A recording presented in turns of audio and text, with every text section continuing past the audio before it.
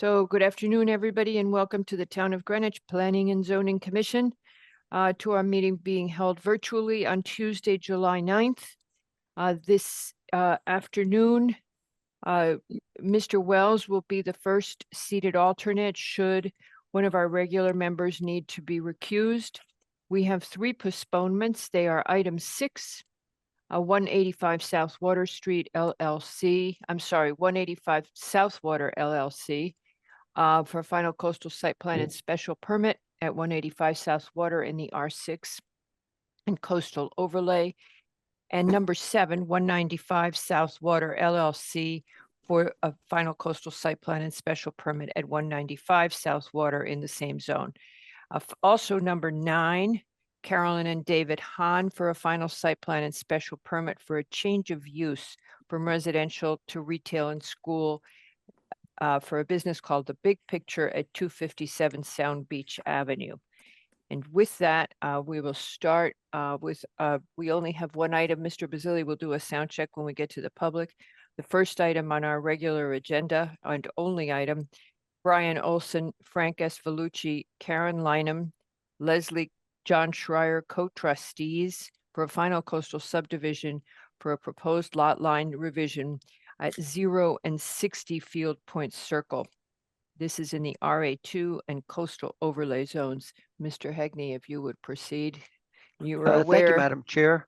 We did see you were listening yesterday, so we know you're aware of all the questions we raised regarding this application. I am, and good afternoon, everyone. I have a presentation material that if we could bring that up, I think will help clarify a number of the questions that you had at the briefing yesterday. This property was part of 2 lots on a 1901 subdivision for Belhaven called Field Point.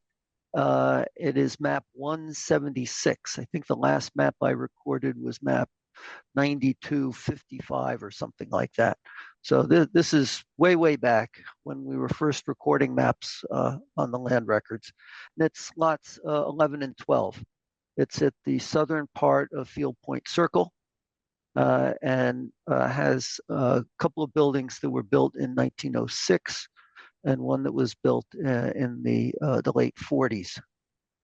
So if we can go to the first slide, please, Pat, or Tracy. So this is map 176. And what I've outlined are the 2 lots, lots 11 and 12, which come off of Field Point Circle. And I have oriented this in the same way that the SE minor maps are, which north is to the right, as you can see from the arrow. We understand. If we can go to the next one, please.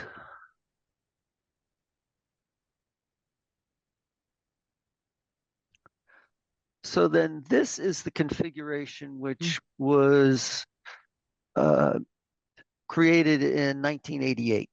The question was, why was this created? And I don't have a good answer for you. I really don't know. The attorney who did this has passed away. The odd thing is, this was a lot shape that back in 1988 was actually conforming because you had frontage on the road of 125 feet that's required. And then you had a connection to the lot area. Now, under our current regulations, the area between the main portion of the lot and Field Point Circle would no longer be considered part of the lot area for zoning purposes. And that's why for zoning purposes, it's only 1.8 acres because you can't fit the lot shape that is connected to the street. That's all too narrow.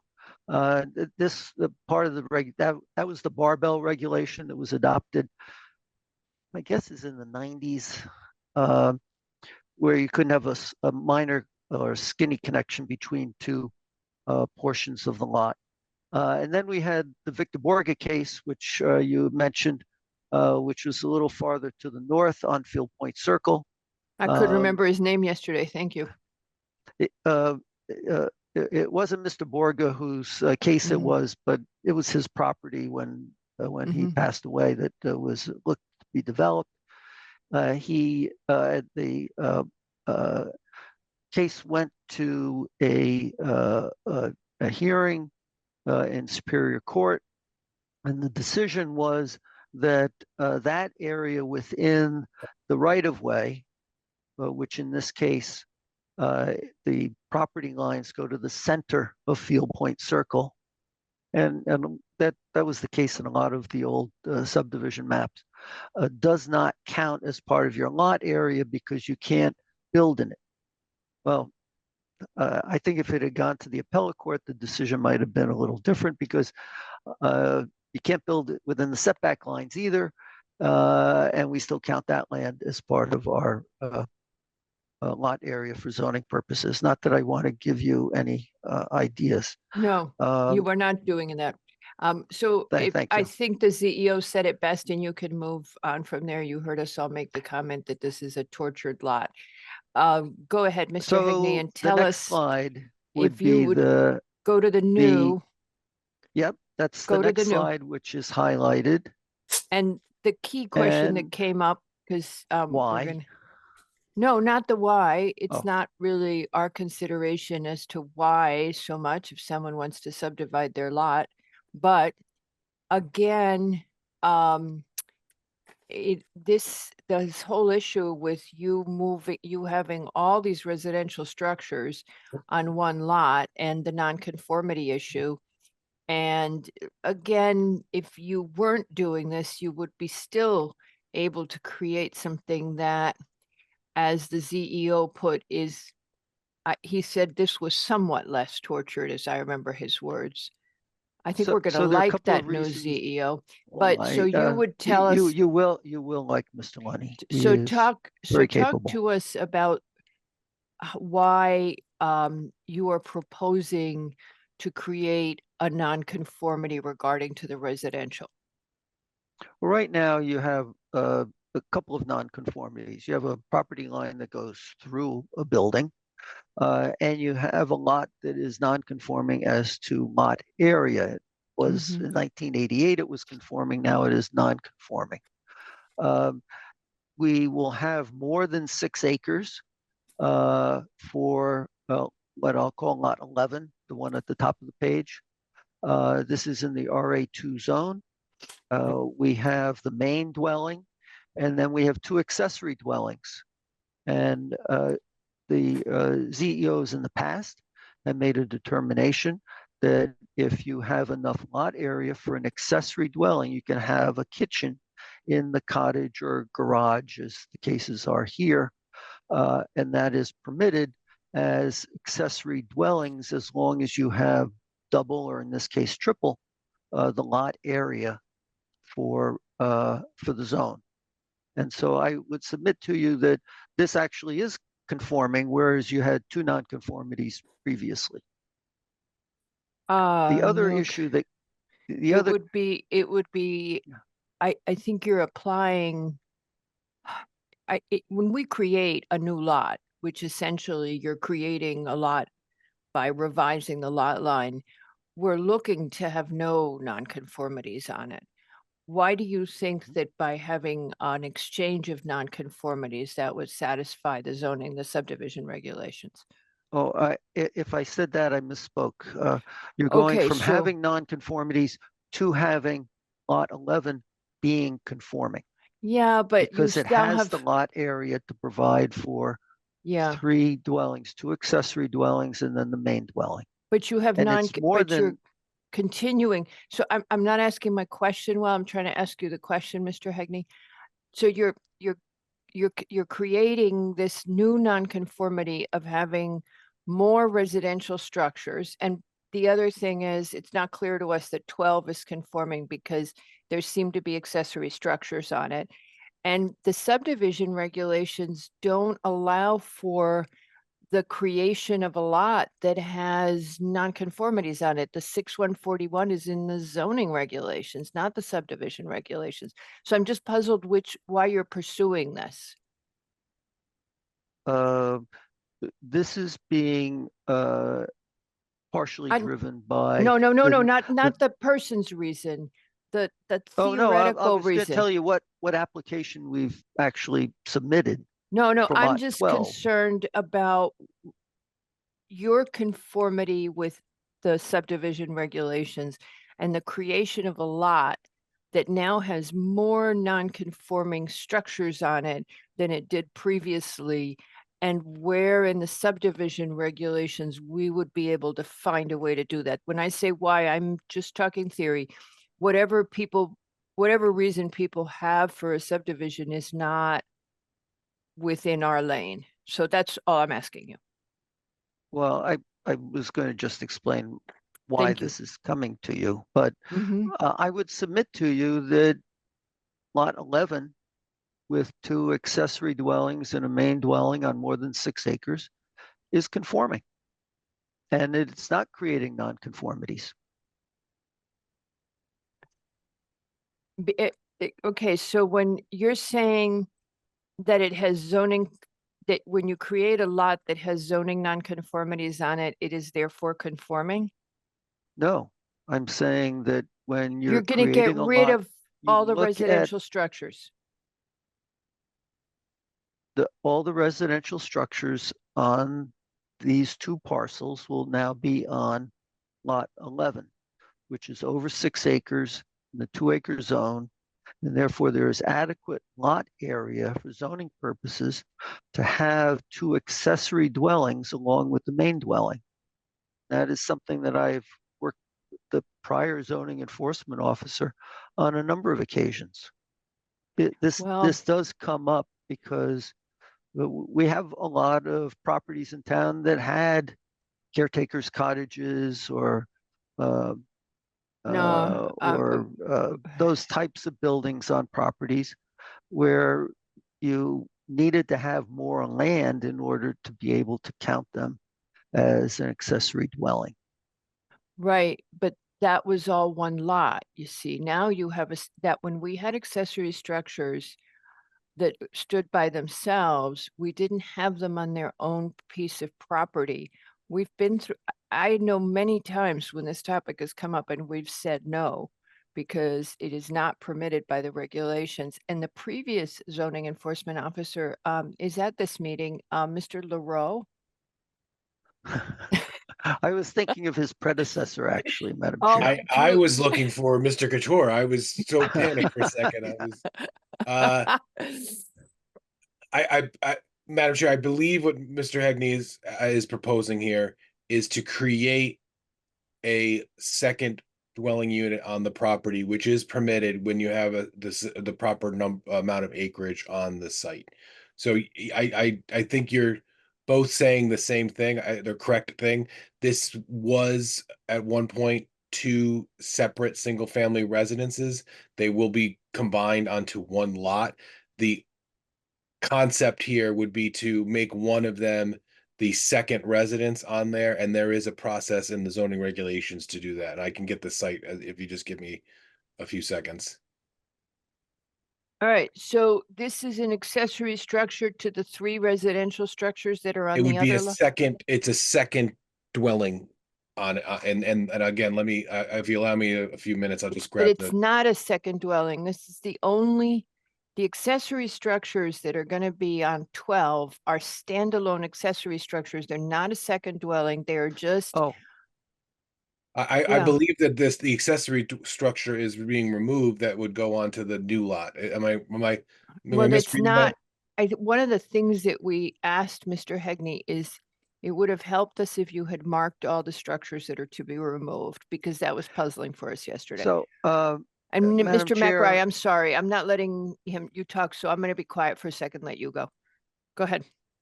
Go ahead, Mr. Hegney, and then we'll let Mr. Oh, McRae ask okay. his question. Thank you. There was a question as to, there's a rectangle in the middle of lot 12, so almost in the middle, that's labeled pool. And if we go to the next slide, I want to show it's not a swimming pool, it's a Water feature, we landscape saw the feature. email, yes. My younger grandson would consider this a pool. His 4-year-old brother would not. So I think this can be seen as a landscape feature, just as you would have a patio structure. or the sitting wall that's Done. So, behind it. which is a The other structure, thing is a which is a um, structure, just saying. is an underground um, uh, shed, but it's underground. Uh, if you want us to put a note on the plan that says to be removed, we Yes. can certainly do that. We've had 2 applications submitted for building a new house on lot 12, and staff advised that we could not move forward with that until we had resolved the issue of a property line going through one of the buildings on lot 11 that was straddling lots 11 and 12 on the current configuration. So we withdrew those and filed this application with you so that we would be in a position to file for that dwelling on lot 12. And we have the lot lines configured so that we can allow for all of the septic systems and reserves for the dwellings on lot 11 to be just on lot 11, since that was an issue for the health department. And the lines for the septic systems as well, because Field Point Circle is for the most part on septic, not on And not on so sewer. again, your position is that by making lot 11 conforming in terms of size, you can do this and not be concerned about the residential units that are on it being a non-conforming use that we would be approving. Right, I'm that sorry, you Nick, can I kept talking. that you can have accessory dwellings in addition to the primary dwelling if you have the adequate lot area. On lot 11, Correct. And on lot 12, we have an underground shed and what's on the screen here. There was a tennis court on that. I talked to the client about that, and that was removed because that does require a building permit and would be considered a structure. This would not. so let's talk about exactly what you have on lot 11. Lot 11 is now becoming, I gotta always go back and look at the lots. It's now becoming 6.415 acres. Mhm. On the, when you have the several residential structures on an oversized lot, there are distances that apply to be conforming with our regulations. I can't tell by what you've provided if these apply to, if this is a correct application, a conforming application for the multiple residents on a 6-acre lot in the 2-acre zone. I can't, because as I remember the last time we had one of these, the issue was the distances. So could you walk us through what you have in terms of setbacks, what you have in terms of properties? You've got I didn't get a good understanding of what's on lot 11 right now. And then Nick, before you do that, Nick, I'm sorry, go ahead because you've been waiting so patiently. Mr. LaRoe, does this come under our, was it 699 as an ADU? Or is this the older regulation? No, this is a I'm sorry, you asked Patrick, he can answer, but this is a regulation that says when you have a second residence that isn't an ADU, Right. you have to have extra lot area. So if you have 4 acres, you can have a second residence in the 2-acre zone, for example. Okay, so what section of our there's- regulation is that specifically? Oh, I don't I'm looking at remember. 699, which is, No, last I remember, it was that Yeah, was the and ADU, then- but it's different. and then, but then the setbacks for those residential units are different than they are normally, because they have to be in relationship to each other. So that's the next question I'm trying to answer, because I feel like Mr. Hegney needs to go. I said this yesterday. My take is he needs to go to the Zoning Board of Appeals for this. And he's got to show that he's got the existing units, he had a tortured lot, and he's got to do his hardship song. That's how I see the setbacks here, Mhm. because we can't, in my mind, we can't approve something that's got nonconformity on it as a new lot. Right, and he's indicating that there's enough acreage to have 3 Yes. single-family residences. Patrick, can you look it up? It's in the residential, it's in uses allowed in residential zones, RA. Mr. Hegney, you're supposed to be able to say these right off the top of your head. You know, Madam Chair, I have not memorized this particular section. Yeah, I'm looking. I know it's one of those things. I know it's there. Yeah, I'm yeah, not me sure I can too. always find it. Yeah. I'm actively looking for it, everybody. So So I'm Okay. actively looking for I it thought too, it and was 699. no, no, it could be 99 is a possible regulation, but it is not in this regard. I think it's in the 120s, 130s, 140s. I believe so too. I think it's with Okay. the measurements. While Right, everybody's yeah. talking about that, Mr. Hegney, the lot line as configured, okay, basically does its calisthenics for a proposed septic system or an existing septic system? For existing. Uh, the septic lines come around to the south and then come along the east side of the main house. They go around some walls for a formal garden, which is where you see that bend in the property line near the formal garden walls, and then again comes around and bends toward the center of lot 11, and then that area uh, uh, between the driveway and the proposed property line is where the septic systems, two of the septic systems are located in. And then we were looking to maintain the formal garden for each property. And that's why that line bends around so that we can have the required frontage of 125 feet per lot, maintain the 6 acres on each, and not have to, and meet the setback for the underground storage building. So that's how this lot line has come about. It's very much driven by existing features and services on the lots. And there was no way understanding where the septic systems are, the 3 of them, and you had all that in the middle, those curved shapes and the angles and all that stuff. There's no way to connect the dots to make it a straight line, to connect from the end of the first straight line to the curve around the formal garden, or is that a lot size thing? You need that area for the lot size for 12. We where that curve is, I think that was really to follow the landscaping on the site. That center portion of the property is very formally landscaped, and I think we were doing that so that that walkway that's the dashed line would remain on lot 12. Right. So that's the a formal garden, a formal That's part of landscaped the area. formal gardens. Yes.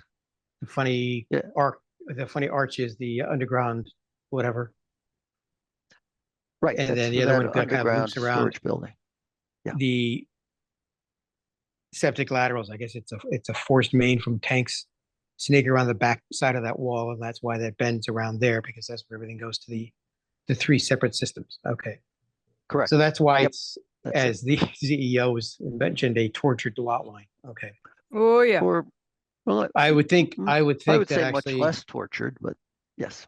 yes, he did well, say. I think he did say less tortured. We'll give you that one. I would think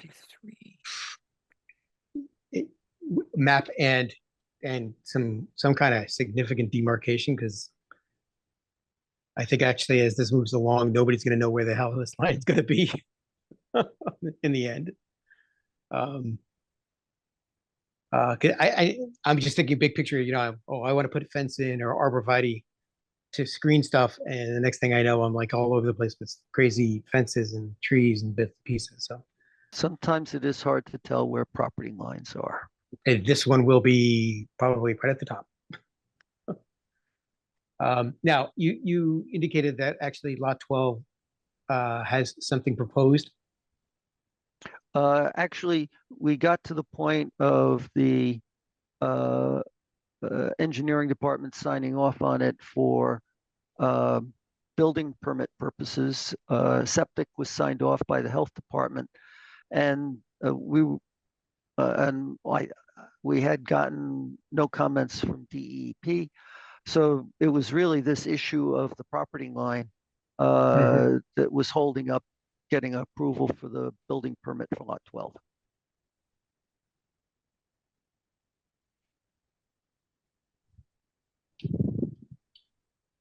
Madam Chair, I have the site if you're ready. Go, I didn't find it. It is in the accessory building section, division 12, 146A. It talks about accessory buildings on the same lot within the RA 4, 2, 1, 20, and 12 zones for domestic employees are permitted. Also, each accessory building so used shall have one zoning lot area per unit for each such family housed, but a known vent shall Okay, any so such accessory Go building. to B. And then Any so- accessory right. building used for residential purposes shall observe the same yards required for the as the principal primary, use correct. and Yep. shall not be located any closer to the principal building than twice the minimum side yard required for the zone. So I didn't remember the wording, Mr. Hegney, but I remembered it was there.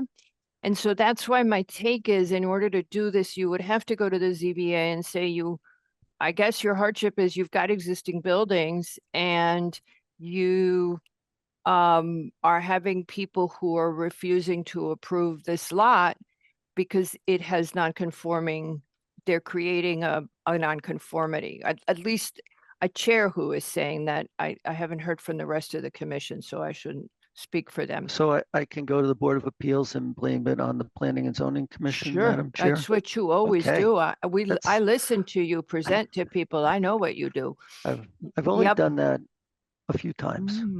Yep. Well, Madam Chair, I guess Mr. Hegney can explain this further, but I think it's dependent upon what the units are. If it is a true guest house for domestic employees and whatnot, those things would be accessory uses and accessory setbacks would apply. Yeah. If they are not for employees of the property and they are just another unit on the property, then you're absolutely right. The definition of A and B would need to be No, observed. but even then it says any accessory building used for residential purposes, any accessory building used for residential purposes. So if Right, but I would say that guest house being a defined use, it's an accessory use because if you didn't have your primary house, you wouldn't have guests for it. Right? So a guest house is an accessory use and it has to have the same setbacks. And we had an application, I want to say it was in the back country somewhere, where somebody was building for their children. And each house had to have its own yards and setbacks as if they were three totally separate. They couldn't build in a cluster. So we've done both, but since it says any accessory building here, a guest house is accessory to the primary, right? right? And again, this is for guest houses and not for there are other accessory uses that could have residential units in it that would have tenants, habitants. I'm trying to think of Right, the right but word. so B and C also have to have the full yard. And primary structures you could have in a 6-acre lot in the 2-acre zone, you could have 3 primary structures, but they would have to have their full yards as well, because I'm not seeing where you don't have that. Well, I Madam think Chair. go ahead. I mean, I see that if- this is guest houses, but it's the only place that we address it. So the moment you are then putting, and this is the thing I looked at as well. I went back and looked at uses in the residential RA1, RA2, et cetera, and it says one house per lot. And I read that as being 1 acre zone, you sit the house in that acre. You don't do clusters. And that's how we interpreted. I don't remember when that application was, but it was 3 houses. And it was a much bigger piece of property. It was like 10 acres. I'm not, if you're, I don't know if you're suggesting this, but if you're saying that every house would need to be within its own 1 acre sort of Yes. sphere, I'm I'm s- not sure that's the interpretation. I think you could, if you have the quantity of area and you have the separation and setbacks required, I think they could be quote unquote, as you said, clustered, but I don't think it has to be, you have quadrant 1 acre and there's a house, quadrant acre, that house. And I'm not quite sure that's what the definition or the language Yeah, says. but if I go back to 693, is it, that does I mean, that's my Yeah. take. Mr. Hegney, if you disagree, feel free to disabuse us. I haven't heard from the rest of the commission, but Can I my, make yeah, take just kind of look at 146, kind of interpreting that in terms of accessory building on the same lot with the main residence, not used for residence purposes except in RA2. So we're in RA2, correct? So that works, right? right. It's But then for they, domestic employees of the occupants in the main building, employed, Right. so on and so forth. So right now, we can actually have these accessory buildings for domestic. Then it But they goes to can't be C. Hold more on, wait, than- wait. Then it goes to C. Guest houses, as defined in 6.5, permitted in the RA 4 and 2. So here we are. Now, B is the killer. Accessory buildings used for residential purposes shall observe the same yards required for the principal use and shall not be located any closer to a principal building than twice the minimum side yard. The minimum side yard is 35 feet. Mhm. Yes. Twice is 70. So Mr. Hegney, I think what we really should be looking at here is to make sure, dispel that this is not creating a nonconformity in terms of that separation, is to make sure that these buildings on a zoning location as opposed to a subdivision, what is the relationship of the buildings, existing buildings, to the primary and the setbacks, front, rear, side, so on and so forth. That way we can be assured that as you're stating, it's not a nonconformity. Are the buildings as they exist located properly to conform with the 6146B? Yeah, that's and then if you go back, Nick, and you look at 693, it says detached single-family dwelling units, single-family dwellings, 1 per lot. To me, if you want to make an acre or 2 acres a lot, you've got to separate them. So what did the founding P&Z people want to do in town? The one thing that they didn't want was things to cluster in larger acre residential zones. That was always the guiding point. That's what should guide us, is what we know about what our predecessors did when they wrote regulations. And they wrote them to keep buildings separate. That's why and to keep it from looking like a multifamily use on a large piece of property. That was always their objective. And that's why they limited the size of the accessory unit. So if you go back to the principle of our regulations and the folks who wrote them, that's what they were always thinking about. Everything we've always seen in transcripts says that. Madam Chair, if I could just interject, section 6146A, I think, is looking to preserve an estate compound if, in fact, the buildings are used for Accessory. Domestic quarters. And I don't know if that's the case here or not. Well, that's the next thing. And so I yeah. would need to find out. But if Yeah. they are, and we can We would- submit an affidavit to that effect, then Right. I think we fit under 6146A, which would not require the same setbacks as B.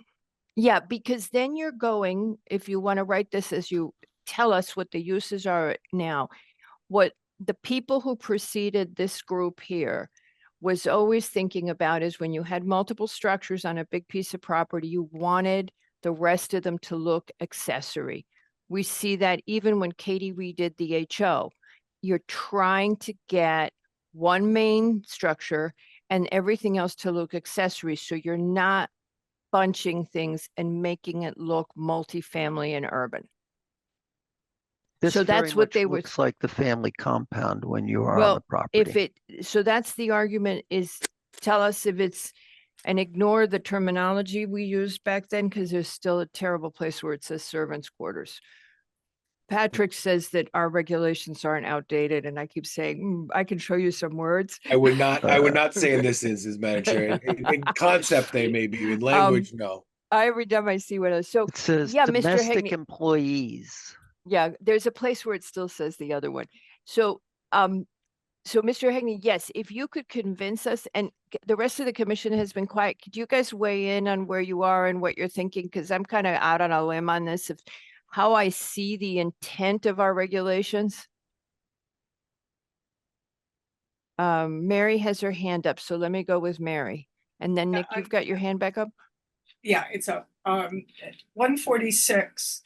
Each of those subsections is independent, so that A is basically domestic use, B is any accessory building used for residential, and C is guest house.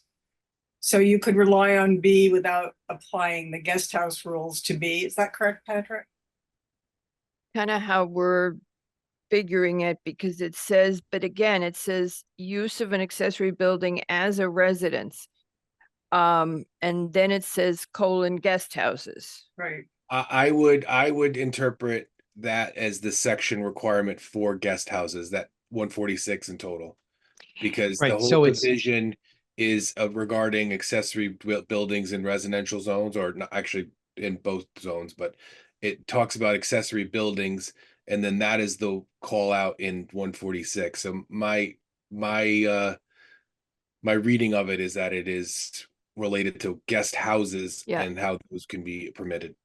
And I come back to, I see Mr. Hegney's point that where you had subsidiary structures, we would be okay with a shed or an ADU, or if you do an extra building on an HO, as long as they all look subsidiary. I see that point. So if you can make a convincing argument of that, Mr. Hegney, for me, that would help. But Well, if I right could ask now, that I we could see, continue this, Madam yeah. Chair, and I'll get some more information for you. and case law would Yeah. also help. And a comment from the zoning enforcement officer might be helpful here too. Right, I think actually it's understanding 146 A, B, and C. Because I think it's to me that interpretation is you can do accessory building for domestic employees. You can do a guest house, particularly in this zone. But the trump is any accessory building has to conform to the yards required. And So I think actually also- when doing that, what's in the buildings, who lives in the buildings as they exist now. So we're understanding that occupancy and understanding the location of them in reference to the primary residence to make sure by the subdivision, they're not becoming a non-conforming as to setback according to 146. And then there's your other road, which is if you have triple your lot size, your minimum lot size, you could have 3 primary residences, but they each have to have the full lot, a full lot allocated to them. And that's the application that I don't remember how long it was, but it was a long time ago. And so, but what we were looking for and what other commissions always said was they didn't want to, have this compound where you had 5 generations of a family and all the buildings were primaries. Although, you see people do it in lots of other countries, but that's the background of the commission. It's not like we're not willing to listen, Mr. Hegney, but that's where we're coming from on the creation of how our regulations were written. And you know that hear better you, than Madam I, Chair. because Mr. Hegney, you were on the commission at that time. I'm not sure this was done in the 80s, but it may have been done sooner, but yes, Well, your point is well ADUs taken. And ADUs were done in the 80s for the first time, right? Yeah, yeah. And we started, that was very anchored in this concept of the accessory structure can't be equal to the primary. Right. And that's, so that would be, so if you could give us like sizes, setbacks, uses, that'll help us get our mind around, do you have something that we could call conforming? I will work on that and come back to you. So if we could continue this to another meeting. I am okay with continuing it. Is the rest of the commission okay with continuing it now that we did zoning 101? Yes, please. I think it was actually zoning 301, huh? Yeah, this is Yeah. more advanced. This is definitely more advanced. This is the stuff I love. It's like, what's the right way to plan? Because maybe it's okay. If you were starting a community, maybe it would be okay. Patrick, I'm sorry, I lowered your hand and I think you had it up. I did. I think, Madam Chair, I think your concept is rooted in the fact that the permitted uses in the 4 acre, 2 acre, 1 acre, et cetera zone and under 93 specifies that you can have a detached single family dwelling on one per lot. And I think that's, I also remember vaguely the application, and they did essentially what we would call a paper subdivision where you had double the minimum acreage and they didn't subdivide it, but they showed that they could, and we allowed them to build a second Bingo. dwelling. Again, I think the concept here either needs to be that or Yeah. it's an accessory building under 146. But again, there are, as you mentioned, there are very specific setbacks to that. So I think it's the combination of both. If you wanted to proceed with two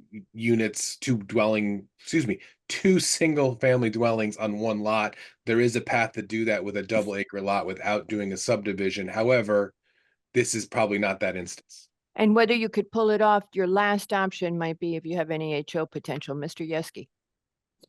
Yeah, I'm just wondering, like legal, doesn't it make sense for the staff to do a deep dive into this? Sounds very technical. There's a huge amount of history that No, we were none gonna of us make were Mr. alive Heck, for. no, we're gonna make Mr. Hegney do the work and then we'll ask legal. Not legal, staff. No, Not, I didn't mean it- legal. I meant We our really have staff. to, yeah, our staff has done our deep thinking. The next question is really Really? whether our council, yeah, we just went through all of our zoning theory. The next question is what's the case law? And we would ask council. But we're assuming Mr. Hegney will dig out whatever case law there is. But, you know, every time we see a transcript on how our predecessors did the regulations, that's the kind of language we see. And I'm happy to be disabused if he wants to find something else in a transcript, but. So. Okay, so I will be back to you. Thank you. we will continue this application. And we will now open the public hearing. And we'll see you, I'm sure, later, Mr. Hegney. And there is Mr. Yes, Madam Chair. Tessie. And Mr. Basili, do you want to just make sure we can hear you? Hello, can you hear me? Hello? Yep. And then Mr. Tessie. And feel free, we're going to have Mr. Tessie a couple of times tonight, so you know your job, Mr. Basili. I can't quit, so here I am. And just tell us if you have any trouble. Thank you, sir. All right. Hello, Mr. Tessie. Our next application is Pickwick Properties LLC for a final site plan and special permit for a proposed restaurant on the southern ground floor space of Building 3 of Pickwick Plaza campus. This is proposed as 210 seats, which would include 60 outdoor seasonal dining seats.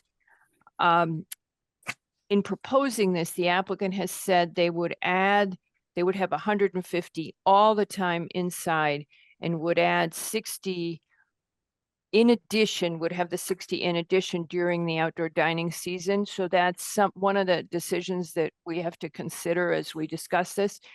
This is in the, this is in the CGBR zone, and seated on this application are Albin, Macri, Levy, Wells Farlow, and Yeski. And right now, I believe the the close date is incorrect on the agenda and that it was tonight and not 7/3. And we would be looking to decide this, although there is an extension available. Mr. Tessie, if you would proceed. Yes, thank you, Madam Chairman. As you indicated, John Tessie representing the applicant before you. This is I believe the third time we've been before the commission on the actual application itself. And there are a few issues or matters that I need to address based upon primarily comments made at the staff briefing yesterday. The first is that we're not playing any games here. We've tried to listen to the Planning and Zoning Commission members and staff very carefully and attempted to address substantively and concretely the matters that have been brought up by various commission members. We had, as you all know, a site visit with both the restaurateur and the owner of the property to review the parking garage access and parking availability and entrance at what we call level B. We also inspected collectively the proposed premises for the restaurant, about 3,500 square feet on the south side of the building 3. And we also reviewed with you physically and then also on paper the proposed 60 seat outdoor dining facility. Prior to the hearing yesterday, we had taken not yesterday, I apologize, this evening, and prior to the obviously the staff briefing, but subsequent to the last commission meeting, I personally took it upon myself, noting that the commission wanted us to be the proactive party in regard to both the parking identification and also signage, to go to the site and take a number of photos at different locations and propose signage, not just location, but also content, beginning at the entrance of the premises. And you have, Patrick, that set, which I assume was passed along. You have to excuse some of my writing, being left-handed and old. But I think it's fairly clear. If you'd like, we can have that put on the screen and just run you through it. If everyone's familiar with it and that's not needed, then I'll dispense with that. But the signage begins at the entrance, notes restaurant parking. That's the first coming down on that left-hand side. I propose that we put the name of the restaurant visually on that left-hand, call it pillar or wall. On the right side of the entrance, there is a sign that needs to be changed because it speaks in terms of closure, which would be prior to the restaurant hours. So hopefully you can all kind of read my writing. I'm not, what's the word I can use? I'm not, wedded to the language, but I tried to get the substance of what we had spoken about. I would propose a larger sign than that so it's more visible. I think it's also important for you to recognize, as I had indicated in the list of conditions, that the booth at the entrance of the parking garage will always be manned with a security guard during restaurant hours for security purposes and also for instructional purposes to the patrons coming in. One is to inform that there is free parking, self or valet, and to point out there is signage going forward. But I wanted to direct the parties to level B, or if they choose level A.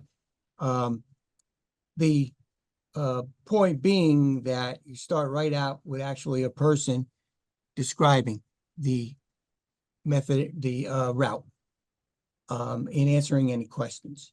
What's also good about that being manned, you don't have a ticket situation. You don't really have to worry about queuing because it's a very swift in and out.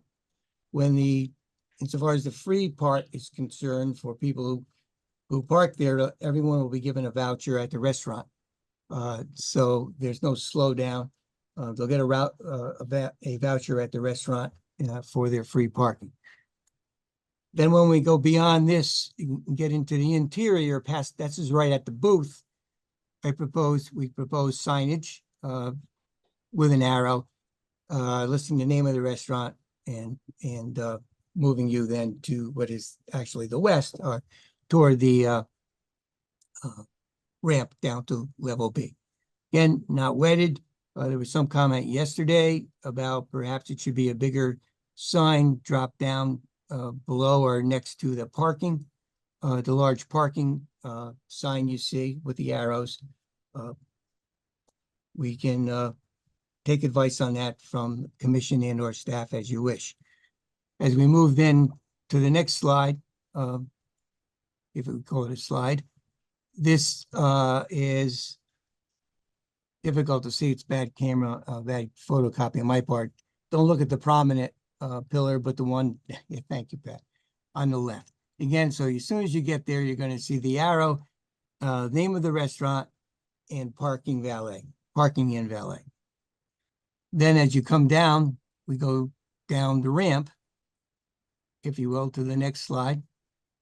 As we slide down the slide, I'm proposing signage there that indicates all parking spaces are available after 5 p.m. weekdays and all day Saturdays, Sundays, and holidays.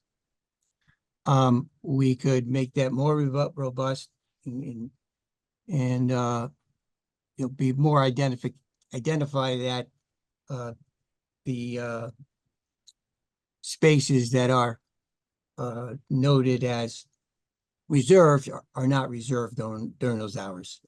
Again, we can, like for a better word, tinker with that language if we need to make it clearer that those spaces are available, notwithstanding the stenciling one sees on the ground. Then from there, we move on to the next slide, and that's at the building entrance lobby, where there will be signage to indicate the restaurant. It'll also indicate it's on the first floor. So that's the signage plan for the garage. On the upstairs, I don't remember if I gave you more on the upstairs, Pat, but over there, those are just the parking levels. We can go through them, but we don't really need that, Pat. We can just that was previously provided. When you get up to the entrance on the first floor, there'll be signage directing you to the right as you get right out of the elevators to the restaurant, and the restaurant door will have the restaurant signage right on it. When you open it up, as you all, I believe, know, there'll be a host stationed at that location to seat the people. So that's the signage plan. Yesterday, where it was made that we did not address the issue of highlighting or promoting the parking, which we certainly had indicated we intended to do. But it was made a much bigger deal of than I would have thought necessary. That's me, because that was our intent to do that. We pointed out there'd be a website.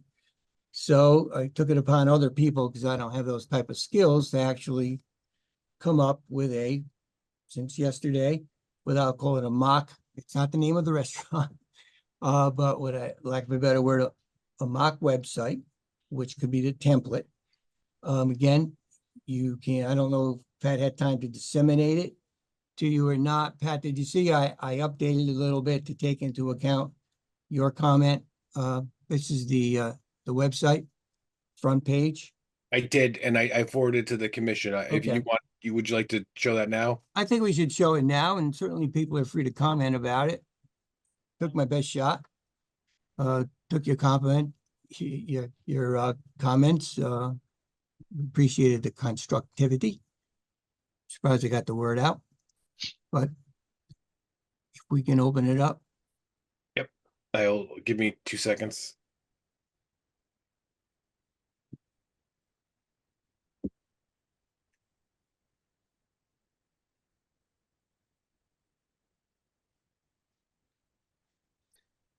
While he's opening that, Mr. Tessie, I got a question. Sure. The information is provided talks about 210 seats. Yes, 210 is 150 inside and 60 outside for outdoor dining season. correct. So in a sense, what I'm looking at here is actually a 150 seat restaurant. And you would actually take the 60 out of the restaurant during the outdoor season, and there'd be 90 inside. No, we're proposing we have adequate parking because the regulation speaks in terms of adequate So parking. no. So I'm looking at 110 seats, 150. excuse me, 210 seats Good. for the restaurant in total. In Yep. total, which, given the fact that we have the parking to support the 210, it's never been an issue. I think the way I read the literal wording of the outdoor dining provision, Mr. Macri, is that we would not need to remove seats inside, given the fact that we have the support of parking for the 210. So what's really the difference? If we had a 210 seat indoor restaurant, we can accomplish, we can satisfy the parking needs. So the fact that 60 are outdoor are only seasonal, we should be entitled to have those without the interior removal of seats. I'd spoken to Mr. LaRoe about that. So conversely then, Mr. Tessie, you can tell me that actually if I have 210 seats inside, I've got enough parking, I can have 210 seats outside. I can move them all outside. But we'll move on beyond that. We could. The floor plan that was provided, I'm sorry, go ahead. the floor plan that was provided, is that 210 seats? Inside and outside? No, there's not 210 inside. There's 132 seats, dining seats. I believe it's 8 seafood bar and 10 regular bar.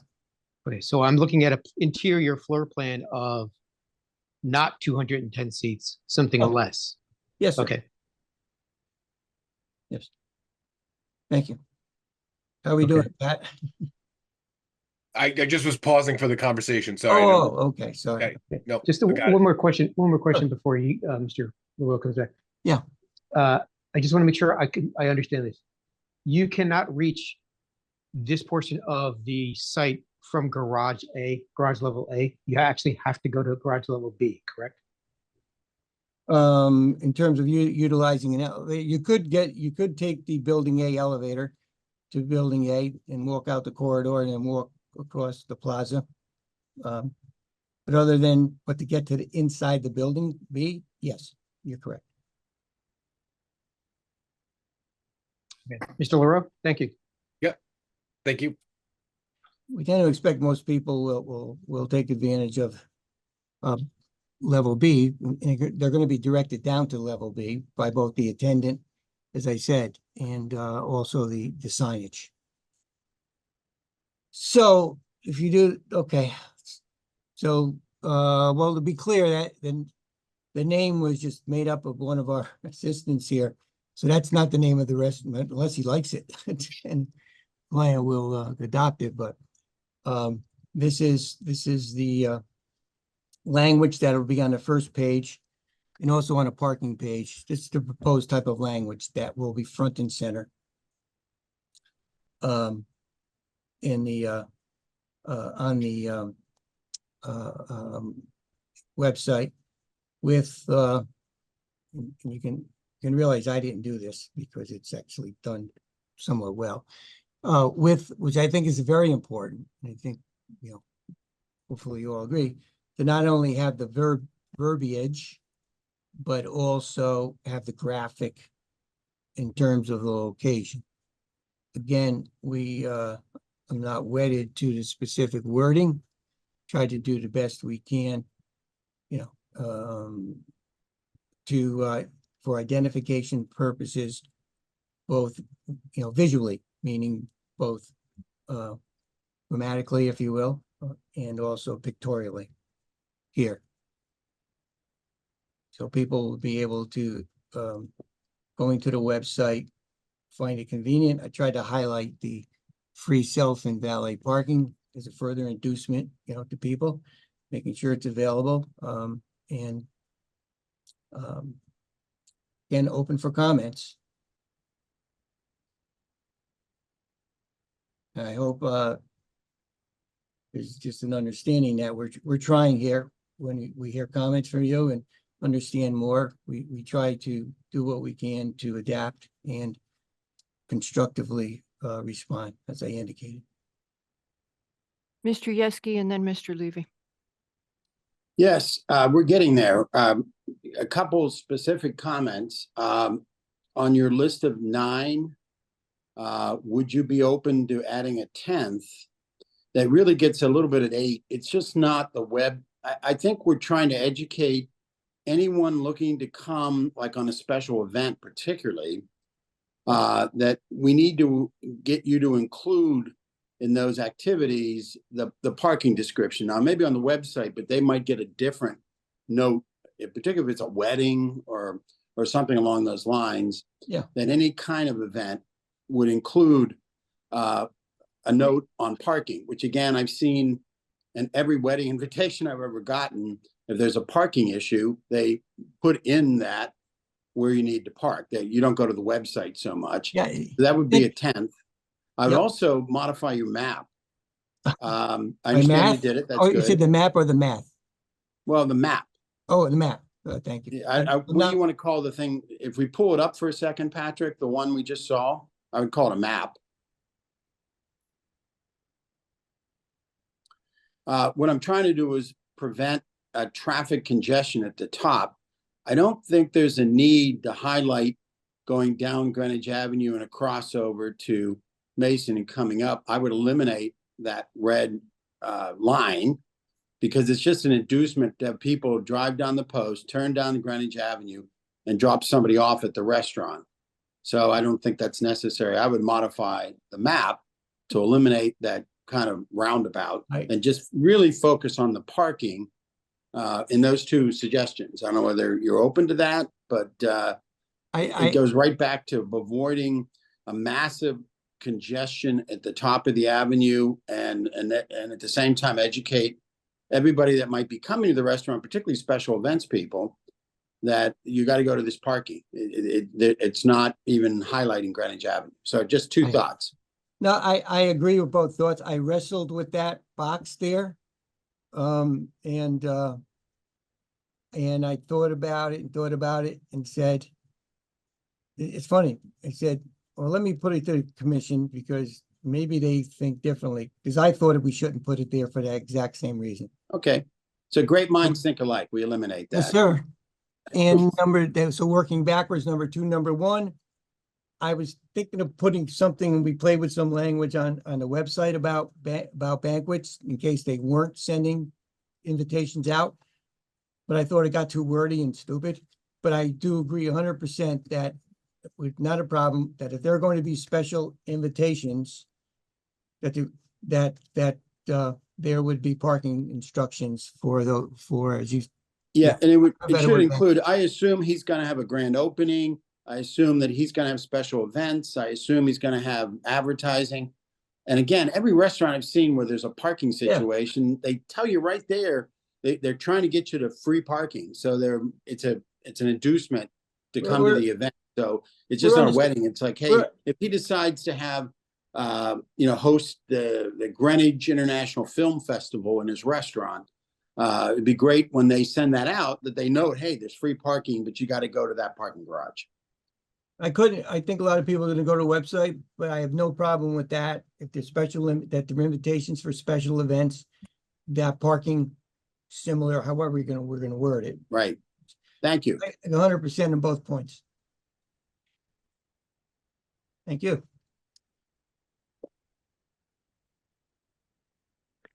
Anybody else? Mr. Levy is ready, and then we go back to Mr. McRae. Thank you, Madam Chair. Mr. Tessie, I did not make note of how long it takes a driver to drive through to the parking. Is it more than 30 seconds? How about? Get from the entrance to level B? Yeah, Oh, it's 10 seconds. it's 10 seconds. I Okay. mean, you're not gonna be speeding around a turn, but It's it only can't be- like 10. It can't be any more than 10, 12, 10 Okay. seconds. Yeah. But there are a number of signs, and I'm just mentioning things that I see at garages in the city, where they have the use of colored lighting or striping on the ground or on the walls that also help with direction. And Well, also, I just wanted to mention it, but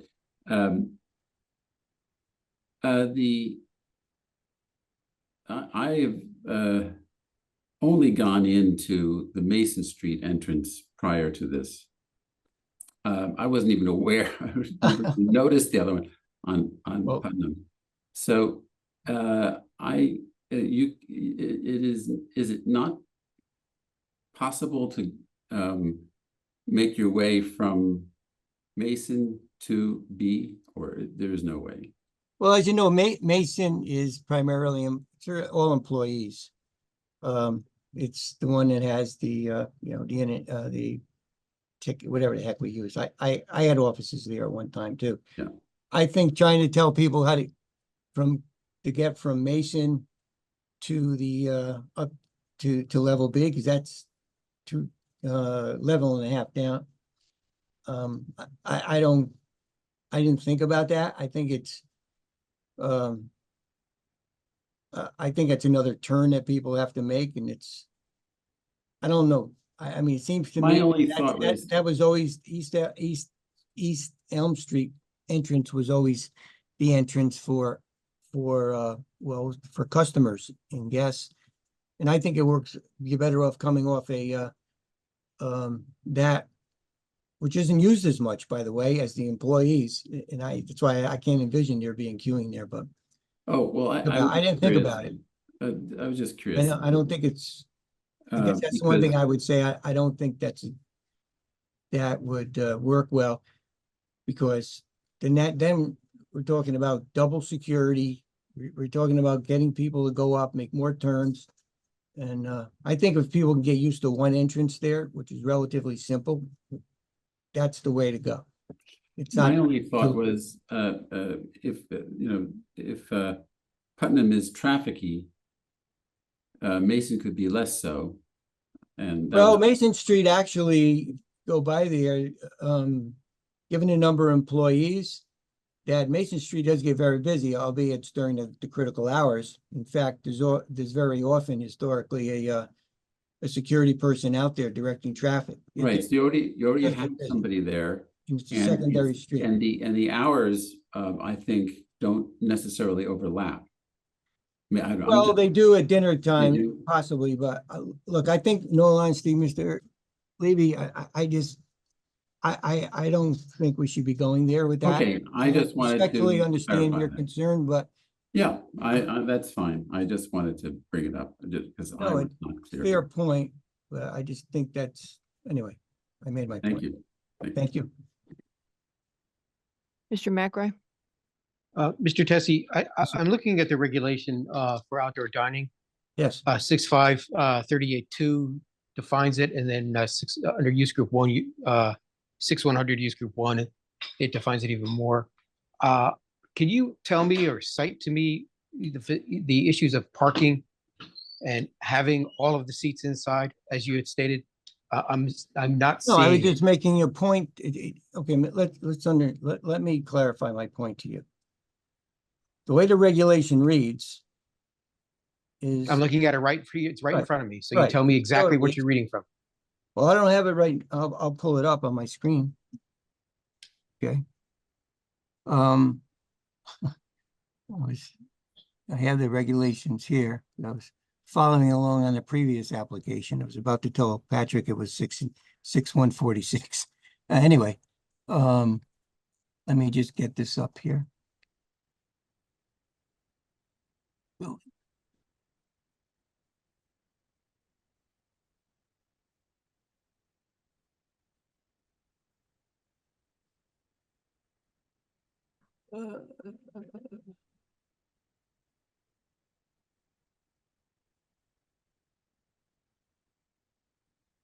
Okay. All right, let's get the use group and remember, okay. Use regulations, use group. Okay, so you're looking at page 914, Starting at 913. yeah, 13 and going on to 14, right? Mm-hmm. Okay. It says the total number of indoor and outdoor seats shall not exceed the total number of seats approved for the site.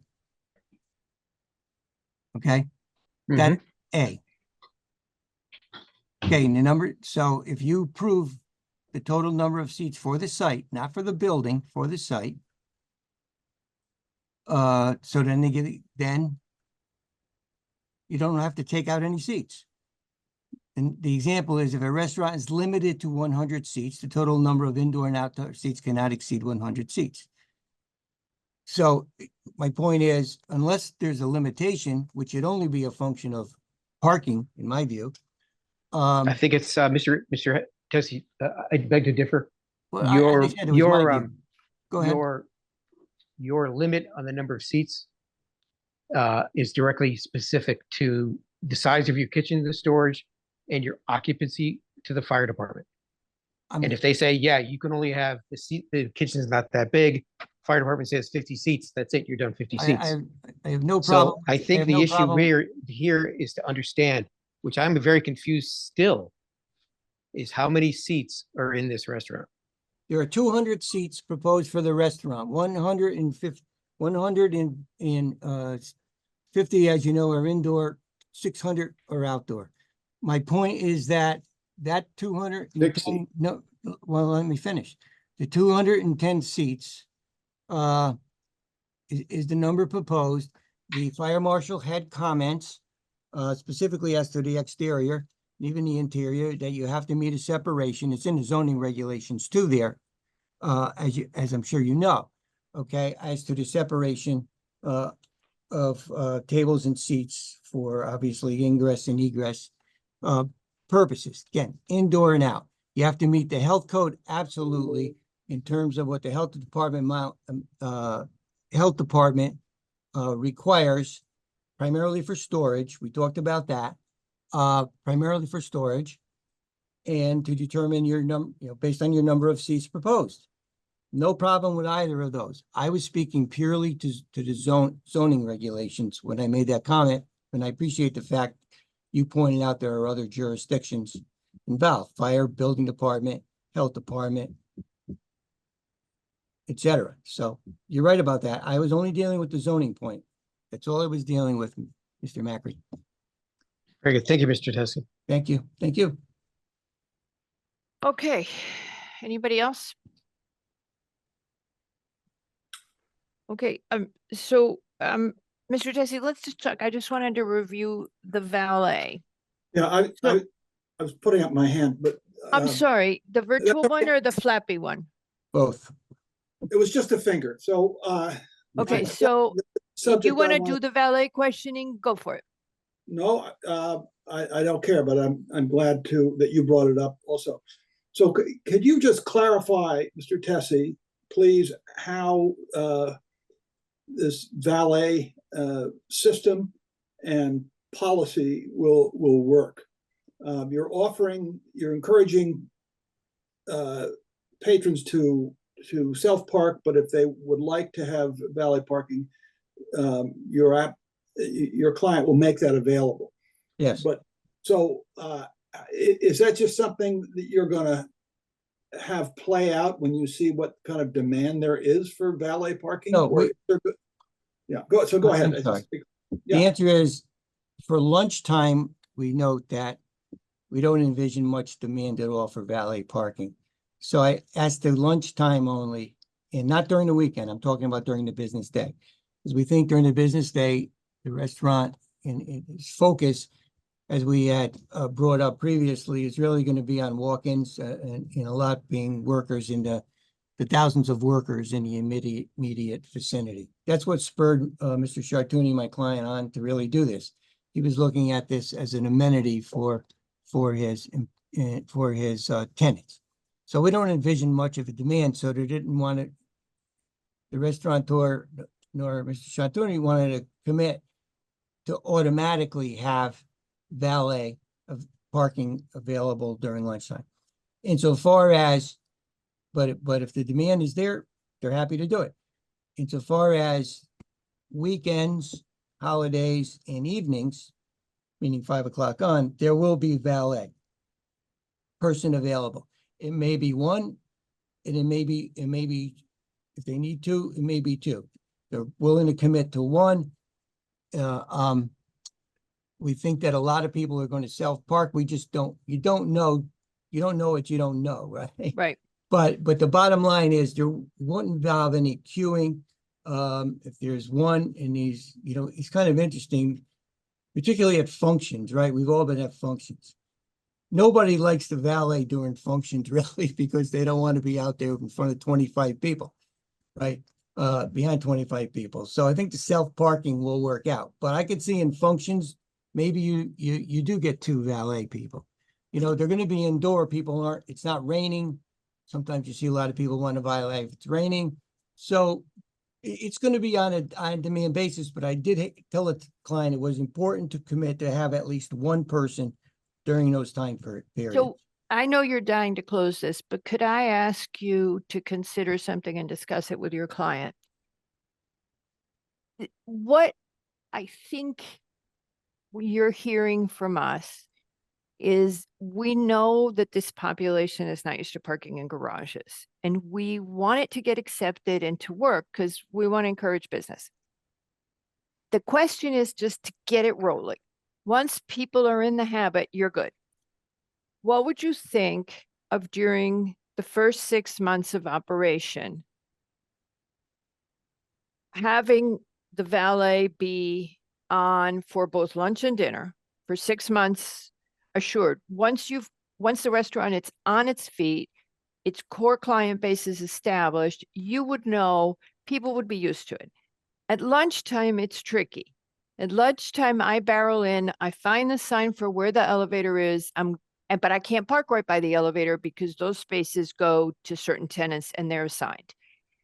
At that point, I would well want to hand my key, well, maybe not me, but a fantasy person, hand your key to someone and have them off with your car. So great idea on your part to have the valet at lunchtime. Now that valet goes off to park my car and John Tessie comes in.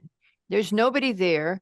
He doesn't quite know where he's supposed to park. Could you have a second person just for 6 months, just at lunchtime? My client, they won't agree. They don't see Okay. the restaurant. He's an experienced restaurateur, not only in Greenwich and other areas. Yeah, and you've got. I can tell you, but I want to talk about other, I can talk about other valets and other. May I? I know you don't want to hear. May I finish? No. And I would say to you, he's an experienced restaurateur. We're experienced commission. I mean, we're an experienced commission. We've seen a lot of applications. This is not a rookie commission. We've seen stuff. We know what people in Greenwich tend to do. We could tell you all the nightmares we've seen. Okay. But some way of making sure that when you get there and all the parking is allocated, you understand that you're supposed to drive to a different part of the building or whatever, if you would ask your client that. Let me finish. Second thing is, at night, you can park anywhere. But the guard, I finally talked to the guard when we were walking. You're probably never going to let us do a site walk again. But you know, he was fine. He was helpful and nice, but you might just drive by him. I would rather, again, would it be possible to have a valet maybe from 7 to 9 evenings and weekends? Again, for 6 months, you could reduce that if your client was opposed to a lesser number of months, just when it opens. Get yourself on your feet and get people used to parking there. So I'm also envisioning a really cool thing. I don't know if your client would like this. I want to run an errand downtown. I quick run an errand, but I park in your building and then I go have lunch in your restaurant. So I purposely have lunch in your restaurant because I know I can park there and then go run an errand. Maybe that's a great boon, and we're looking at this negatively, and it could be a great thing for Greenwich to have this. So, but we got to get used to parking there. So what I'm asking you, and what I was asking you at the last meeting, is what's your valet plan? And could we do something just to get people used to it? Just when you open, the core of your business comes to you when you first open. They can't make reservations, a lot of them, for the first couple of months. That happens in Greenwich. You know, everybody gets to go and try it. You can't get a reservation, and then it quiets down. By 6 months, it settles down. The cottage is a great example. You couldn't get a reservation at the cottage. So what I'm saying is, would you guys consider just helping people put their cars places, get them used to parking, and then you can back off. You don't have to keep spending the money. I get that it's a price for a restaurateur, but just start it out that way. Okay, I'm done. If you want to say just for opening, and maybe it'll come out of my fee, who the hell knows? But how about 3 months? Let me see what the commission thinks. I haven't even run this by the commission. I didn't think of it I was until hoping last no night. months, but just to, Yeah, I think 3 months is fine. okay. Anybody else? Arn, you're muted. Any preference? Am I going down an okay tack on this? you have to promise to have lunch there though 5 days a week for those 3 months. Arn, is it an okay tag? Mary, is this a good direction? Are you guys comfortable? Weigh in, because I don't want to ask the applicant for something that you guys are uncomfortable with. I was just trying to think Right, of how. I think 3 months, I think 3 months is fine. I think it's either gonna work or not work in the first 3 months. You'll know whether it's doable. Okay, there you go. It turns out to be very popular, they may keep it, but let's see. But Well, you're right, it's all driven by the money. But it's all driven by the money. Right. And you don't want people to say, oh, I hate eating there. I got to wait 20 minutes for my car every time I Well, leave. I hear what you're saying. The That next won't happen thing, during the evening, it's possible. Sometimes I call it a good problem. It's always a good problem when you have a lot of people in a restaurant, right? yeah, except So if that's the case during lunch, although there's a level A that at least recently, Right. It's very open and people can simply park on level A. Yeah. It's level except A. the reason we're hassling you so much is because both under 615 and 617, as you know, we have to protect the surrounding businesses and look at the traffic yeah. and the impact. So if people don't want to park in the garage, we're impacting the surrounding businesses. So we need to get those people into the Well, garage. Well, the other restaurants, well, we won't get into that. They could take advantage of it too. The customers can pay. But the truth of the matter is that Yes, I mean, we're all God, on the same, we're all on the same team here to get this to work and work properly and be balanced. I think to I'm that happy to work extent, with you all. And, okay. you To know, that extent, we are on the same team. We Okay. want to have a successful businesses downtown. We want to help downtown thrive. But at the same time, we've got to think of all the businesses, and we can't impact someone else. it's So fair if we enough. did that, now what do you want to do with events? At events, I think everybody arrives at the same time. You have to have a way. My guess is you're not going to have events at lunchtime. That would be in the beginning anyway. So in the evening, people come. The parking is pretty straightforward. I don't think you need much more. During during events, you can make that, if there are those events, day or evening, I don't know why anybody would have it during, it's possible it could be a business type of thing during lunchtime.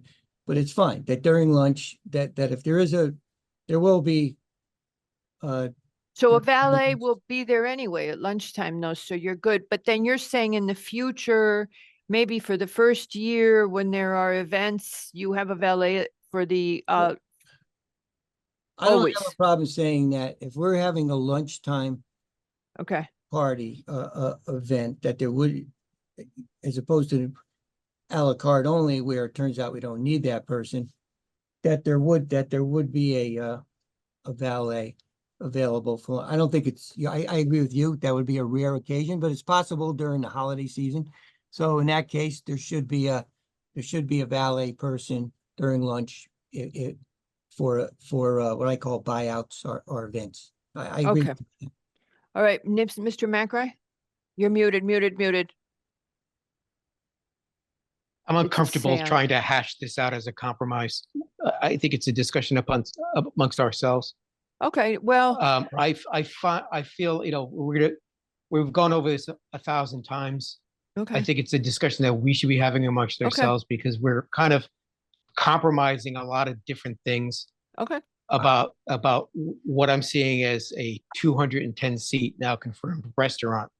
We should be asking, and we should be talking about it, not agreeing on some kind of compromise. It is what it is. And we've got a lot to do tonight. And I think if we go on and on, we could be, hashing out compromise for the next hour.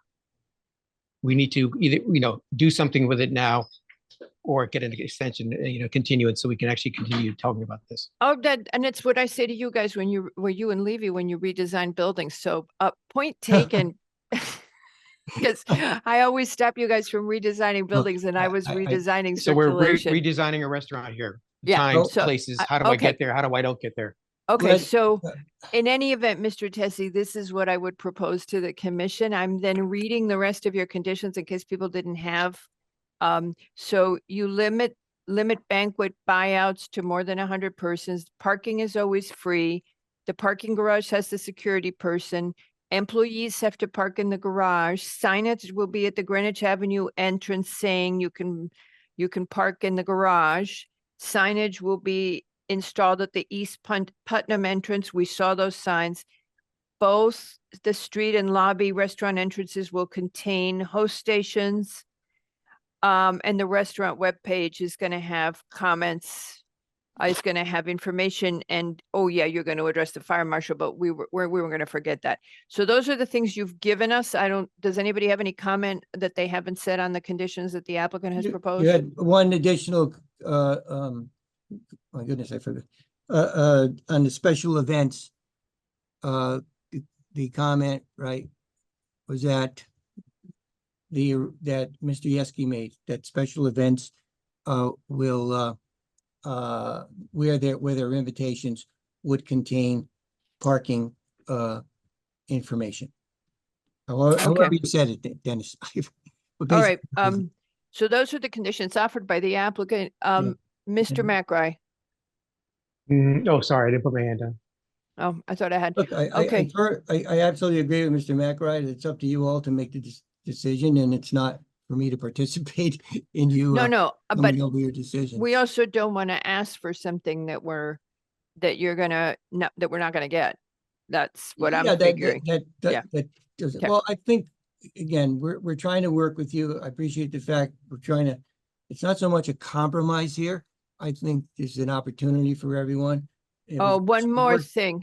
Working together. I think as far as section 615, 617 are concerned, I believe we've done our part. I'll leave it Now, at that. I don't know Mr. if there's anybody in the audience who needs to speak, but I don't need to I'm speak. gonna go to that in a sec. Mr. Tessie, Yes. one more thing.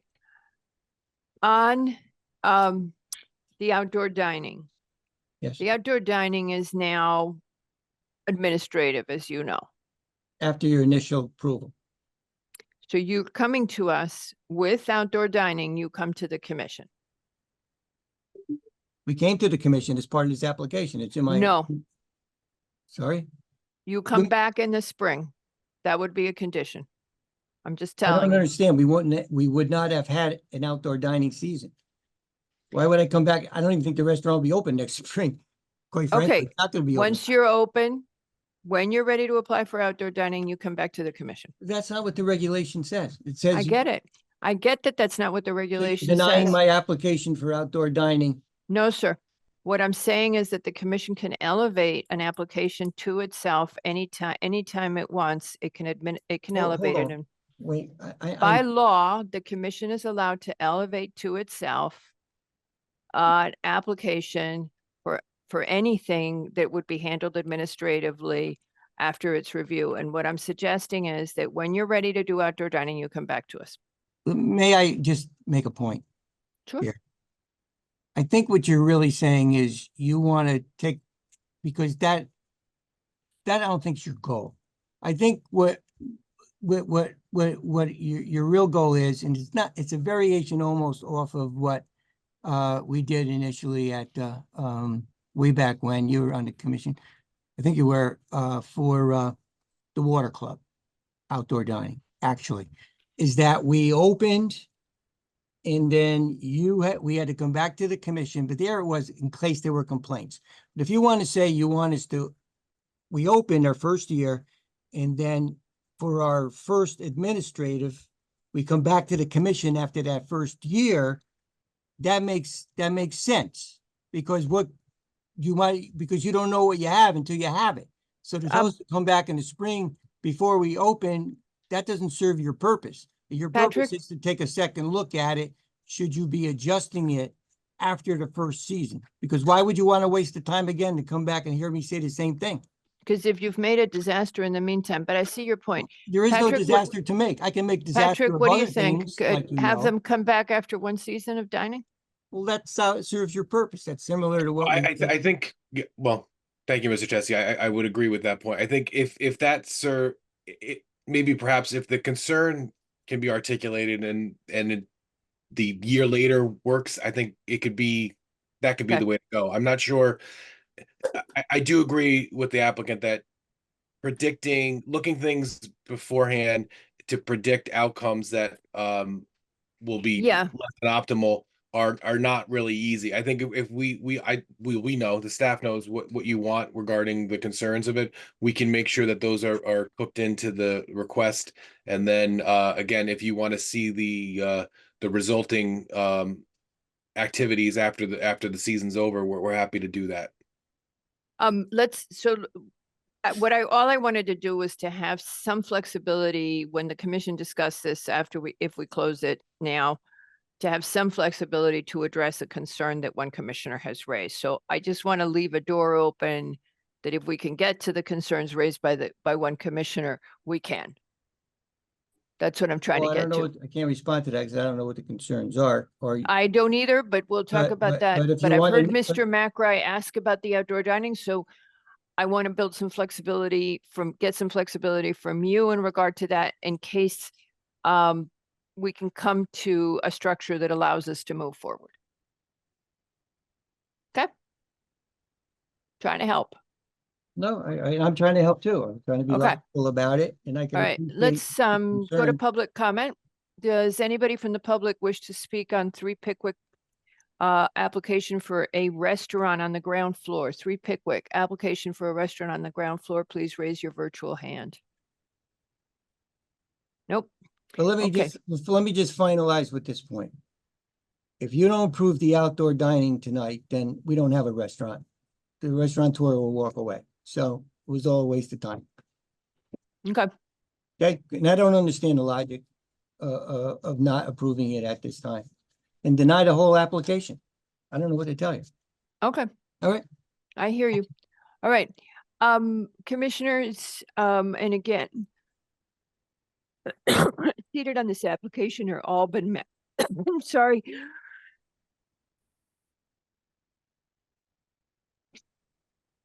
That was unfortunate. Albin, McRae, Levy, Wells, and Yeski. Any objection to closing this application at this time? No. No. All right, this application is hereby closed. And we will decide it later, I imagine. You all right? Yeah, I'll get some water. Thank you, Okay. Mr. Jesse. All right. We'll see you later. Thank you all. Thank you. Next up on the agenda is the Franson application for 68 and excuse me, just 68 Deerfield. Thank you. Do I dump Mr. Tessie? Yes, I don't believe he's representing this application. Alrighty. I think Orsi is Rachel joining the- Orsi has her hand up. Yep, and All she's joining the room. Okay. I'm gonna join from my phone and go get some water, okay, Mr. Yeski? Okay. I'm not, I just want to confirm, I'm not voting on this, I'm right? about Yeah, to, I'm Yeah, about seating to on read this it. application is Madam No, Chair. I'm good. I'm good. Okay, so our next application is Patrick has read it, it's at 68 Deerfield. Seated on this are Albin, McRae, Levy, Lowe, and Jones for Yeski. Bye, Dennis. I'm gonna sign in on my phone and go get some water. Yeah, I got it. To break us for 5 seconds. Yeah. Or maybe 20. Huh? Who? What? Oh, Dennis. Okay, so, Ms. Orsi, you heard our discussion yesterday. You know what items are open. Tackle it as you will. I'm gonna log on from the other device, but I'll be listening. Thank you. Good evening, everybody. Rachel Orsi from SE Minor for the applicant. Believe at this point, although in the briefing, we're able to hear the last portion. Unfortunately, we're unable to catch the commission's comments, but reached out to Tracy and staff afterwards. At this point, we'll try to keep it quick and short for you. We believe we have addressed the conservation comments that were outstanding via the last time we were here, which was on the June 11th meeting. And we are here today hoping to close this application. And if there are any outstanding questions, but I know you guys have quite a lengthy agenda, so I'd like to keep it We short for you. did. The tree inventory was still missing. We discussed that yesterday. That So Nick, do you want to take over while I'm getting my glass of water? And you remember that the question about there have to be 2 trees left Two on the trees, right. site. Yep. Right, so Ms. Orsi, if you can actually explain the 2 trees existing or new, what's going on with that? Absolutely. That's a quick answer for that one.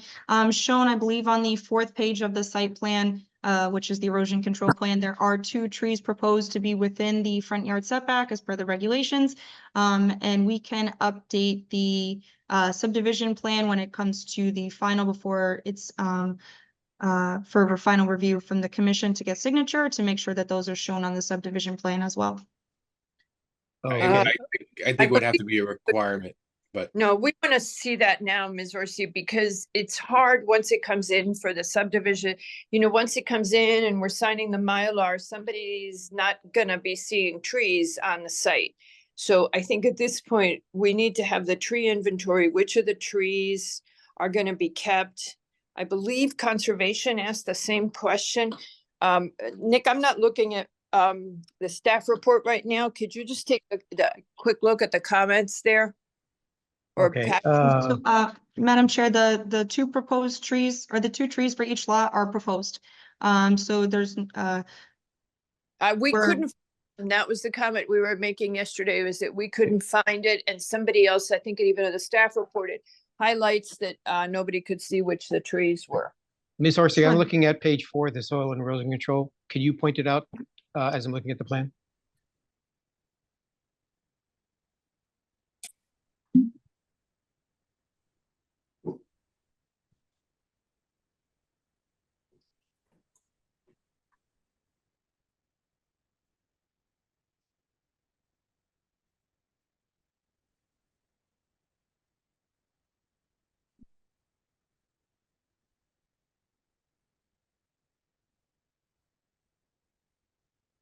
Did I lose you guys? No, we're here, and I think she's looking for it. I think I found a note, PR native tree typical 2 per lot. Yeah, but it's not, Oh, what, hold on, I want to hear from, I'm just Yeah. trying to find it from Ms. Orsi so I understand yeah, but the what the note comment, was supposed to look. the comment, I'm on my way back, but the comment in the staff report is that it's not there, it's not marked.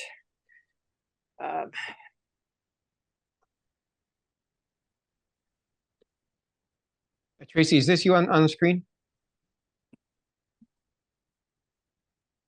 It's me, Mr. Patrick's Mayor. Sorry. sharing. Okay, yeah, so Patrick's go driving. down, where's the Deerfield Drive? Go down to the word drive.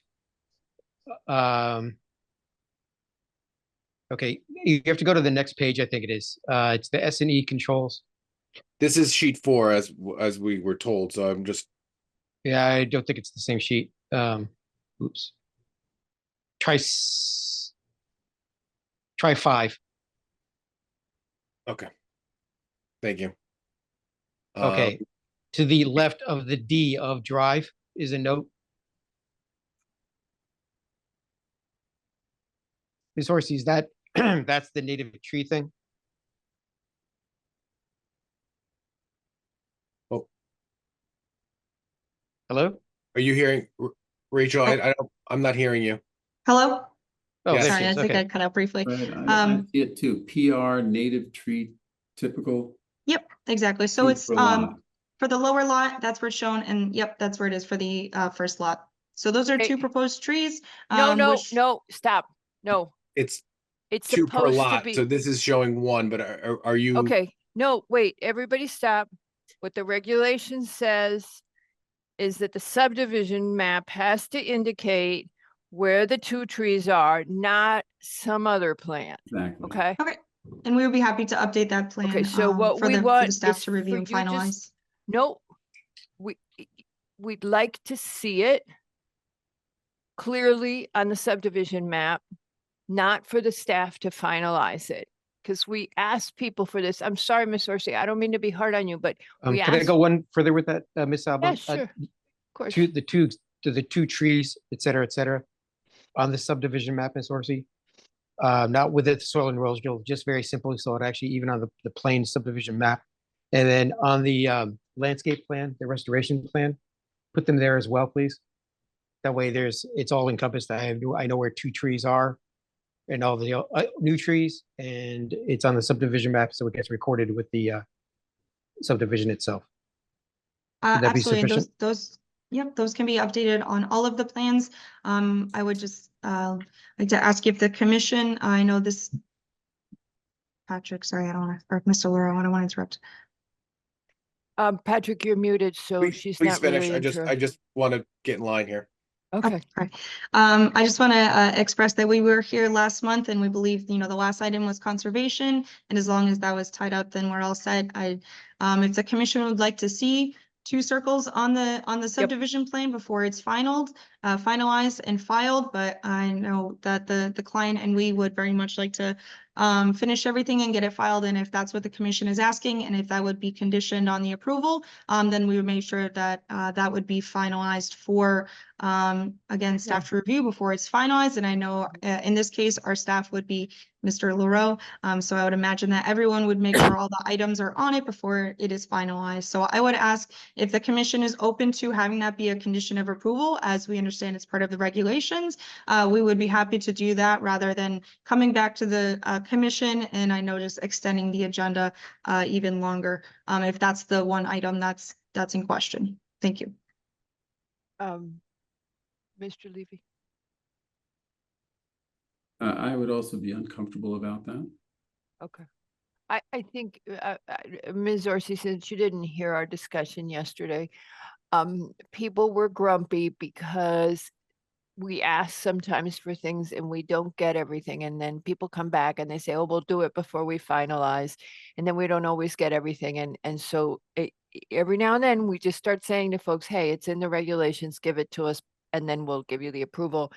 Maybe Mr. Leroux, well, you're early on the agenda now. Maybe Mr. Leroux could do the same for you the next time. You did turn in the signed sewer thing, right? Yeah, the acknowledgement letter was Yep. submitted back in May. Okay. The other thing we had discussed, oh, Patrick, would you like to talk? Yeah, Madam Chair, we're unable to get to the next meeting. We're out of time, so we're at a juncture where we have to make a decision tonight, or hold a meeting on the 12th, before the 12th. Oh, and I knew that. I have a huge note on my agenda saying Okay, that. and I really think that actually, if we're looking at 2 trees as a note, having it on the subdivision map, which is going to be recorded, so it's got to be, it's going to be there Alright. in perpetuity. And then Okay. again, on the restoration map where all the vegetation is, it won't get lost. Okay, because so it's here's the recorded it thing. on the landscape plan. That's new tree. I'm gonna repeat back. Okay, so I hear it. We're gonna have to close it and decide it. We're gonna have to close it tonight. Here's the problem that the commission was saying yesterday. We ask applicants for something, they don't give us everything. Eventually, they run out of time, and then we have to close it without having everything we want. And that's not how we want to operate. And Dennis isn't listening, I don't think, but we can repeat to him. So I'm trying to do what the commission was concerned about yesterday. So I realize that in Ms. Orsi's situation tonight, we would have to close it, but Ms. Orsi, when we're asking you and when the staff report says it, if you had quick as a bunny when you saw the staff report, at least gotten us the subdivision plan with the trees on it. I mean, you have time, you have 4 days, at least get it in some kind of form where we can see it. I know you have another job, but what you don't, I mean, I know you have a full-time job, but what you guys don't want is for us to keep coming back, then you were gonna have to wait till August. Any other comments from anyone else on the commission? Well, in Okay. this instance, I'd like to know why this took place. And maybe Ms. Orsi could explain in this instance why Why we're not knowing the, yeah, responsive to the commission's ask. right. Rather, we always take it and say, oh, I'm sorry, okay, we'll go along with it. But what is the explanation if there is one? If you wouldn't mind just repeating the question, I didn't fully He follow. You wants to said, know why we got to the last minute without having things that the regulations require. He wants to well- know. That's what he was saying yesterday too. sure, the goal wasn't to provide it at the last minute. The trees have been shown on the site plan. I think it may have just been a small administrative error that it wasn't shown on the subdivision map. But I know that that will go through many reviews before it is filed. And I know, hopefully you all know the SE minor, make sure that we get things done right. So that will be shown on the filed map. And again, apologize that administrative error that wasn't shown previously. Okay, But this, as they say, is not our first rodeo. And when this happens over and over again, it's very aggravating. We're volunteers, and essentially a gun is put to our head and there's no recourse. Grumpy is, we were cranky. We get cranky about it because we're seeing this over and over again. Mr. Levy, and then I got one more thing for you. I concur. And Mr. Levy concurs. It's just that we keep looking at the same applications and they're always missing things. That's why Mr. Tessie was upset coming in because we said the same thing about his. Ms. Orsi, one other thing. Based on the conservation comments, they were concerned about the development, the future development. And because of the steep slopes and how they would be treated, et cetera. Mhm. What we discussed yesterday and we would discuss again today is if this goes to wetlands, then we would not need to be concerned because wetlands would be reviewing for the development, would be reviewing the steep slope situation as well. If there is a part that is not within the upland review area and there is any concern on the part of conservation or staff regarding development, the development of these lots would come back to us, which would not be normally required, but we would bring it back only because conservation is raising concerns about the development. So you know. Okay, so Okay, you if may I'm be back asked to how- us. Sure. At what point, I guess, would that be raised during the permitting process? Because Mr. the reas- LaRoe will tell you when you file for when you start filing and he knows where you're going because Mr. LaRoe, do you want to comment since I'm Yeah, so as new lots, split lots, the first building permit will come through the department for review as an administerial action. This would so we would get these regardless. It may go to wetlands, and in that case, we'll let wetlands do their review for the sites or the lots that need that. If they, what the Madam Chair is saying is if there is no wetlands review required, then the commission would like to review the development plan. So the plans have to come to us regardless to staff, but it would just go to the commission as a review when and if that time comes. because of this? And So tell your client when they start looking at development, if they address the steep slopes in a way that conservation can live with, then Patrick will look at it and go, oh, this is all right. It doesn't have to go to the commission because what we talked about yesterday was leaving that discretion to staff. Okay, but because conservation was unhappy, we wanted either wetlands or us to have another crack at it. Okay, all right. Understood. Anybody else comments on this? Okay, anybody from the public wish to speak about this application? Nina Franson to subdivide 68 Deerfield Drive. Nina Franson to subdivide 68 Deerfield Drive. Any comments from the public? Nope. Okay. Does it? Quick question. I just want to make sure I understand that correctly. So, if conservation during the review for development finds issues with the development plan, then it would come back to us.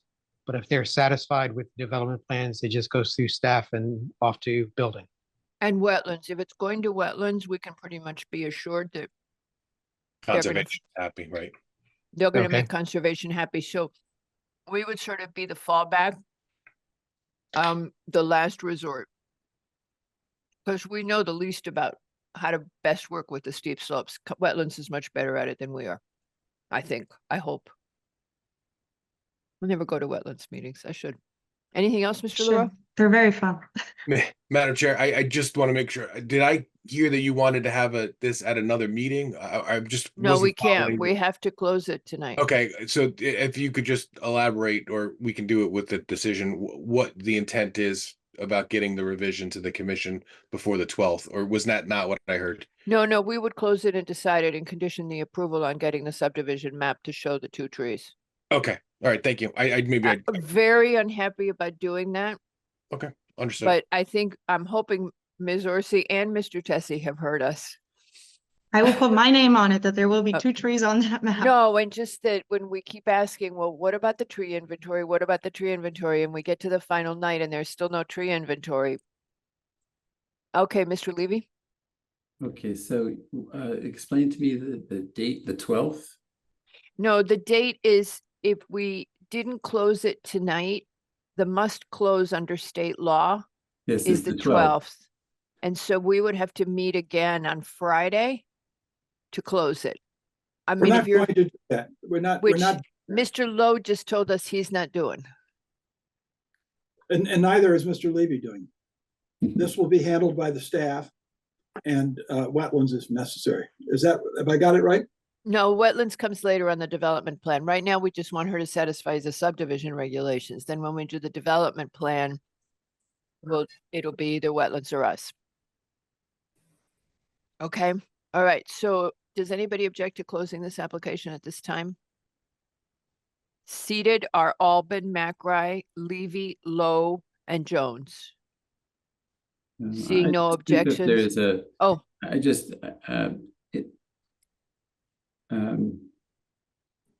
in an effort to be nice to the applicant, I just think that it's unfortunate what's happened. But I'm very uncomfortable, and I think that there has to be better communication with the applicants, because we don't want this to keep on happening. but And we said it. want this to be a much cleaner process. This is not a clean process.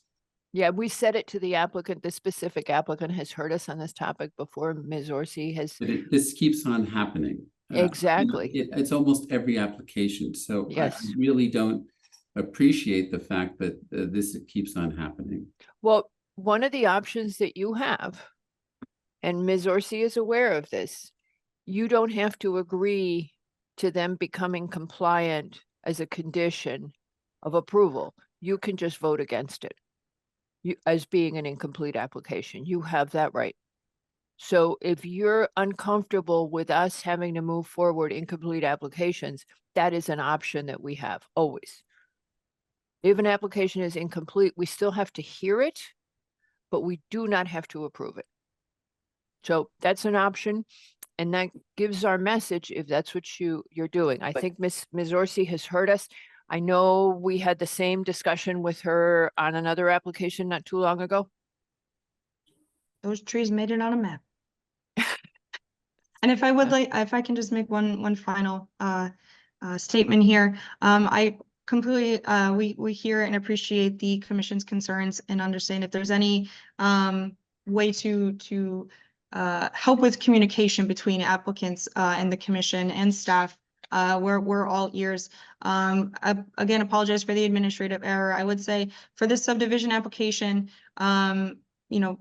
we have shown that the many departments have approved the proposed development, which is not before you tonight, but if the commission is satisfied that the subdivision is appropriate in this area, then we will happily have those trees located on the subdivision map and make sure that it gets to Pat for final review before it is filed. Okay, Comment, thank you. comment. Yes, Mr. Lowe. What you are characterizing as an administrative error may be the case here. It was not the case in a previous application where you were representing the applicant. It was a substantive omission. And it is the kind of substantive omissions that is particularly troubling to us. I think I can speak for those of us, all of us. Okay. Commissioner Lowe, I don't understand the comparison there. He's just saying we're repeating the feedback. It's the same thing Mr. Levy said. We've just gotten to the point where we're saying to people, well, we asked you to give us the such and such.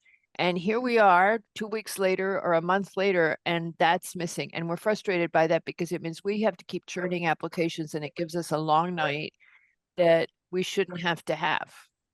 And it cannot be So brought under the rug and by being dismissively characterized as an administrative error. and Understand that and apologize if that was my intention. Again, shown on Yeah. the site plan, but we will, have it shown on the subdivision before it is filed. Okay, all right. So does anybody object to closing this application at this time? No. Madam Kolakowski? Yeah, sorry to add more time to this. I believe Ms. Jenkins had a note about the declaration Oh, Ms. Jenkins. related to the split rail fences. Yes, good. Oh, I had forgotten and I even have it in the margin here. Yeah. to Go the ahead. ex- Yeah, to the extent that the declaration says that there are no structures to be on the open space. Just to make a note that the fence will be allowed to remain for, I believe the purposes were safety or pedestrian safety, or there was a phrase there. So the declaration of restriction should be modified to add to 1A a reference to the maintenance of the split rail fence on the edge of the open space parcel. Ms. Orsi? Understood. Yep, that can be updated prior to being filed.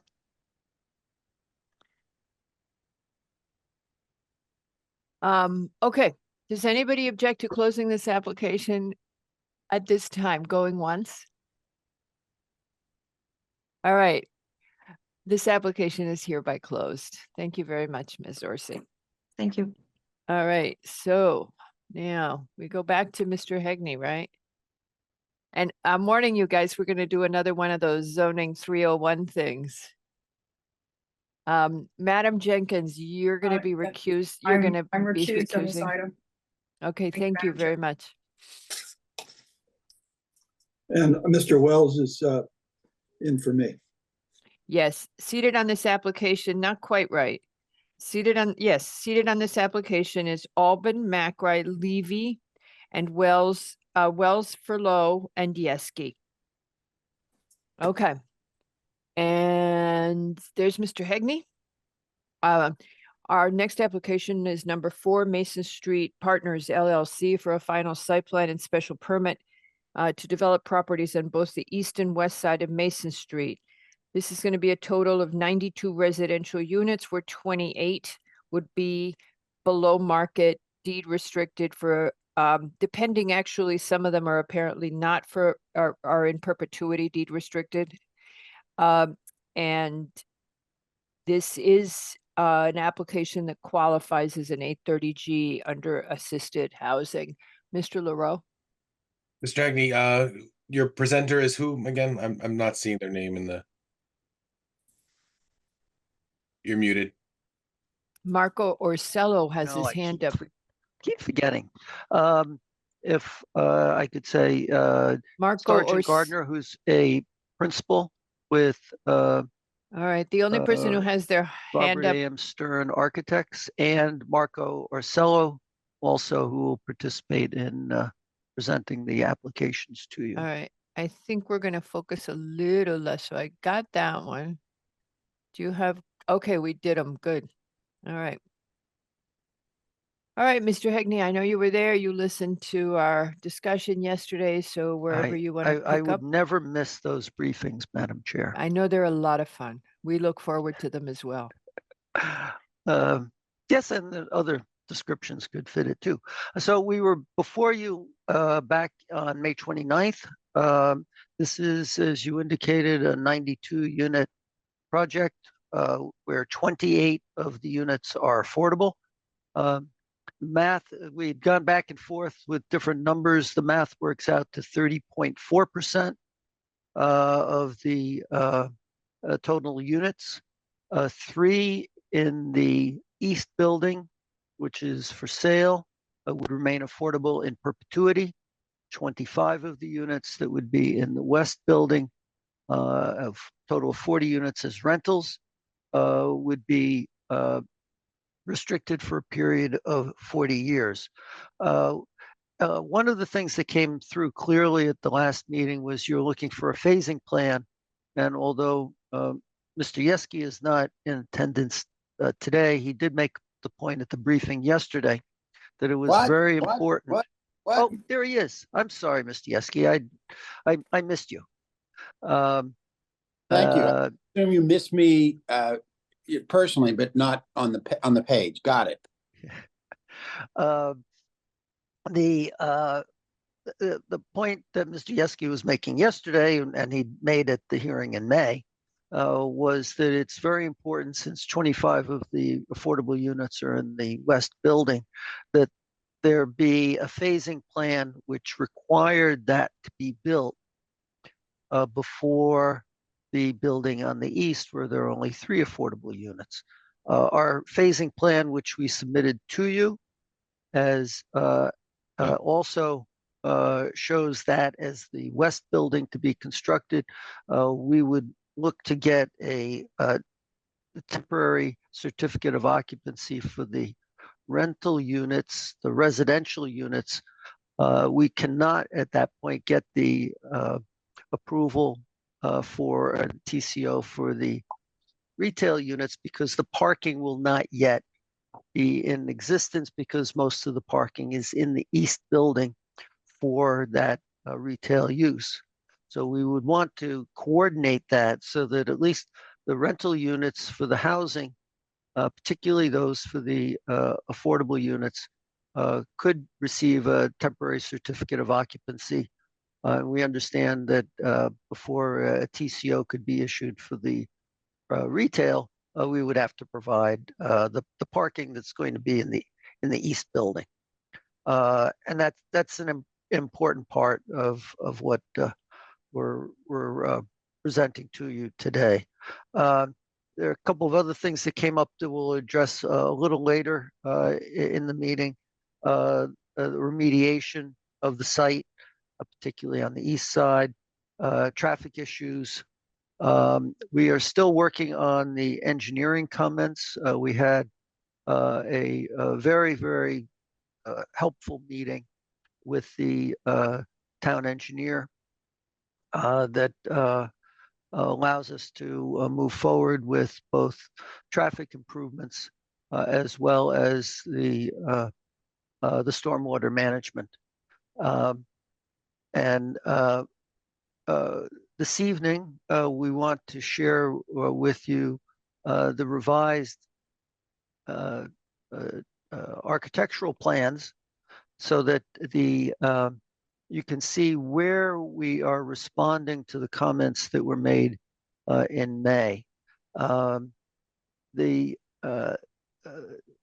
client, Mr. Caspi, who also would be good if we could bring him in as a participant as well. wants to make sure that this is a signature building for Greenwich, and that it really is a statement that provides something that the town, all members of the community can be proud of, and that adds to the fabric of our town. And to that end, he hired a world-class architectural firm, Robert A.M. Stern Architects. We engaged with Sergeant Gardner, who's one of the principals in the firm, to provide the design and expertise, and with all of the plans that he has done are literally around the world. And Mr. Hegney, just briefly, I just want to make sure I understand. Add to the fabric of the town, that's the intent?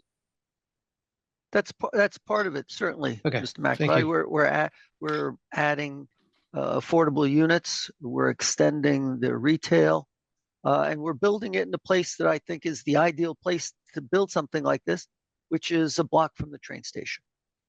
And if I can emphasize that later in the presentation, I will again. But we want to have Mr. Gardner go through and explain his thought process, how he arrived at this design for this particular location and the makeup of the building, so that you understand where we're coming from on why we think that this will be such an asset to the community.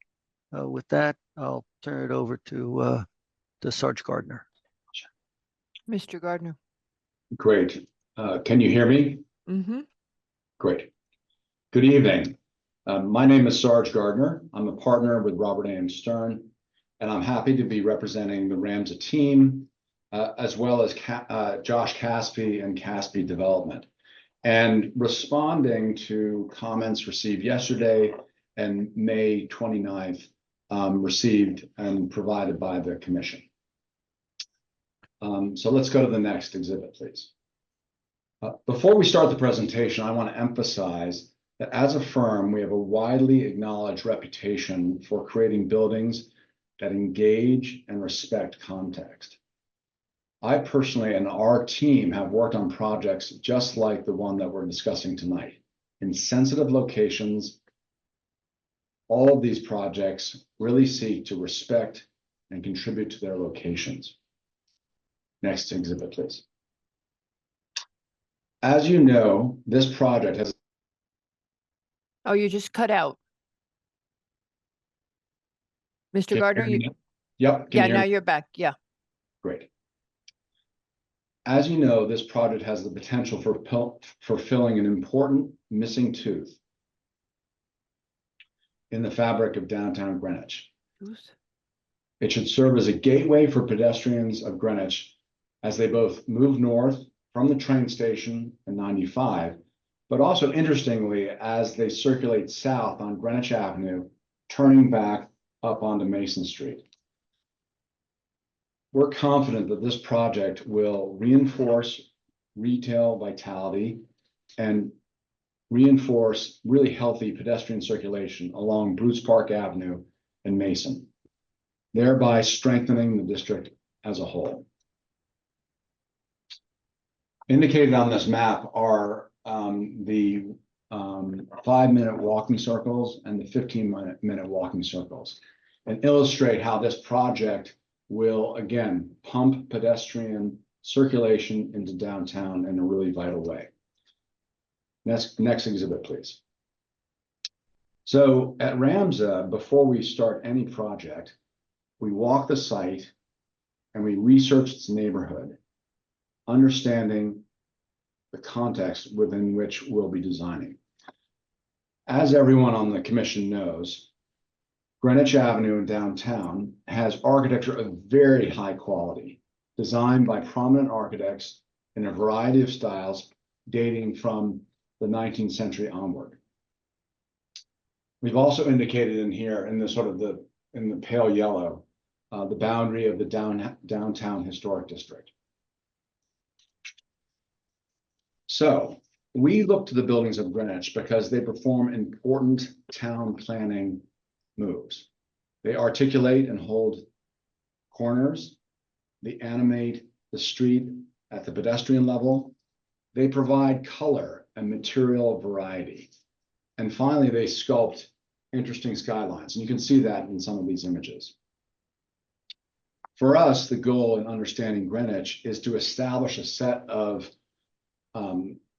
strategies for our own project, thereby coming up with logical, efficient, and contextual massing, detail that reflects real architectural materials like real brick, real slate, real metal roofs, and material and color strategies that are relevant to this town, Greenwich. Next image, please. As you know, many of the buildings surrounding this site were not designed by architects, but also have qualities that we want to emulate. We want to, if we're using masonry, we want to course it correctly. We want to articulate entries, windows. We want to create arches where people might enter. We want to create parapet walls and roofs of varying heights. We want to group windows in discernible figures. We want to create a composition. Next image, please. There are also important larger buildings in the downtown context that demonstrate really important architectural strategies for buildings of a larger scale. These buildings demonstrate to us how to break down facades into localized pavilions, respond to varying streets and site conditions, both at corners and at the mid-block. And then finally, always relating to the ground plane and the skyline with organized storefronts or attic stories. Our objective is to really create hierarchy within a larger composition, coming up with mid-scale and human-scaled compositions.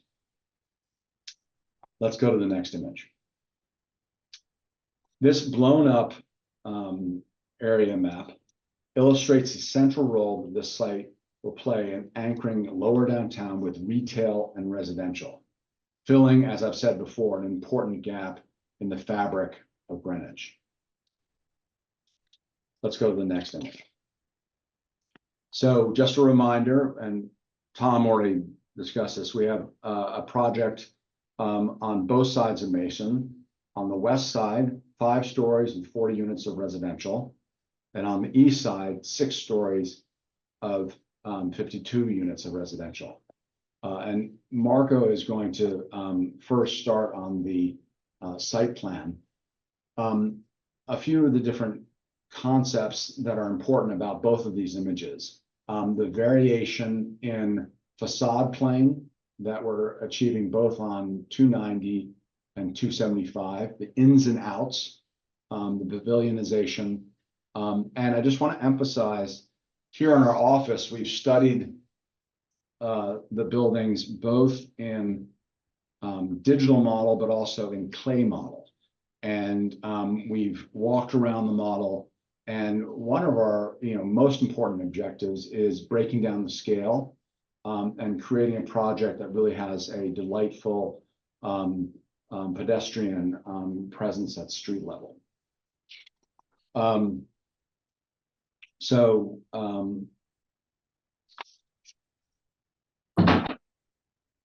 Let's go to the next image.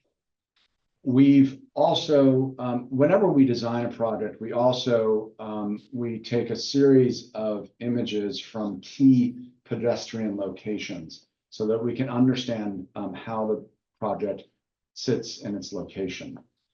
So on the left-hand side, a black and white image, and on the right-hand side, some of the concepts that we're trying to achieve with our massing. Since the commission last saw the project formally, the project has decreased in height. Additional setbacks have been added along Bruce Park Avenue to reduce the height from the street level. And then the important concept of continuing retail, the vibrant retail storefronts that come down Greenwich Avenue, turn up Bruce Park Avenue, and then will then turn up Mason Street. Again, an important added vitality to the retail environment at street level.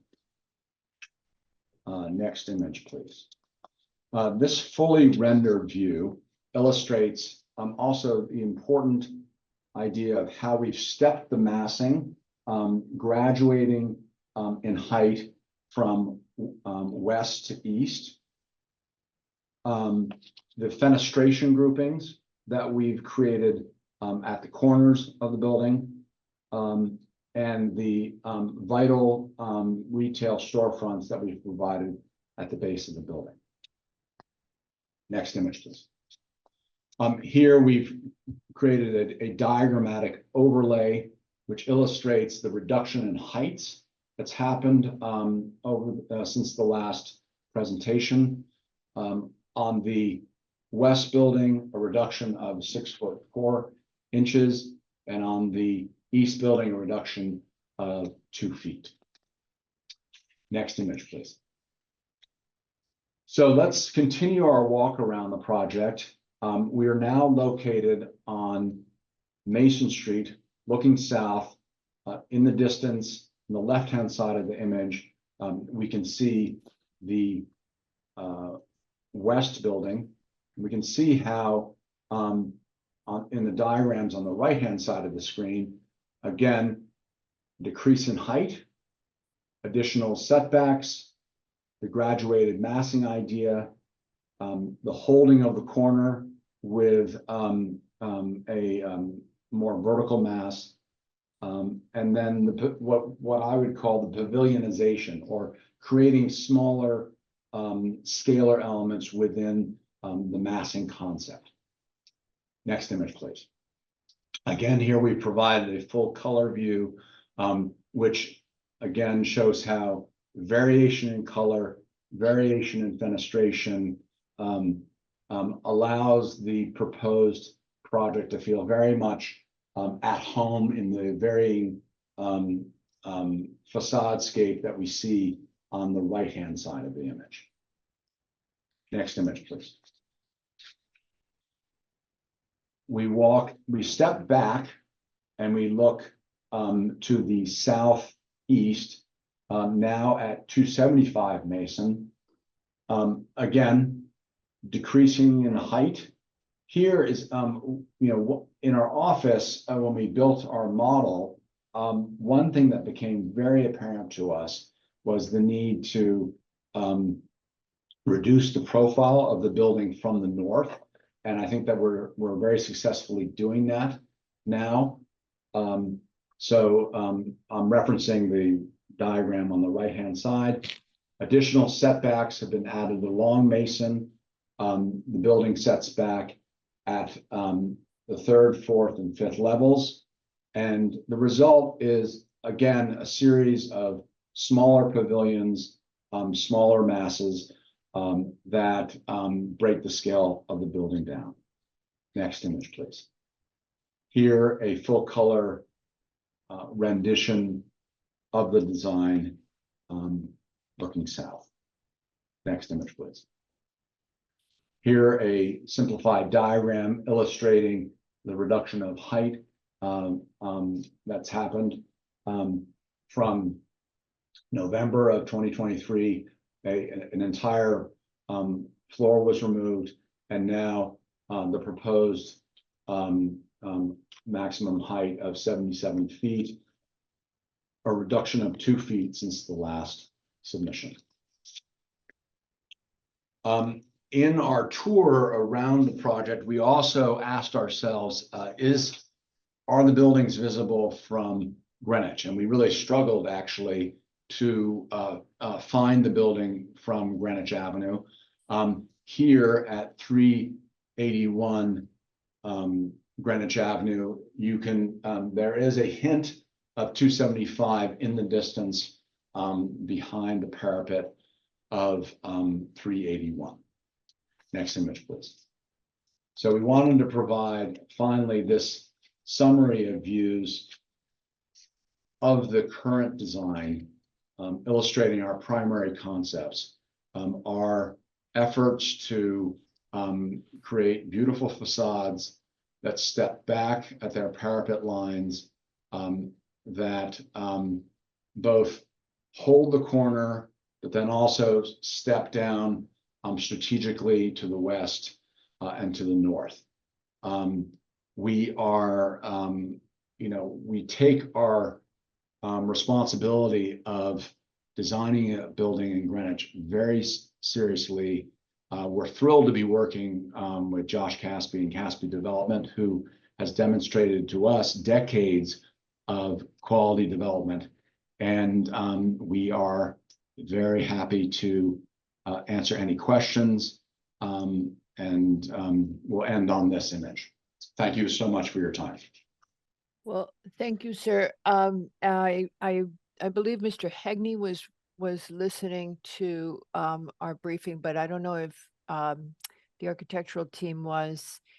And we did discuss this at length yesterday, and I'm going to turn it over to the commission to give you comments and questions. There were a couple of commissioners who had quite a few of them. So if you guys would go ahead and lead off to the commission. Oh, before I do that, Mr. Hegney, Wendy Hill has a hand up. Is that one of your people? No. Okay. All righty. Okay, so Peter Lowe, if you would lead off and then followed by Dennis.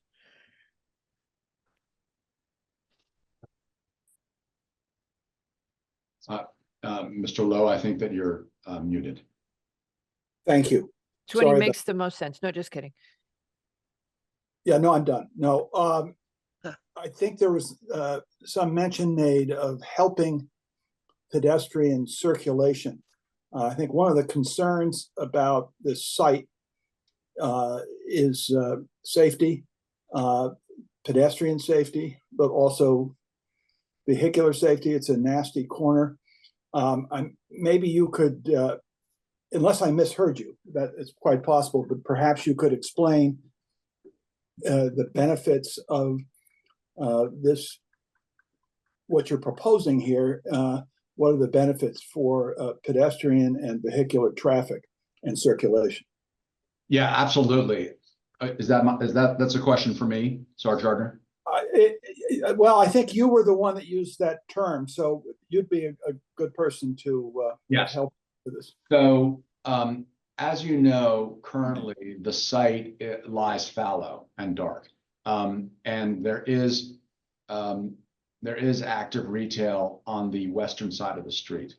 In our proposal, amply scaled sidewalks have been provided, and the plan is to have large open glass storefronts at ground level, animating the streetscape. I'm going to ask Marco to go to the roof plan. Our sidewalks are always wider than what exists on Greenwich Avenue.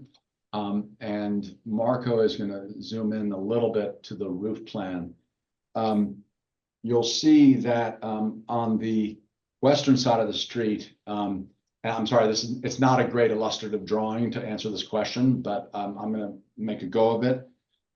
We maintain on the western side of the street 11 feet clear sidewalk, and on the eastern side of the street 16 to 25 feet. And you'll see also, I talked about pavilionization and moving the masses in and out to both create smaller forms and also visual interest. And you can see that in the profile of the plan. 290 is really one building. 275, we've really created a building that holds the corner, and then a sort of secondary mass that continues north. And in between those, we have what we call a hyphen or a gap. That portion of the sidewalk is 25 and a half feet deep. So there is animation, but all of these all of the facades facing Mason Street will have retail. There are 2 locations where there is entry to parking, but I would also emphasize that aside from supporting a pedestrian environment, we're providing parking downtown, and it's a real public benefit, and parking that is hidden from view, structured parking, and those people will park in the building and then, quite frankly, circulate out into the downtown. So then finally, we are committed as urbanists and architects to creating facades of real quality. And if Marco will go back to the introductory slide that we provided that shows our firm's work. Did that? Yes, there we go. And these images just illustrate how we would animate the pedestrian environment. Large glass elements at the storefronts at the base of the building, some movement in and out, discernible water tables, high quality materials. The client is proposing masonry here. Where necessary, we create attic stories where the building steps back. Lots of glass, windows. This is a residential use, so there'll be large, beautiful windows. We design traditionally inspired buildings, but often our windows are very well proportioned and open, and so there will be, in the day or in the evening, there will be lights on and off, animating these facades, and really creating a welcome presence for residents of Greenwich. Actually, we don't allow uplighting. No, I'm sorry. I didn't say up. I didn't mean uplighting. I meant only the lights, the lights coming through the panes of glass. Oh, I see. On the facades. I So, see. So just to come back to something, and I may have not spoken clearly enough, but this intersection is a very difficult one to maneuver through, whether you're in a car or you're on foot. And what you're describing are facades that are beautiful, maybe distractingly so for the pedestrian, but we're really trying to we're concerned with the safety issue here. If these striking buildings are engaging pedestrians, that may or may not be. It's a wonderful visual thing, but that corner is a bit of a nightmare to negotiate, either on foot or in a car. Yeah, I understand that maybe we have no interest in distracting anyone. There won't be any neon signs or flashing elements. No, I meant just what you're showing us here as part of your exhibits are terrific looking. I just, there's an existing problem even in a sort of vacant, empty lot there that exists with cars moving through that intersection and turning in 3 different ways. So I don't know what you can do about that, but it is a concern. Peter, it's Josh. I was just going to let Tom speak a little bit, but I think he'll give you the historicals on that, and you'll find it pretty compelling. One thing I did want to point out, the current use on the property is automotive, and that is not a permitted use in the zone. That's why we have all our car dealers on the Post Road GB zone. So that will be eliminated. And one of the things that we looked at were pedestrian movements and accident history over the last 3+ years. Bernie Adler is with us and can go through the comments that he submitted to the town traffic engineer after we met with both the traffic and engineering to go over their comments and provide some feedback to them. And might help to Mr. Lowe to have Bernie address your comments now, because it's very much germane to what you were bringing up, and in Okay. terms of safety at that corner. Do we have, I'm sorry, I think I'd like to do it a little differently, Mr. Lowe, if you don't mind. I'd no, like to get through I'm going to this agree thing. with you. I agree with you. Whatever you're about to say, I'm there. Okay, let's just get through this architecture thing. Yes. And then let's move on. We have a list of things we discussed yesterday, and architecture was one of them. So, Mr. Lowe, did you have anything else on the architecture? No. Okay, no. so I'm gonna go. My concern had to do with the circulation of pedestrians and Okay, so we'll get, I think it's a vehicle. very valid one, but let's get to circulation when we're ready. Mr. Yeski. Yeah, my question is, remind me why we didn't send this to ARC? We don't do that for 830Gs or what? Oh, yeah, we do. Did we send this to ARC? Not yet, Why? because we're still fussing with the site plan. Because the time we saw it, we were asking questions, see, because they can't do the division of affordability, for example. So we needed to get some of the other things, and we've got some operational questions too. But I agree with you. I think if they're willing to go to ARC, it'd be great. Anything else, Mr. Yeski? No, I just spent a lot of time trying to find comments, thinking that that was an obvious thing on the architecture, right? We have Right. an ARC for that. No, the last time we've been talking about different components. Mr. Wells. Yeah, and let me know if this is germane at this point. I did have some questions on energy efficiency on the buildings. Is that architecture, or do you want to cover that later, Madam Chair? Who's working on the energy efficiency? That would be a great way to find out. Is it the architectural team? Is it the design team? It is. Okay, so then yes, let's do that. Okay. We have a group called Energy Management Advisory Committee, and their comments were they would have liked more detail. For example, it wasn't clear you're going to use gas fuel, but it wasn't clear what it was for. Is it to heat the entire building, or is it for hot water? And then prior to that, I just want to give a lead in. You're going to have 30% affordable housing. So energy efficiency is really keenly important to them in terms of keeping their, utility bills down. Obviously, it's important to everyone, but particularly for people that are in affordable housing units. So if you want to make some general comments on what you're doing to be energy efficient, that would be helpful. Sure, I'm happy to answer that. On the residential for sale side, our goal is to provide natural gas heating and water as well, but with super high efficiency heat pumps.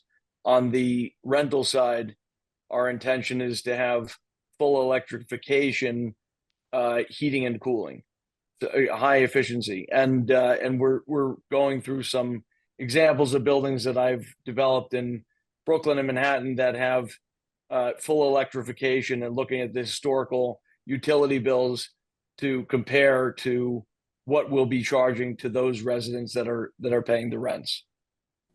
But yeah, it's high on the priorities list. But I think it's more important to just talk about what is the, you had LEED historically, and then you had passive buildings, and now you have a movement towards full net zero carbon.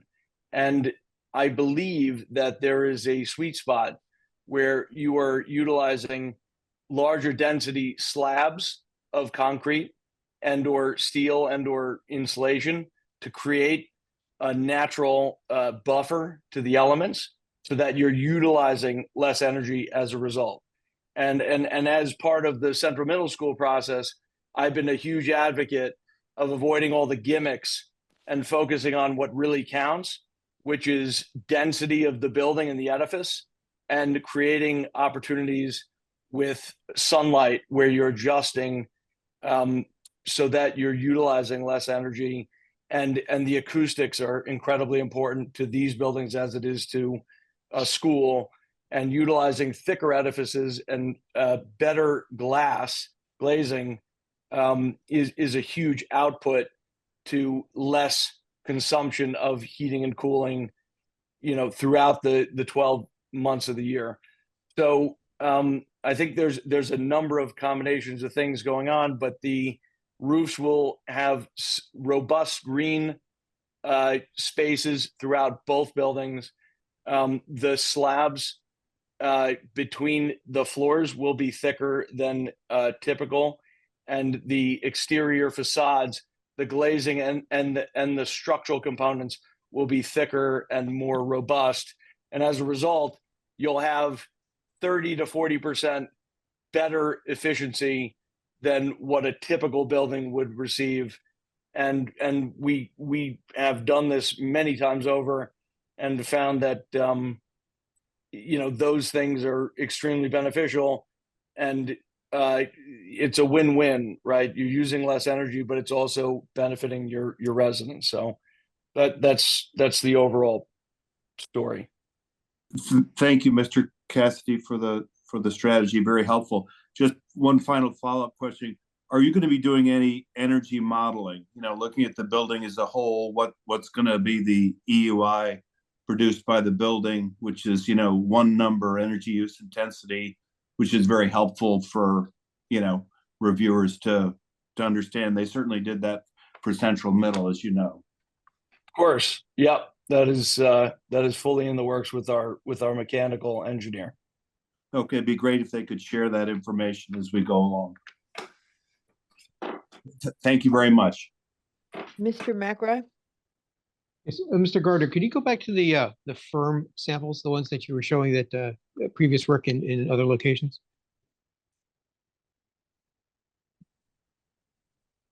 So as I'm seeing the samples of the firm's work, London, Arnhem, New Haven, Charleston, very serious urban centers, large cities. I believe that, as I see this, the massing, and I'm taking this from actually one of my mentors who noticed this in a building that we looked at many years ago, that the massing as proposed is more of an urban center than a suburban center, suburban center of Greenwich.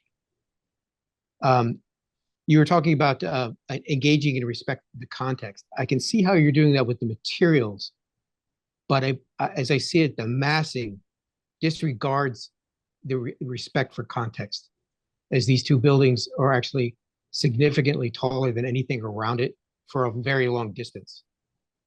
And I guess the statement was made about adding to the fabric of the town.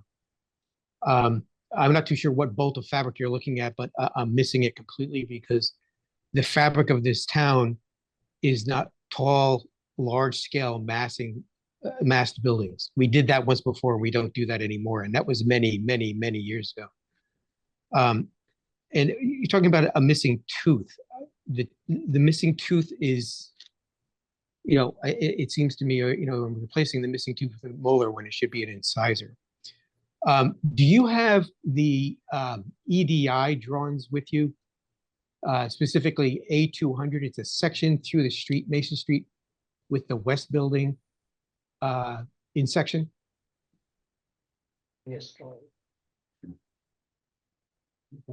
I guess we're gonna spend a fair amount of time on the design. I do want to get No, Mr. not Hegney. really. I Okay, think but these- Mr. Hegney, I do want to make time for the zoning question that we raised and a couple of other things. Okay, go ahead. No, this is important, Nick. I know it's important. Yeah, thank you for your comments. And we, again, we have absolute respect for the townscape of Greenwich, and we are in a town here. We are one block from the train station. We are, density in this type of location, immediately adjacent to 95 and to the train station is, quite frankly, a sustainable and responsible way of developing, in our view. Our client, Josh, has really given us full license to mass this building so that the density visually is mitigated. And we've provided in our presentation, you know, a very clear description of how the mass of our building is mitigated. So we really see there being a very considerable public benefit to this building in this location, which now is a parking lot and a series of darkened structures. We really think there's a benefit to it. So thank you. If you can go to drawing A200 section AA, I think this kind of gets to the point that I was trying to make.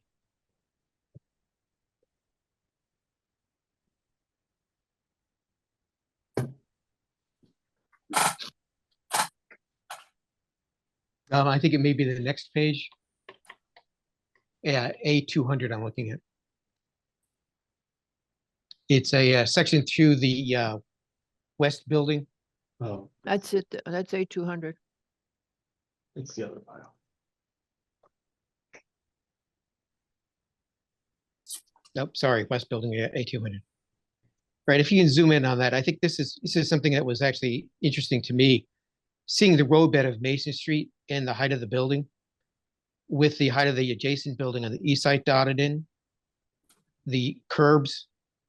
And actually very interesting is that the building on Greenwich Avenue, hopefully this is an accurate drawing, and that height of that building, which we all know in comparison to the other two. If you keep going down to oops, where'd it go?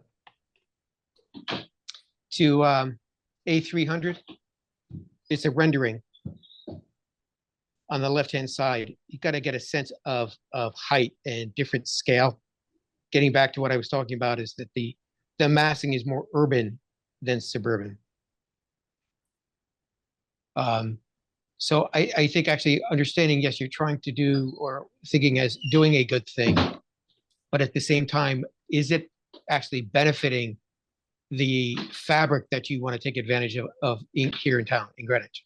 Yeah, so I just want to mention that this is elevations can be deceiving because they do not, it's hard to understand, you know, humans never look at a building in elevation in this fashion. They experience buildings in perspective as they walk around sites.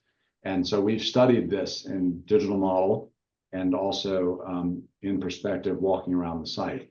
And we've also, quite frankly, adjusted the massings and lowered the height of the building since this elevation was submitted.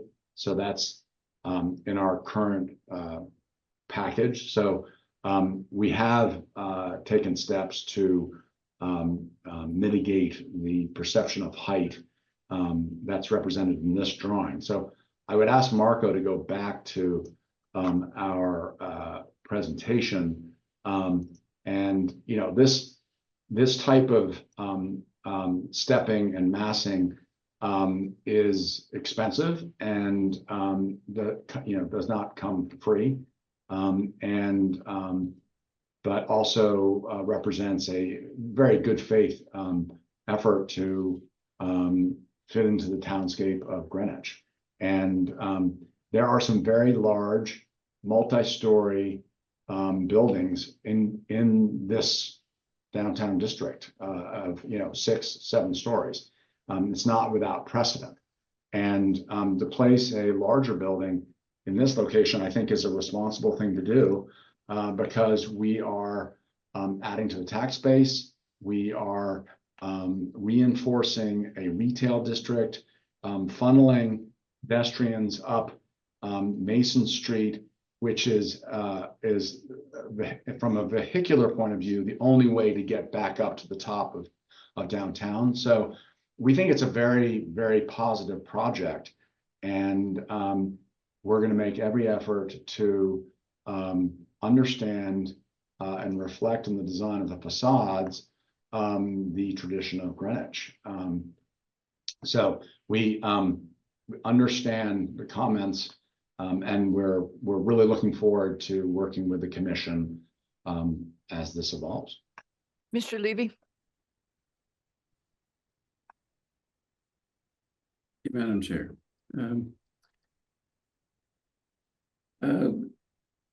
What Mr.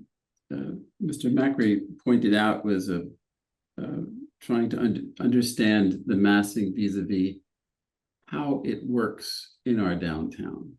So, I appreciate everything that the applicant has said, because it's all valid, but Mason Street is not a gateway. Mason Street in this scheme is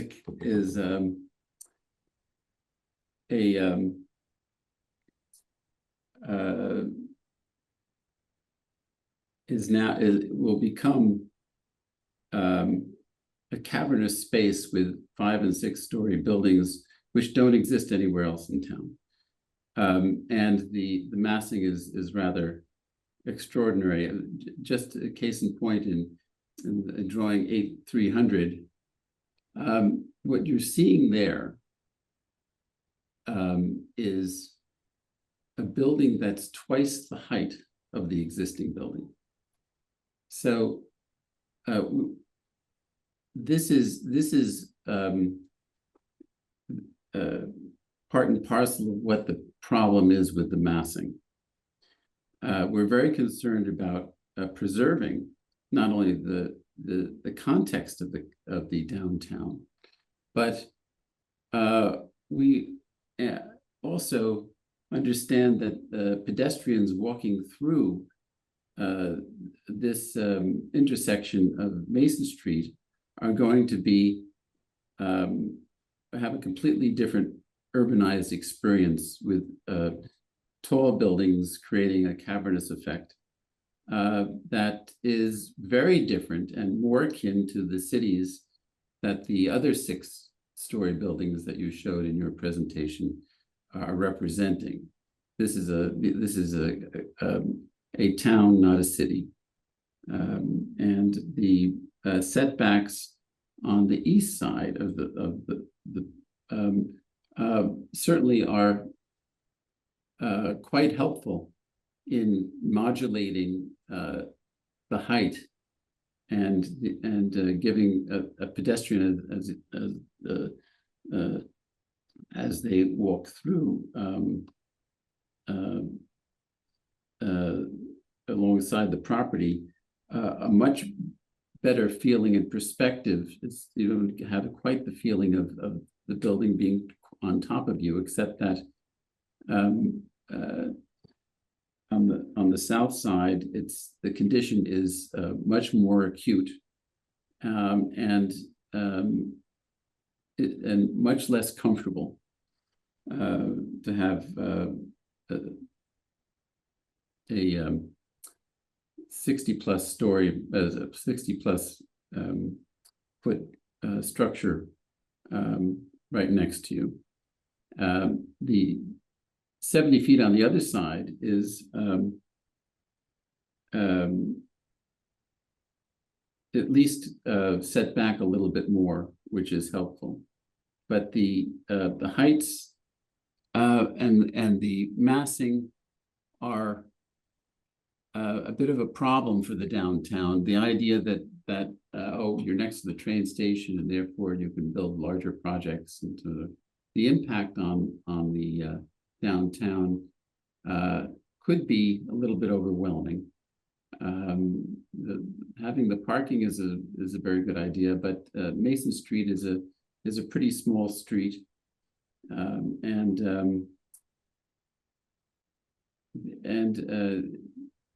it's very congested at that corner. But now with the parking there, it's going to be a little bit trickier. There's no stoplight, I'm not.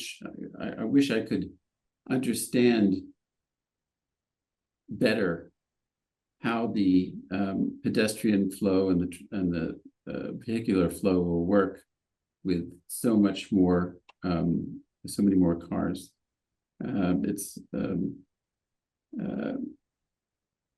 It's definitely a pretty project, but I can't discount the problems and the disparity between what's in town and what you're proposing. And I think that the buildings that are that you're referring to, which are taller and a larger scale than our regs in town that exist, are significant in that they no longer they are legally non-conforming. Our regs don't allow for that kind of construction anymore. So it is not in keeping with the kind of downtown that we're trying to preserve. I just, Mr. Macri did a very good job of pointing you to specific things that are at issue, and I think that I hope that you can continue to work on this with us, because I think that it is a good project, but it is a very large project. Thank you. Okay, thank you very much. Anybody else got comments on this? All right, we certainly do appreciate the effort to reduce the height. Okay, so let's move on from there. And go to some of the other topics. Madam Chair, since the traffic circulation and pedestrian come up twice. movement has come up, and we have Bernie on the Mr. screen. Adler's here. Yep. I would like to have him gotcha. Go ahead, over Mr. his report and his findings of Okay. accident history and pedestrian circulation. All right, go ahead, Mr. Adler. But you have to unmute first, Bernie.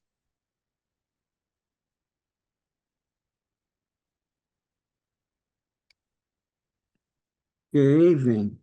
My name is Bernard Adler. I'm a licensed professional engineer in the state of Connecticut, having been a traffic engineer now for more than 50 years. I'd like to address the concerns specifically about safety at this corner. First of all, we've been asked by DPW to look at the accident history, which we did. And what we found was that over the last 3.5 years, there were a total of 6 accidents at the intersection of Bruce Park and Mason. That's nobody wants any accidents, but it's certainly not a high accident location. It certainly does not warrant a signal at this location. The other mechanism that we're trying to introduce at this location is to minimize the walking distance crossing Bruce Park. And what we're adding to the project are sidewalk extensions on the east side of Mason Street on both the north and south corners, if you can call the bottom corner a corner itself of Bruce Park. But we're going to reduce the total walking time and therefore the total exposure of pedestrians who actually cross. What we have found is that the majority of the pedestrians who are oriented towards Greenwich Avenue and the train station predominantly use Greenwich Avenue to cross Bruce Park. And those were the two issues that I wanted to get to right now as you're addressing them. Folks, do you want to ask Mr. Adler some questions? Nick, you need to unmute. Sorry. Mr. Adler, sidewalk extensions on one side or both sides of Mason at Bruce Park? Both sides on the east side of Mason. The crossing for Bruce Park. Okay, so going north-south across Bruce Park. Okay. Right. Thank you. Bernie, if you could go over the thought that the town public works department had in terms of additional changes to that intersection and what your thoughts are on that. Yeah, the DPW had offered, in addition to the sidewalk extensions, the ability to create a refuge in the middle of Bruce Park, which would or would not be curbed. I'm very concerned about having a mid-block refuge at this uncivilized intersection. I should also point out that we have done speed studies at this location and found that the average speed of travel is 24 miles an hour. They're not speeding through this intersection, and it's not a high accident location. So what we have proposed is a combination of some of DPW's suggestion, which was to add, in addition to the sidewalk extensions, they were proposing a median of a substantial width to be able to, I guess, hold a refuge for pedestrians to make it a two-step process crossing Bruce Park. Mr. McRae, then Mr. Yeski. And Right, Mr. Adler, you said that the crash data went back 3.5 years. You had 6 incidents. Was there any more prior to COVID? Because 3.5 years ago, I guess we were in the middle of COVID or the beginning of COVID. Good point. Is there something before that, 2019 and prior to? I'm finding that gap that we all had to endure seems to kind of skew things a little bit. And I just really want to know pre and post the pandemic, because it would seem to me traveling around and the information that we've heard from people who use that intersection every day, it's a lot more congested than we really think. Well, we'll have to research that further, but traditionally, 3 years of accident data is what is analyzed. But we, of course, can go back further. But the other issue, one of the comments was, why did we use a 1% growth rate for our study? And the bottom line was that we studied data as published by Condot for the last almost 20 years, and we found that the growth has not increased substantially, and it's really only 0.9 something percent. So that was the total growth in the area, especially at Mason and Bruce Park. While it seems and is interpreted as a quote dangerous intersection, it has not been shown to be so. Bernie, on the pedestrian activity, could you go through and, as part of the traffic count, what you found for the actual number of people crossing at peak hours? Yeah. Basically, there aren't a lot of pedestrians who are crossing the street at this location. If I can find my notes quickly, basically there were like 6, here it is. 2 pedestrians crossed Mason Street and 10 pedestrians crossed Bruce Park in the morning. 2 and 10.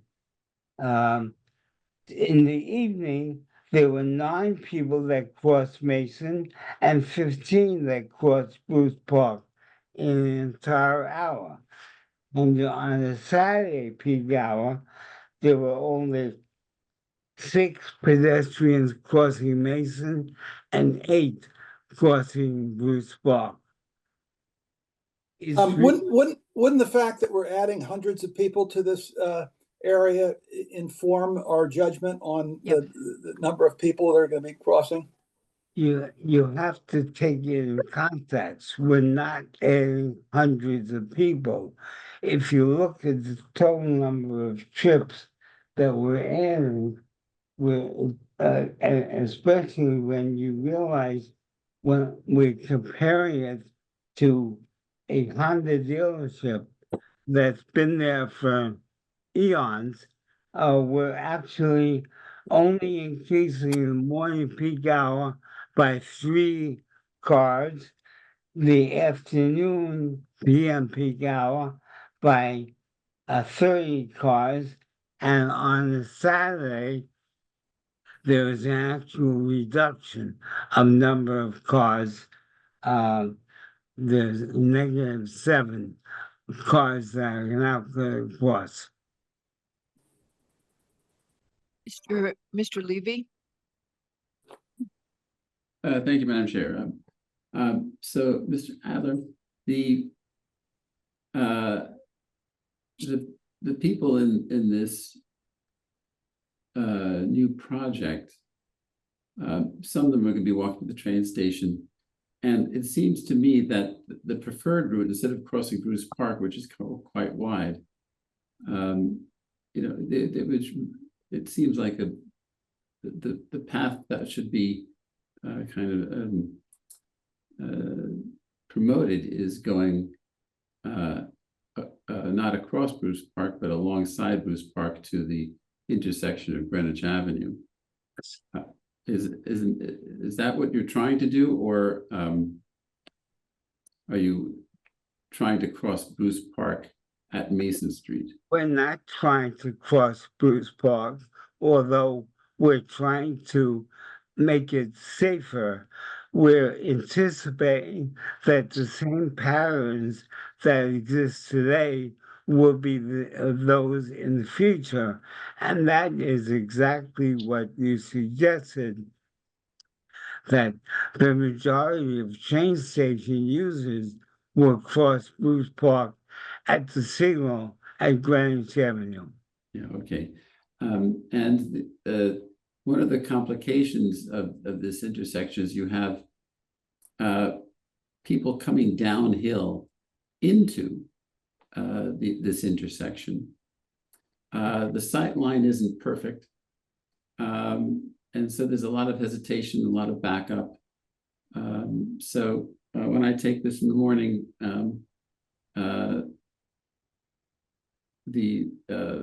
there could be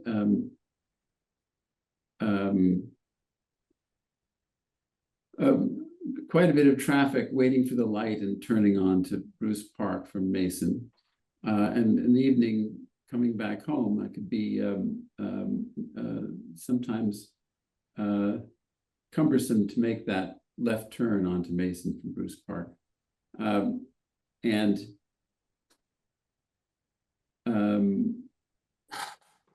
I was just wondering if there's something we can do to make this intersection a little bit cleaner, a little bit better. Because right now it's a little bit awkward. It's not this is not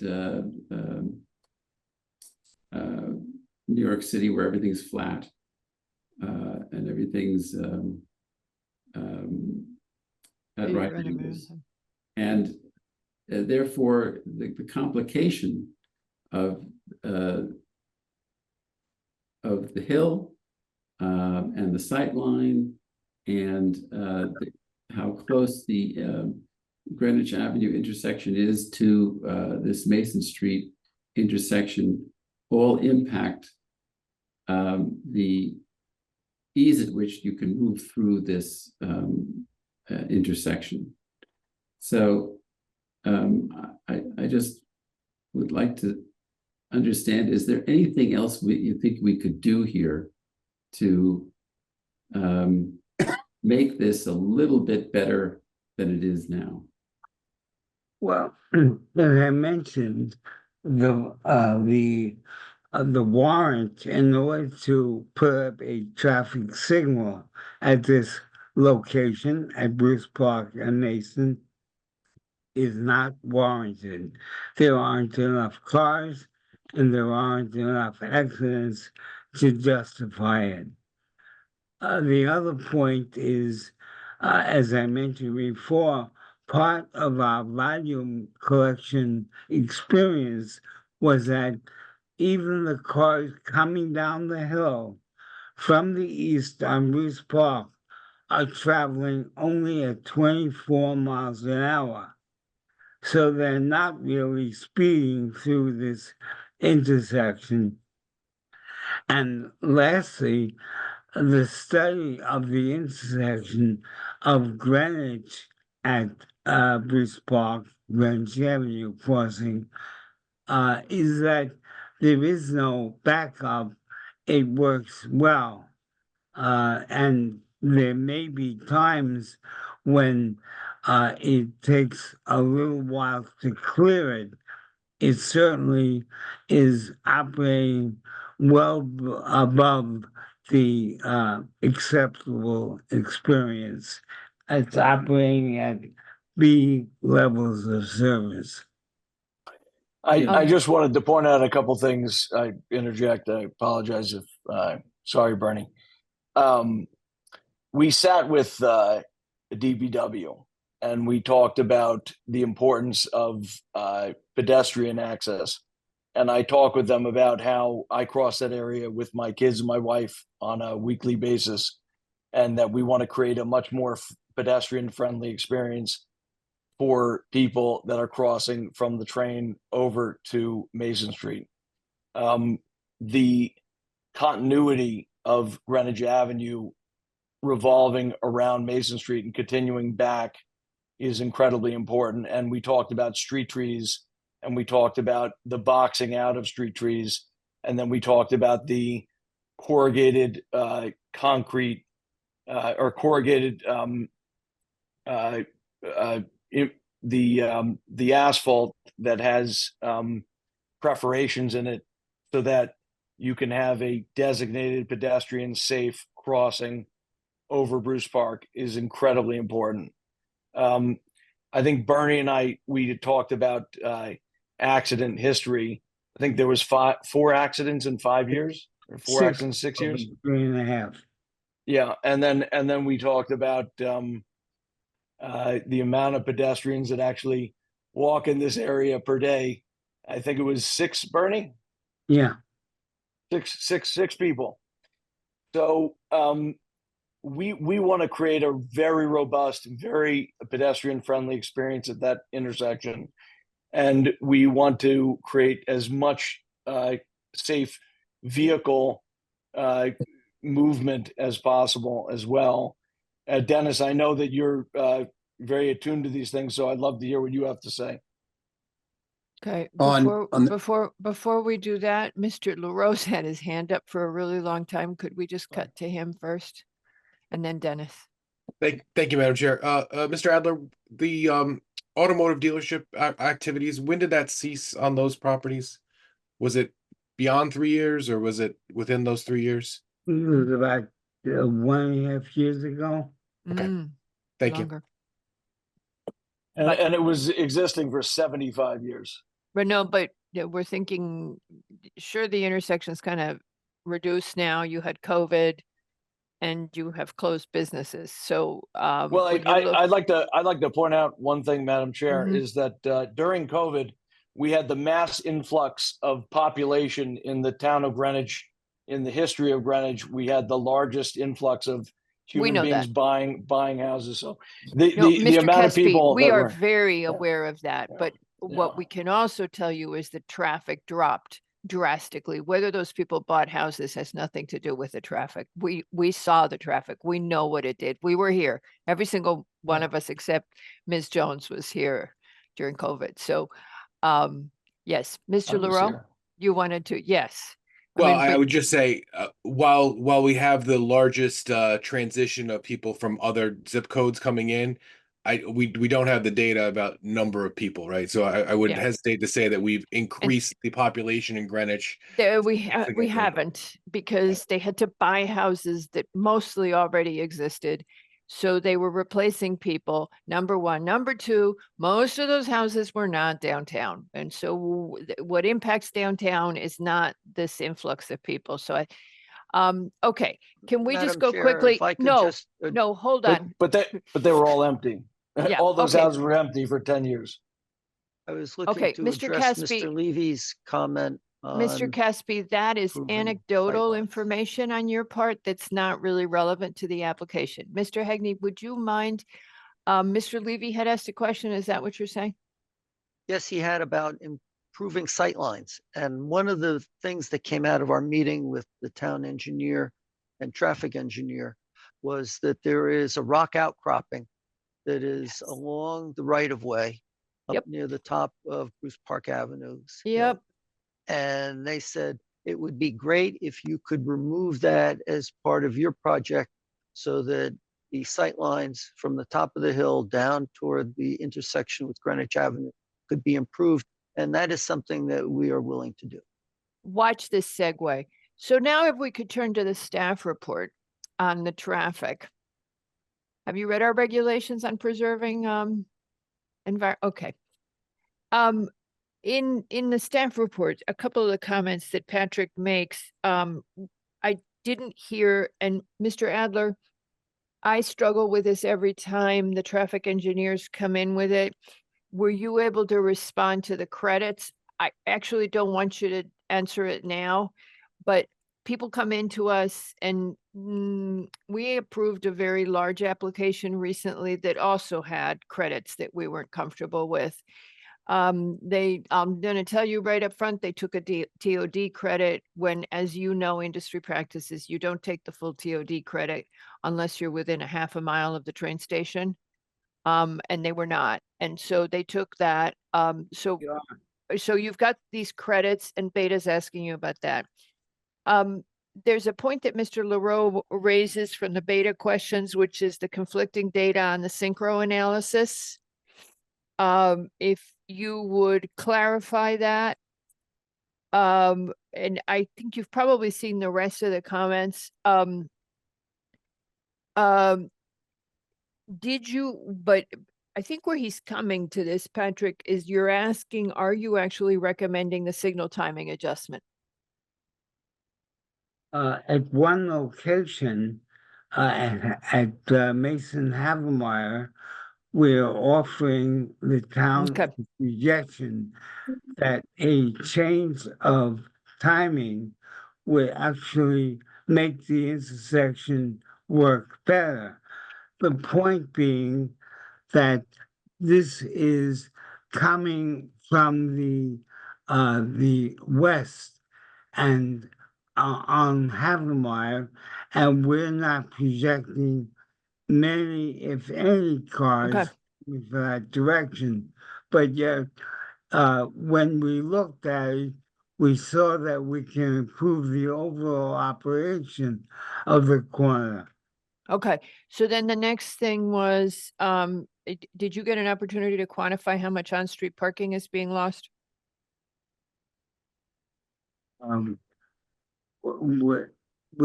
looked at the numbers, and it appeared that we're only losing about 2 spaces. Okay, then, the other, DPW, they were asking to meet with you anyway, so you're gonna talk to them about drainage and traffic. Patrick makes a comment, I'm assuming, Patrick, that I didn't see this in the beta, the remodeling of the train station, did you guys consider that?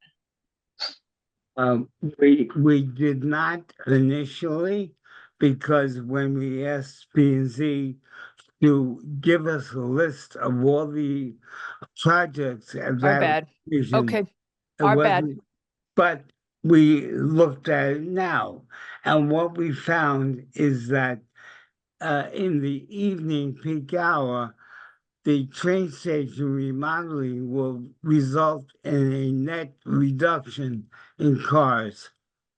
So Okay. it's All right, now, not generating a lot of cars. now we have historically, and it's hard to tell, but historically, we have been having a problem on the lower part of Mason Street with parking demand because the uses on the avenue bleed down to Mason Street. So when you looked at it and you looked at the parking demand, you're not looking at people crossing the street necessarily, but you are seeing a lot of people who are on the western side of Mason who are at the Soul Cycle is a sore point for us, for example, because it takes up all the parking. Were you able to piece together what that existing parking demand is in the area and how it impacts the streets? No, okay. All right, because that's one of the questions. Patrick, that's where you were going with it, right? Yeah, and I can't take all credit. I mean, the DPW and Beta were asking the same things. Yep. Okay.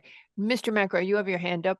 Yes, just a quick question to Mr. Hegney, then maybe Mr. Adler might be able to do this. This actually just goes back to the pedestrian safety. It's the garages are shared between the 2 buildings. Is that correct, Mr. Hegney? Yes. So we're going to have a lot of pedestrian traffic back and forth across Mason Street to the garages for the tenants to get their cars, that kind of thing. Has that been added into the pedestrian counts and the pedestrian issues? Yes. Okay, thank you. Okay. Okay. Moving on. Chair, the other issue that was discussed in May was remediation. No, And but that before we get was- to remediation, I'm going to get to remediation in a sec. Before we get to remediation, I'd like to talk to you about the zoning issue because, as Patrick pointed out, the zoning nonconformities that existed, and now you've got 9 parcels, you're merging. It's not clear to us, and I mentioned this to you on another application, when you combine parcels, the old parcels cease to exist. We see a little bit of research that I've done is that once you change and a parcel no longer exists, you may not be able to keep the nonconformity, but what we'd really like is what are the existing nonconformities and what are you looking at in terms of what you're retaining? You've got setback nonconformities that you're going to go to, and you've also got your building footprint your area for the retail on the west side. So that analysis before you guys, I felt a little bit frustrated with the presentation because we're spending a lot of time on making sure the buildings are beautiful, but we need to first find out if the footprint is okay legally.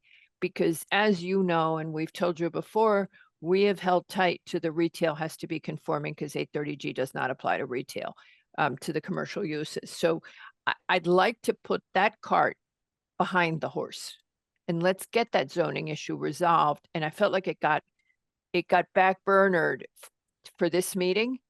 And yet to me, it's hugely important because I don't want to look at the facade if I don't know if the building's going to work there. It's just not, to me, it's, I know the architects really care about the massing, but I want to know where we're going with the building footprint. The other thing is, I'm just guessing that Honda had Patrick stopped me, but every time I look at the numbers, you would have had a coverage nonconformity because it was mostly paved. But I'm not clear what your building nonconformities. Patrick gave us pieces of that, what your structural nonconformities are. So I'd like to resolve all that sooner rather than later. I felt like that should have come first because again, to us, that's very important. Now to the contamination. I don't know what the answer is on this. I can tell you, I would like to get, I think you guys agreed to it, an expert opinion. It bothers me. I know, Mr. Caspi, don't even do those aren't the droids you're looking for thing, because you were like, oh yeah, I can do this in 2 months. This is great. And my heart was just saying, this is my town and I'm worried about the contamination. I'm worried about the olfactory evidence. Nick noticed yesterday that there's a stream underneath the properties. None of us had noticed that before. In disclosure, my oil company experience is that wet contamination is the worst kind of contamination you can have because it's moving. So, and it's an oil company's nightmare. So if you can give us comfort sooner rather than later, and on that also, while I've got the floor, huge concern about below market housing being on a contaminated site. We have to address that. If you were doing non-residential and you were doing full market, I wouldn't be as nervous. But to me, the fact that it's contaminated. So don't answer me now. I know you got your hand up and everything, and you're going to tell me, don't worry, it's all going to be fine. Okay. But I'm not going to tell you that. I'm just Okay. going to tell you that Nick's map was a different property. It had nothing to do with our property. Okay. It was in the application. It was in the application and it said it had Mason Street on it, but whatever, that's good. We're relieved to know that because we were stunned. But the bottom line is you still had olfactory, which means how the hell can it be? I think it's closer to 3 years since Honda closed, maybe more. You know, it's that COVID time warp that nobody remembers when things happened. It's been a long time and you still have something that is moving, and it may not even be from your site. I keep wondering where it's coming from, because why can you smell it there? So I really want to know that. Sorry if I'm yelling at you. I think you just had to turn down the volume, but I want a report from somebody. I know that by law we can ask you guys to pay for it, but I want to have somebody say, here's what it is, here's what the action plan's going to be, and here's how long it's going to take, and it is going to be safe for residential use. Now, I know, Mr. Caspi, you're nodding. You've done it a million times in New York City. I need to know it's going to be safe for what Mr. Levy points out is a town in Connecticut. So maybe you would give the floor to Mr. Jamie Barr from Langen. He could speak a little bit to you. Langdon is great, but I didn't see a report. Did we get a report about how long it's going to take? We did submit a phase 2, but I think Jamie from Langen, who's the senior VP of Langen, should join I now. want something well, I would really rather go farther than the phase 2 and have something in writing for your assessment of how long it's going to take, what the steps are. I think Chairman, we should add Mr. Barr so he could speak. Okay, we do If have we a could long, do that, Madam Chair. We're not planning on making that long, and then I will briefly respond to your zoning No, I want you to send it issues. in writing. You didn't put it in. I'm kind of, you heard the commission earlier. I will do Kind it of, that way. Madam Chair, if I kinda- may, yes, Mr. Hagney, I think for the zoning, personally, what I'd be looking for is a list, or a narrative, as to the, nonconformities that you're taking advantage of or trying to, retain.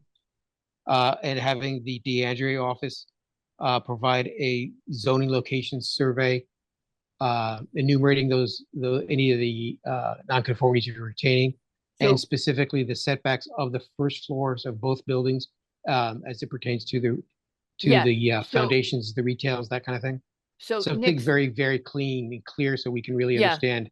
so Nick, what you Understood. said to Mr. Hegney just now, and I'm just going to echo the commission's frustration on these points, is exactly what we said to Mr. Hegney at the last meeting. We want a list of the existing nonconformities because we couldn't figure out what they all were looking at the information we had. Which of those he expects to retain, but there's a zoning issue that is greater than that, because that assumes that he is retaining an existing lot, and that lot, okay, the nonconformity goes with the lot, a legal nonconformity travels with the lot, except if that lot ceases to exist. And since we have 9 parcels here, that lot will no longer exist. Those properties stop. And that's the second piece of research we've been doing. So Mr. Hegney knows he's got 2 questions. What are your nonconformities? You just repeated all that. But the second issue I was raising is when you have 9 parcels, what happens when you merge them? Because I believe from what I've looked at so far, once the lot stops existing, you don't get to keep the nonconformity anymore because you've given it up. And Mrs. Jenkins is recused. She can't say the same thing to you. Okay, Mr. Barr, sorry. We're good. I wasn't as interested in the phase 2. It was really further than that. You just muted yourself, by the way, just before you start talking, so you know. Okay. Go ahead. You hear me now? So yeah, so really what we're looking for is a summary review and what it's going to take to remediate, the time, the depth, the extension. I know you probably haven't done that. You've only gone to phase 2 on the boring. That's what we're looking for. Tell us. Okay, so just for the record, Jamie Barr, principal at Langen Engineering. I'm a geological engineer and a licensed environmental professional here in Connecticut, 25 years experience doing specifically this contaminated site redevelopment. So the majority of my work over the years has been going into contaminated sites, cleaning them up, making them protective so that they can be reoccupied and reused. So I think just a couple things to note about this site. There's nothing unique about the contamination here that we haven't seen just about on every site. I always say to everybody, everything's contaminated. If you sample for something, you're going to find something. But right? see, So, you that does not reassure me. No.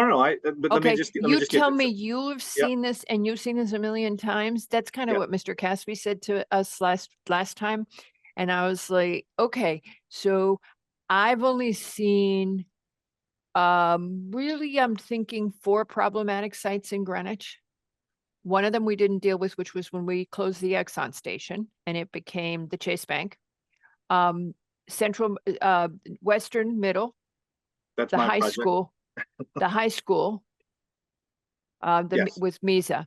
I can't think of another one. So we haven't seen that many. Oh, of course I can. Coscob Park. Coscob Park. So Coscob Park, before we approved it, we had agreed on the capping. Capping is not the answer here.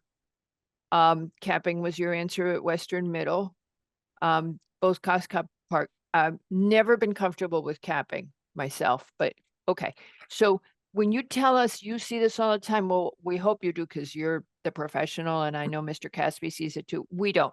So it makes us nervous because we think Greenwich is a clean place. Yeah, so there's one kind of overarching thing I think that's really important for everybody to understand. The site is entirely subject to the Connecticut Transfer Act. So it is required to follow all rules and regulations within Connecticut under the environmental remediation standard regulations. That right out of the gate means that my job on a project like this is to essentially shepherd that site through the regulations and ultimately end with what the state and EPA deem to be protective site for whatever occupancy you're going to put. Obviously, this one's residential, right? So all of the rules and regulations need to be followed on the site. That's not the same for every site. This is in a program, and Caspi Development and the project team have committed to the state to essentially be the guardian of the site and essentially take this to a protective reuse. So that's one thing. Okay, and here you have a question, which is the 830G statute, as Mr. Hagney well knows, and I think we talked about it the last time, it refers to an industrial use as not being apt for affordable housing. Now, we know that the previous use was not industrial, but we know that there was an industrial use here. Now, it wasn't zoned that way because that didn't exist back then, but it's another source of discomfort for us because you are doing below market. So you're addressing the state. Are you also considering the affordable housing component? I'm not sure. Well, so we are addressing it in terms of it must be protective for whatever the use is going to be. So there are specific standards. Yeah. There are specific standards that have to be followed, and we have to prove that. I have to put my license on the line at the end, stamping a document called a verification report that says this is protective. We have followed all rules and regulations of the state for this specific use. So that's I think I hope is comforting. I like having the state there to be able to ask the questions and ensure that they're on board with everything when we do these types of projects. A lot of times that's not always the case, but so I think that's one thing. And I'd written down a couple points here. So I think the assurance is less good to this poor person than having the assessment of the gravity. I know you've seen it a million times. Mr. Caspi said that too.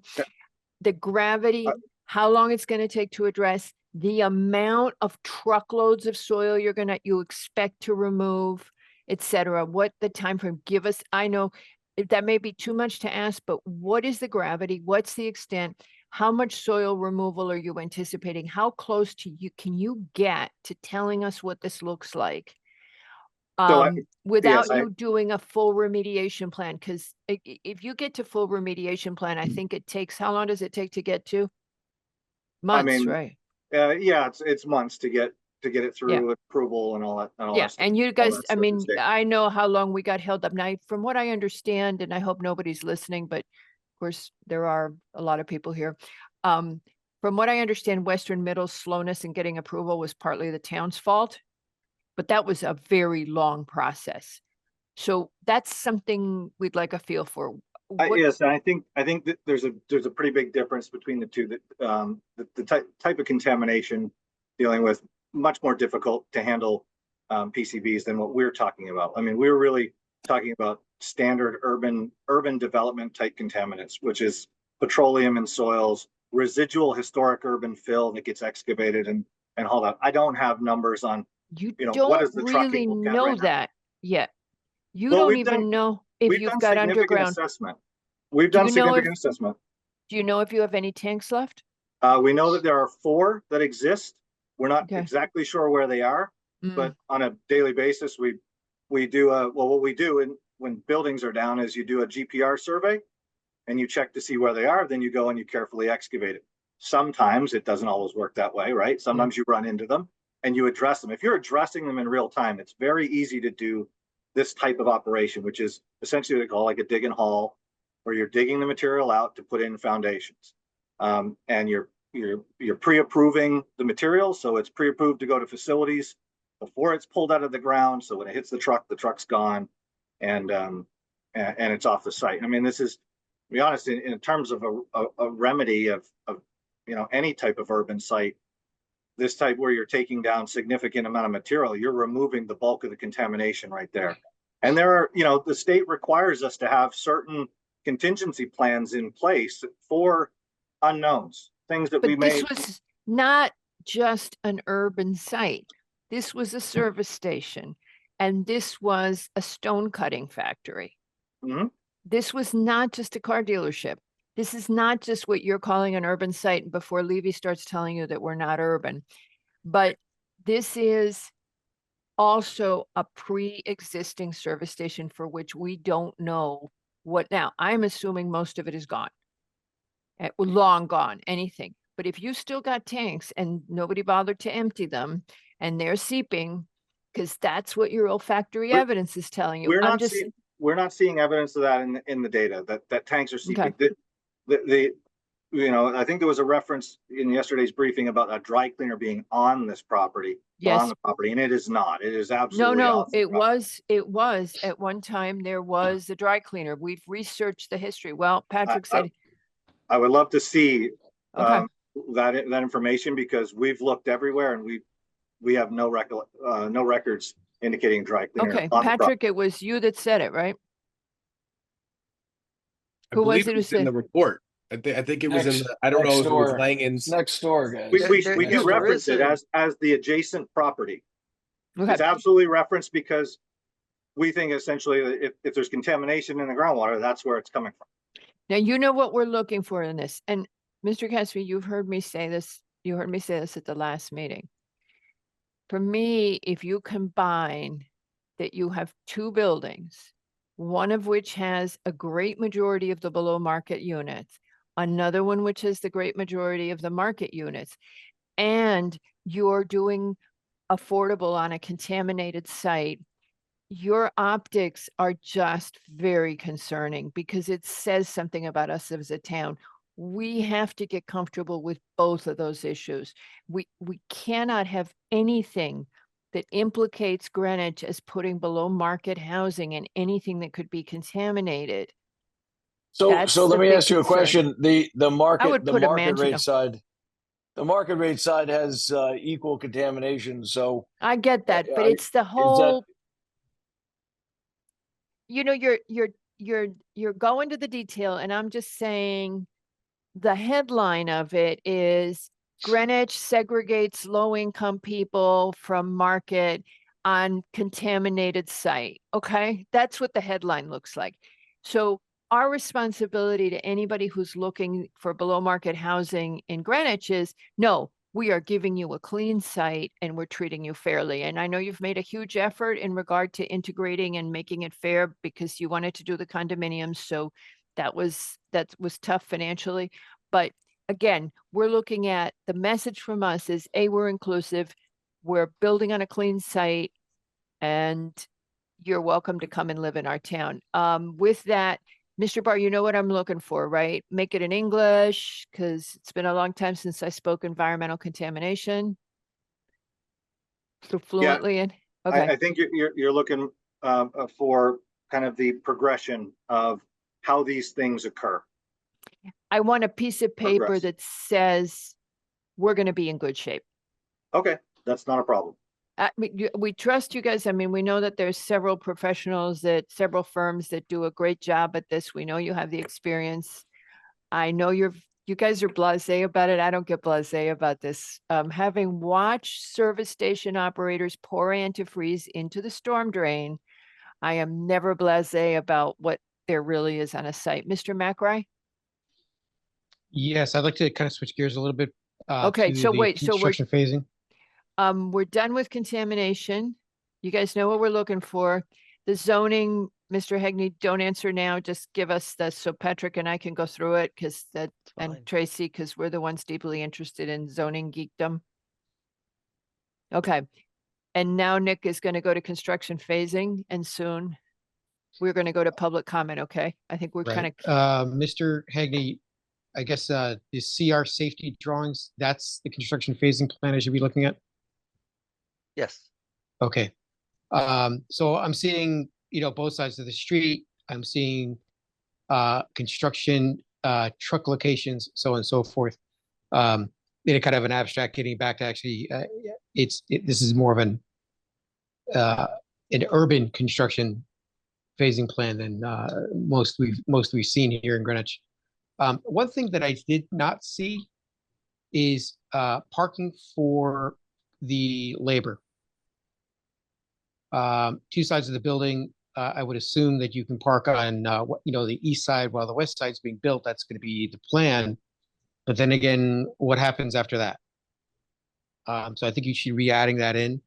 I'm seeing material lifts, but I'd like to have more information on construction materials storage. Where does that happen? How does it get to the site? I'm assuming, yes, you've got the two lifts on either side. Are there going to be cranes to get stuff up higher? How does that work? Where are those parked? How does that disrupt the traffic on the street? And I think they were talking about actually how the traffic passes through the site. And it's my understanding that at certain times, two-way traffic will be actually impinged. And I need a little bit more information on how that works, understanding this particular corner. And again, the particular corner down at Arch Street are the gateways to the town. And if this one is blocked or has some kind of impingement for traffic, it actually now puts more stress on the other one on Arch Street, which is probably even worse. So having a clear understanding of how this is going to work in total, not just fences and machines and lifts and things, would be a critical information for us to know going forward, understanding the scale and the gravity of the construction site. Well, we'll get that information for you, Mr. McRae. Okay. Can we go to public comment? I think you're going to meet with DPW on the drainage. They've got traffic questions they've raised. Dennis, you're just waving your hand, right? You're not really wanting. I don't know. No, Okay. I think we've got so many issues here. What is Yeah, this well, they business knew that. trying- They knew that. Well- They were expecting that. What, are they extending this whole thing? Must close by today?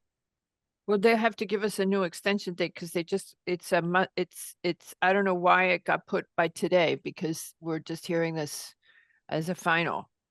And it's a lot. So we have an extension to September. And I don't know, Patrick, can we hear them again at the August meeting or at the second July meeting? I don't know if you guys will be ready. I'm sure Well- Mr. well, Barr can give me all the Madam environmental Chair, stuff. I'm happy to provide the extension. I want to see where we are Okay. next week as to whether that's for the 23rd or the 6th of August. But we certainly will provide an extension past today. Yeah, I don't even know why that's there. I mean, because y'all knew. I mean, there's gonna be a lot of stuff and we're not used to doing big buildings. That's the other thing. We got a lot of questions to ask. Okay, turning to public comment, if that's okay, Mr. Hegney? Ju- All right. Madam Chair. Yes. Couple last comments. you We can- are Do you want to just hold? before Do you want to we hold your get to the- fire?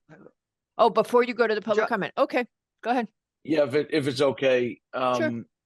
we're moving ahead and in good faith with the town to develop and answer all of the questions that are arguably very important to making sure that we can execute what everybody deems a large scale project in the town. And our goal is to make everyone comfortable with all of these issues, and we will.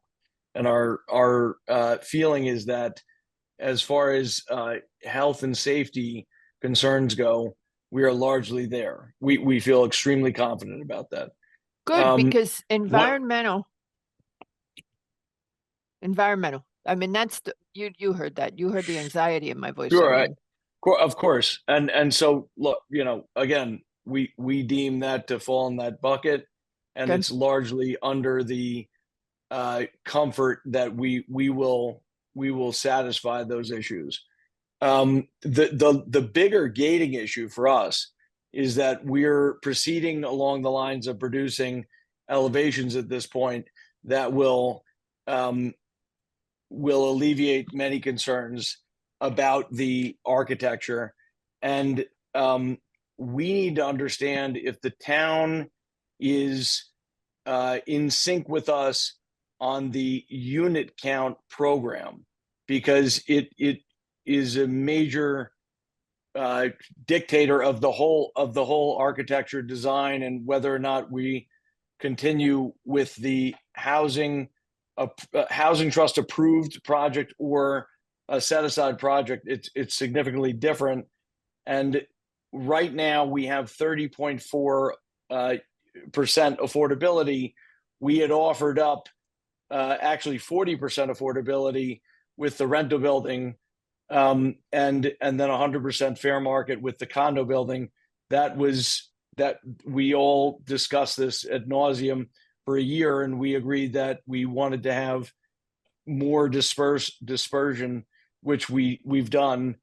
So at this point, we have 25 rental units of the 40 that are area median income, and 3 for sale units in the condo No, we know building. this.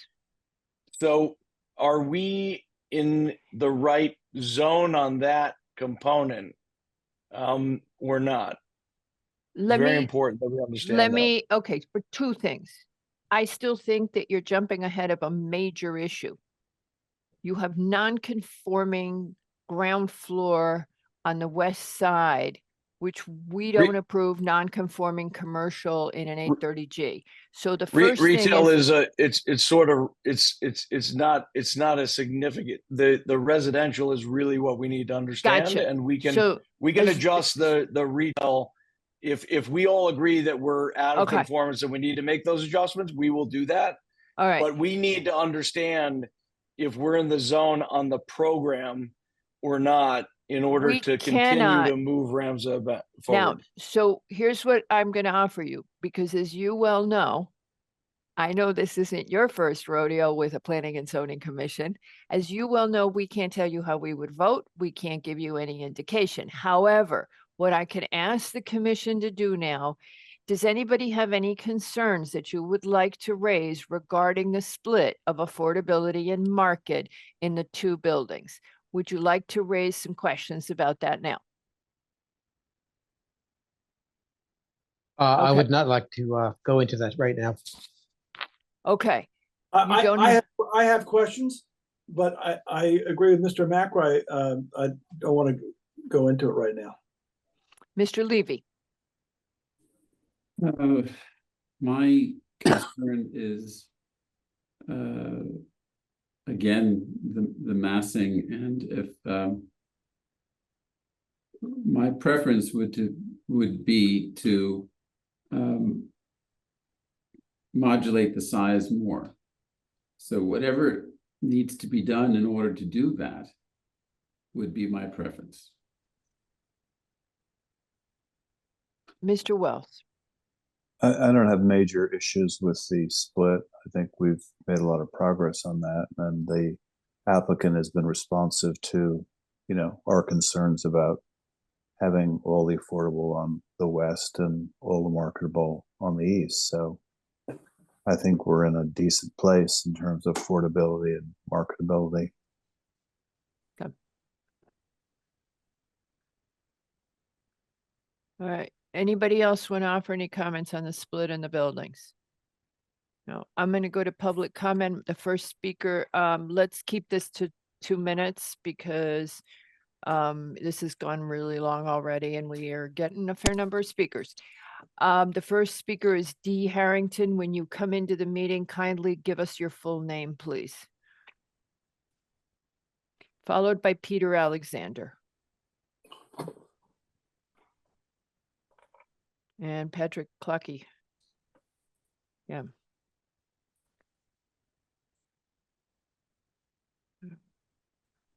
Three minutes, Madam Chair.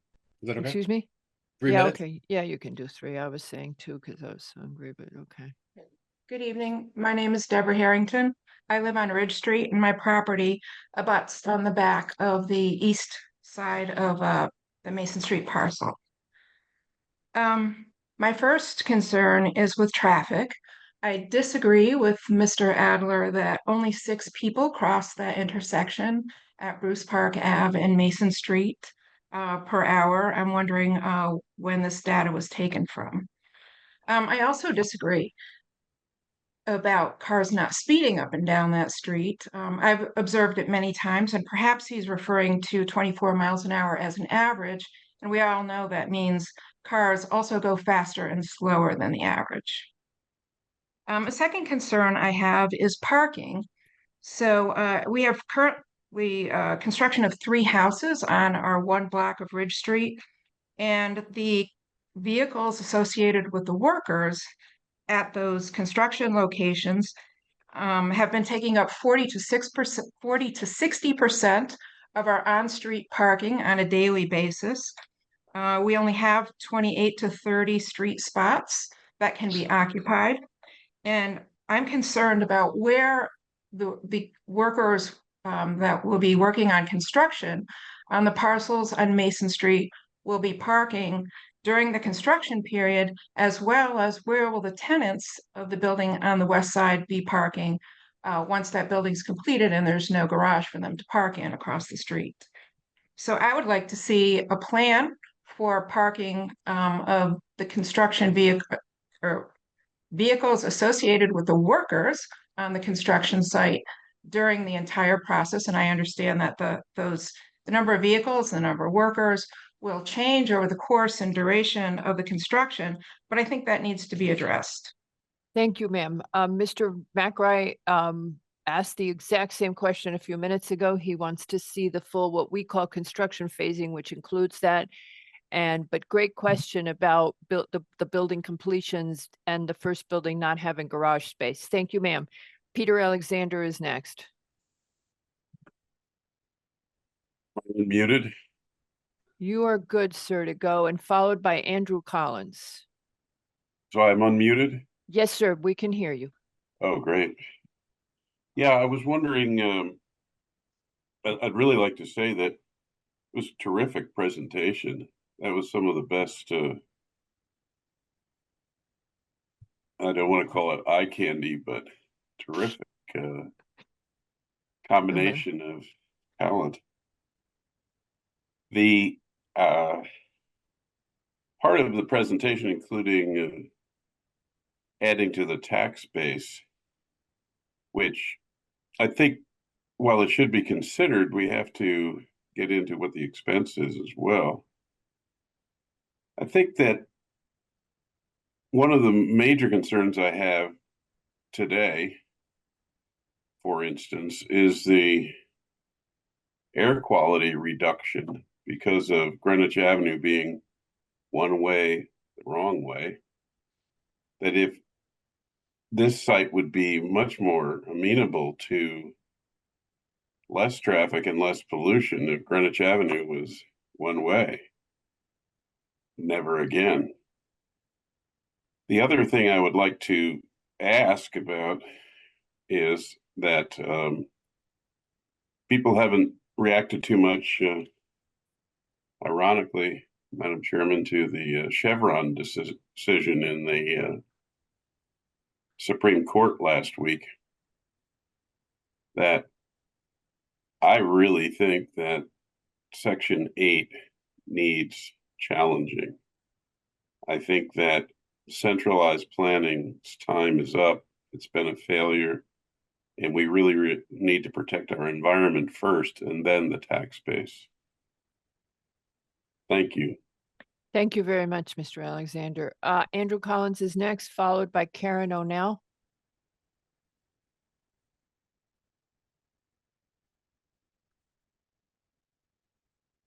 Andrew Collins is unmuted, if you would go ahead.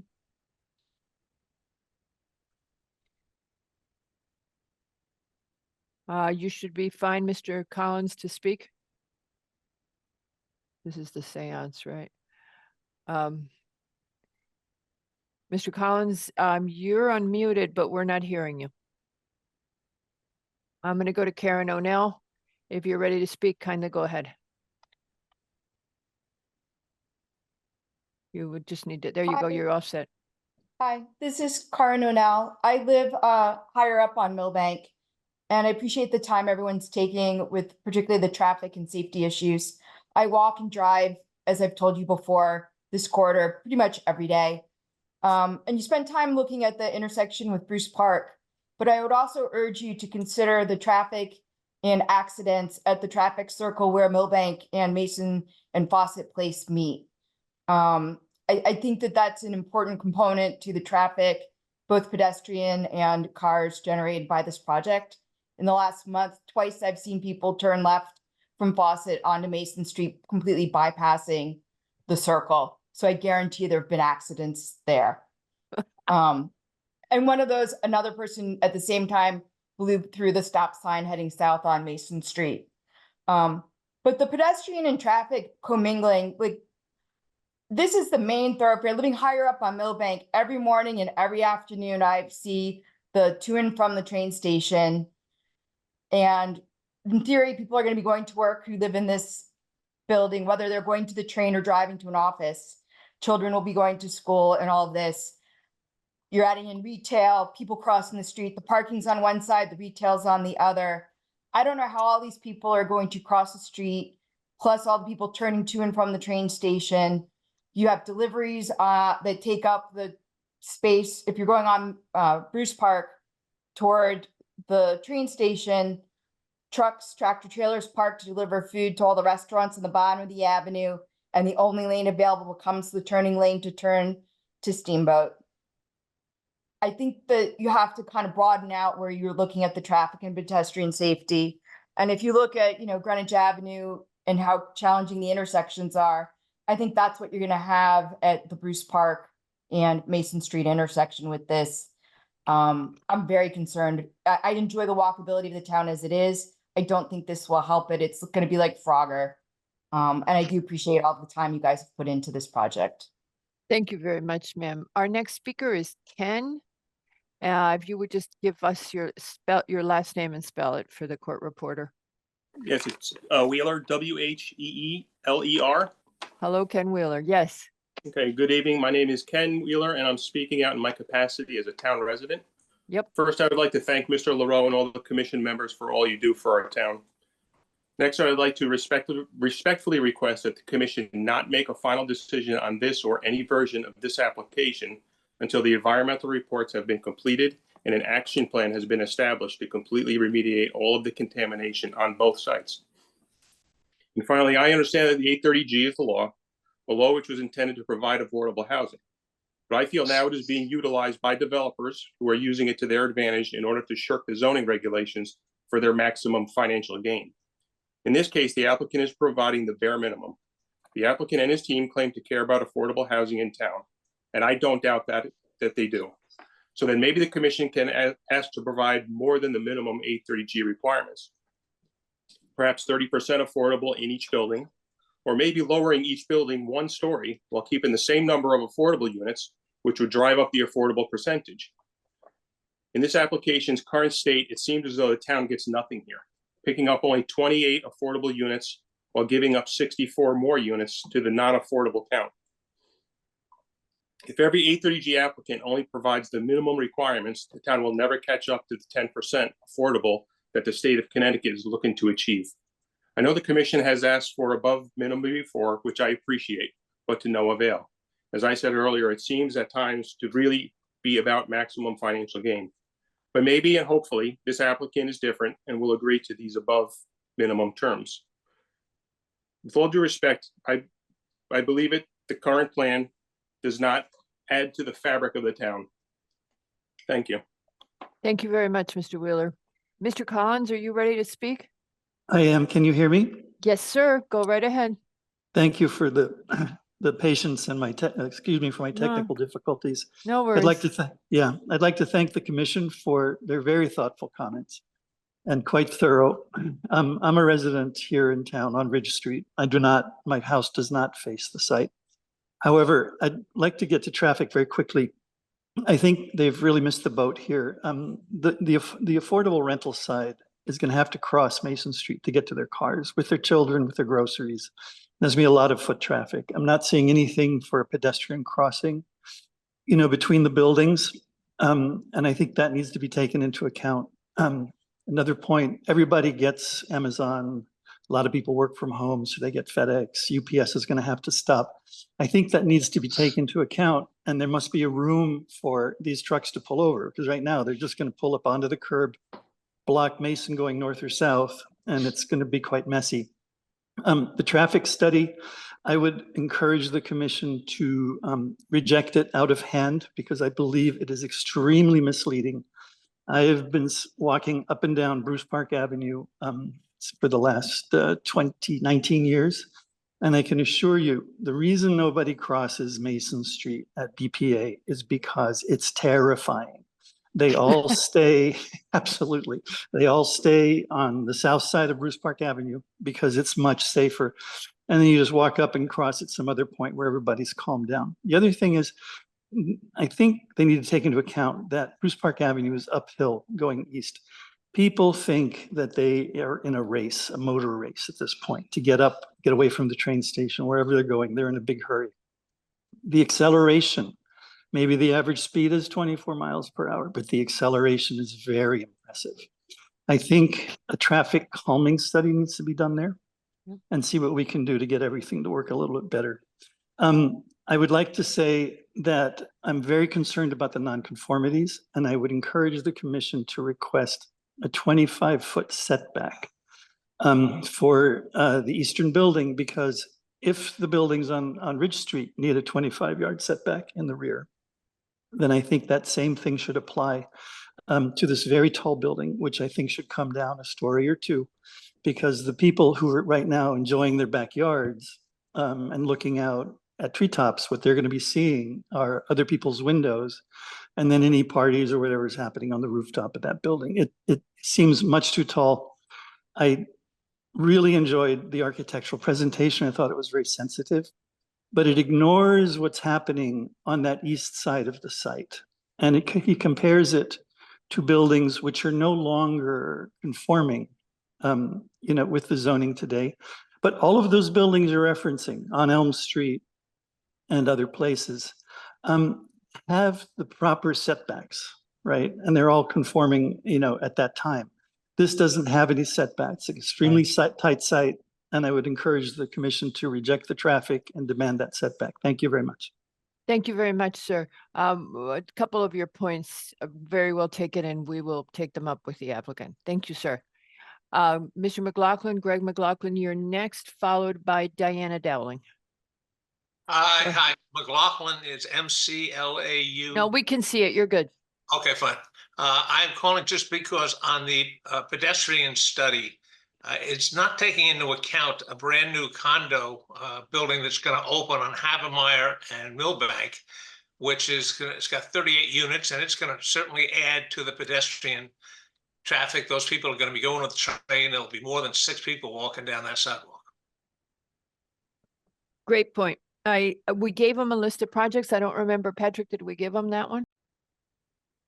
I have to go back. I'm not Okay. sure I saw the email requesting it, so I can't say what. I remember we did provide at one point a list of projects, but great point. We'll make sure that everything that is enhancing traffic, increasing traffic has been given to them.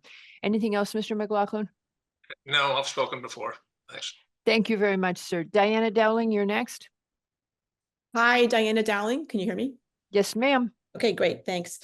So thank you everyone for a well-run meeting. I just want to echo some of the comments on the renderings. I will say that the building looks beautiful. There's no doubt about that, but I was disappointed that, the perspectives were quite misleading in terms of the scale of the units.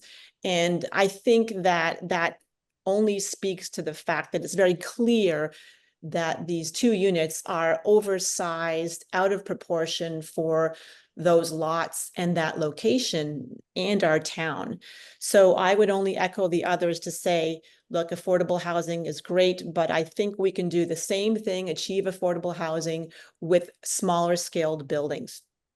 I wanted to mention, somebody talked about the congestion and the traffic. Agreed. As a resident, I know that those numbers are underrepresented. Someone mentioned Amazon deliveries, UPS. I'm adding on Uber pickups, Uber Eats, UPS. There are so many trucks, delivery trucks moving around, making deliveries that would be endless flow of incremental traffic. I also want to add that unless I'm misunderstanding this, there are 92 apartments and there are 92 parking spaces for the residents. That sounds to me like one parking space per unit. And if I would be surprised if there's only one person living in each one of those apartments. I would estimate the resident number to be over 200. So I think we could easily be looking at 150 cars that need to be parked easily in that location. And there are not enough parking spots for these residents.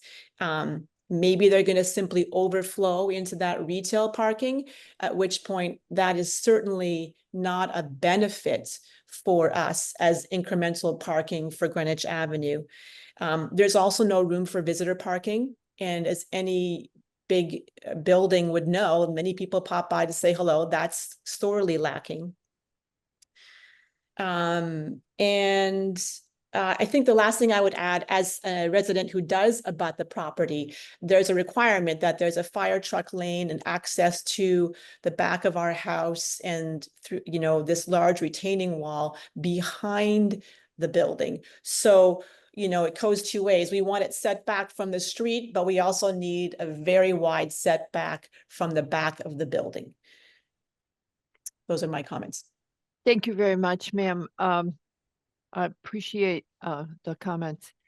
That is, I believe, the last of our comments. There's a lot of food for thought. I really appreciate people coming to talk about some of these issues. Can I raise one issue?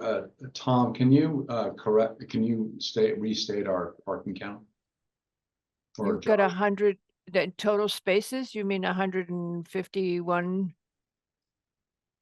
No, it's 172. Well, there's 151 in one. I'm gonna 151 in one and 16 in the other. Yes, 151 and 16 in the other. I'm staring at it. That's right. Yes, it's so you were wrong. That's correct. Sorry. So yes, you have 151 in one building and 16 in the other. And what keeps getting raised is this question of, it's a very good question, and Mr. Yeski raised it earlier, has raised it at the briefing. When you do the construction phasing, which Nick asked you a lot of questions about, but Yeski asked this yesterday, and one of the members of the public did too. If you get the West Side building done, you don't have parking for it. But he personally wanted to see the West Side done first because he wanted to get those rental units in. Can you figure out how to do that so that we can be very proud and see the rental units done, see all those affordable units go in? That would be great. But this concern about the phasing, the Amazon concern, we raised it on another big project recently, and what they did is they accommodated the trucks. They figured out how to do the turning radius. They had to adjust the building, but they accommodated so you could get all the trucks, all the delivery trucks off the street, because it is truly insane and it keeps growing. I'm amazed as I look at the vehicles nowadays, the delivery vehicles. It is. It's getting nuts, and they're getting brazen too. They will literally stop in the middle of the road and cause major backups, and they feel very entitled. Well, I felt better, Mr. Casby, when I was in the city 2 weeks ago, No, and it's they were terrible. like freaking quadruple parked. They just pull up, and the only thing they do is not stop in the bus lane, but it's like there's one lane open and there's all It's these ridiculous. delivery. It's ridiculous. And we're creating the problem. I'm guilty. Madam Dowling, if you would come back the next time we hear this, they will be back. Stay tuned. You also feel free to email us, but we only take the public input one time during the hearing. And then after that, but email us. If there's anything we didn't address, tell us and just send us a quick email. We're on the town website. We're easy to find. And tell us what else you'd like us to do. Mr. Hegney, how would you like to let us go have dinner? with a couple of thoughts in mind Okay. to feed on. As Josh said earlier, really need to know if we are in the right place as far as sharing the affordable units on both sides. If that's if the answer is no, then we have to look at what other direction we can move in. Mr. We Hegney, have I did the support. best. I did the best I could with that. You've been also not your first rodeo. You know I can't poll the commission. I asked them to raise their concerns. That's the best I can offer you, and it's the best I'm going to be under the law. So there you go. You heard. Nobody raised concerns. Okay. Madam Chair, I need to stress that this is an extremely important issue for us. And moving ahead and spending the considerable amounts of money that we have so far on this particular design, we need to know that that's something that's workable. And if not, Mr.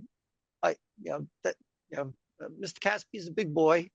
He's done this before. He knows that he would need to go in a different direction, and that's fine.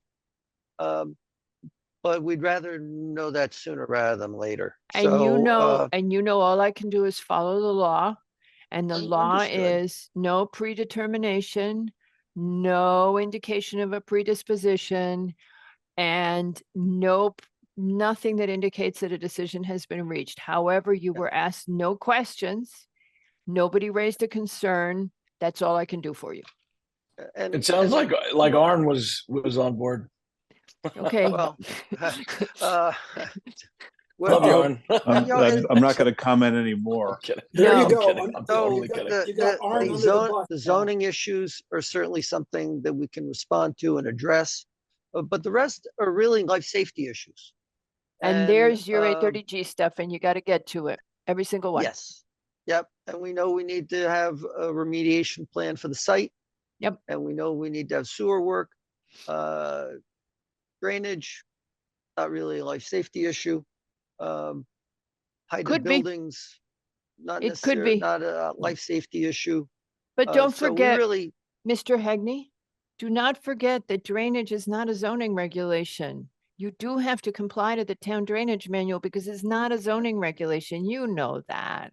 but we've had Mr. DeAndrea here, and he is fully confident that he can meet the As town ever, Mr. engineering DeAndrea is always fully confident. However, I think it's better not to discuss it at this point. Your comments from the engineering department regarding the drainage are great. They say go talk to them. Perfect. Go talk to them, make them happy. It is not a zoning requirement, so it does not have to rise to life safety.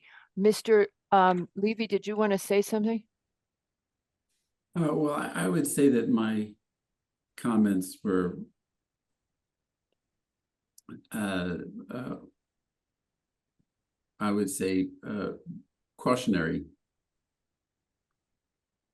And yeah, don't give any indication of how you would vote or what you would say. It is Mr. Hegney's job to get us to do that. But Madam that, Chair, yes. Madam Chair, I think I heard you say characterize the commission as not expressing concerns. Is that correct? Yes, and everybody has said their concerns. I would argue that I believe Mr. Levy, and I won't speak for him, but I think that's what he's saying now, was expressing a concern. Yes, but you just have to be careful that it doesn't sound like an indication of how somebody would vote. That's very dangerous under the law. We're not allowed to do that. You cannot indicate a vote. And he said, take it as a caution. He has not raised an issue. You used the word concern, and I think there are at least a couple of commissioners who may have concerns. Okay, that's Mr. Caspy, come back soon. Voting or anything. Okay, good. Okay, Mr. Caspy. So you've heard that. You've got a couple of commissioners who may have concerns. Mr. Lowe. saying one last thing. I couldn't hear what he was saying. I Lowe. interrupted him because he said, Levy said to you that take it as a cautionary comment. Sure. And I cut him off because cautionary indicates a possible predisposition and I wasn't letting him say that. Okay. Well, so I just want to bookend this with a couple thoughts. This town is my town. I live there. I have a track record of developing very high-end design, thoughtful projects in many places, landmarks and whatnot. Robert Stern was not taken lightly when I brought them on board because of Robert Stern's personal relationship with Connecticut, Yale, and also the town of Greenwich and some of their prior projects in the town of Greenwich, such as Corsair, on Steamboat, etc. They would not have taken me on as a client without my ultimate commitment to doing the right thing by this town. Peter and Nick, I get your concerns. I understand that you don't want to create hulking, massive buildings that are overwhelming the contextual nature of, and that's the elephant in the room. Let's just say what it is, right? Like all the other antics aside, we are collectively considering whether or not we are going to set a precedent, whereas we already did in another part of the town, which I won't mention, with a totally different building that is bigger than these and straight up with no setbacks, but I won't mention details. But I will say that this location really is, and I think, Nick, I caught you actually saying the gateway. You said the gateway. No, he said it Yes, wasn't. I did. I said Oh, gateway. you said gateway? Okay. I thought you did. said it was- It's okay. Arch Street and the bottom of Mason is the gateway, and that has to be paramount in everybody's mind. It's And crucial. I think compromising in any way the gateways to Greenwich is doing a complete disservice to this town. Complete disservice. And I want to say something else. You know, I daily spend my time in town, and Anne had mentioned the other day this monstrosity in Portchester across from the Kneaded Bread, which I go to have lunch with my wife there on a weekly basis. And I'm vomitous when I look at this building as it relates to a proposition. It's painful. And I ask my heart, I say, will I try and lie to myself and say that's what I'm doing in this town? I will never do that in this town because I plan to live there the rest of my life. I'm 45. I will never do that to this town. I've hired Robert Stern. I've paid them triple the amount that any developer is paying a architect of this town to do the right thing. I could have paid way less. And I'm telling you that the reason that I brought these people in is because I respect their vision and they respect the historical nature of what we're doing here. And we will not fail you all. And my goal is that when we come back, you are going to know that I know you all know that we put our best foot forward today, and we will continue to do that. But there is an economic threshold that you can all understand. I know some of you are developers and some of you are not. So I can understand that some of you, that's why the Housing Trust exists. And that's why we spoke with Bill Finger and the team over there. And they were very gracious to spend a year with me underwriting this project to understand those economics. And I urge you to spend some time with them to understand those thresholds and how they work. But I was extremely transparent in my underwriting as to what I can do and what I can't do. And what I can Mr. do is Caspi, what Mr. Caspi, I'm gonna wrap it up. I'm gonna wrap it up. Okay. No, but I'm What- just what- telling you, we can't do that. We are not supposed you can't talk to those guys. Okay, got it. No, and All right. also we don't address economics. It's a very difficult thing. Sure, I've got sure. commissioners who totally hate that concept. Sorry, I'll but- step okay, off so just that. keep I'll going. step off that. Step off So I'll that just- soapbox. I will step off that, and I will wrap it up. I want to see this thing come to fruition because I'm not going anywhere. And there are gating issues here that we all have to collectively say yay or nay. And those issues are, I cannot decrease full floors at this point. We have a 6-story building, we have a 5-story building. I could squeeze them, I could maneuver them, I could create setbacks, I can squeeze heights, which I've done. Aesthetically, it will be the highest end finishes in the town. I guarantee you that. But at the end of the day, we have to ask ourselves as a town, are we good with the program? And are we good with the setbacks subject to some modification here and there? And if we're not, let's just agree to disagree. And we have to be big boys, as we know, and do different things. And I don't want to go that route, of course. So that's my statement. I just Okay. all want you to know that I'm All right. here to do the right thing. So Okay, let's just a quick, try. I want to run a quick question by everybody. Is this a good And- time to send them to ARC? No. Not doing that. I'm sorry, I'm not doing that. Oh, I have okay, a you're lot of not. respect for Peter and Nick. I am not doing that. I said that the first time. I didn't Peter and remember Nick, that. Yeah, Okay. you two, Nick and Pete, you were Peter, you were architects. I have a high respect for you two. I know that you know what you're doing. Don't let it go to their heads, okay? But I will tell you another thing. I've been doing this quite a bit myself, and you'll see from the things I've done that I know we can come to something here that Okay. is going to be spectacular. So, but I need some guidance, and I need to know if we're in the zone or we're not. And I'll let you guys figure that out. Okay. Okay, I so have no, a very quick question for Mr. Leroux, just so I understand.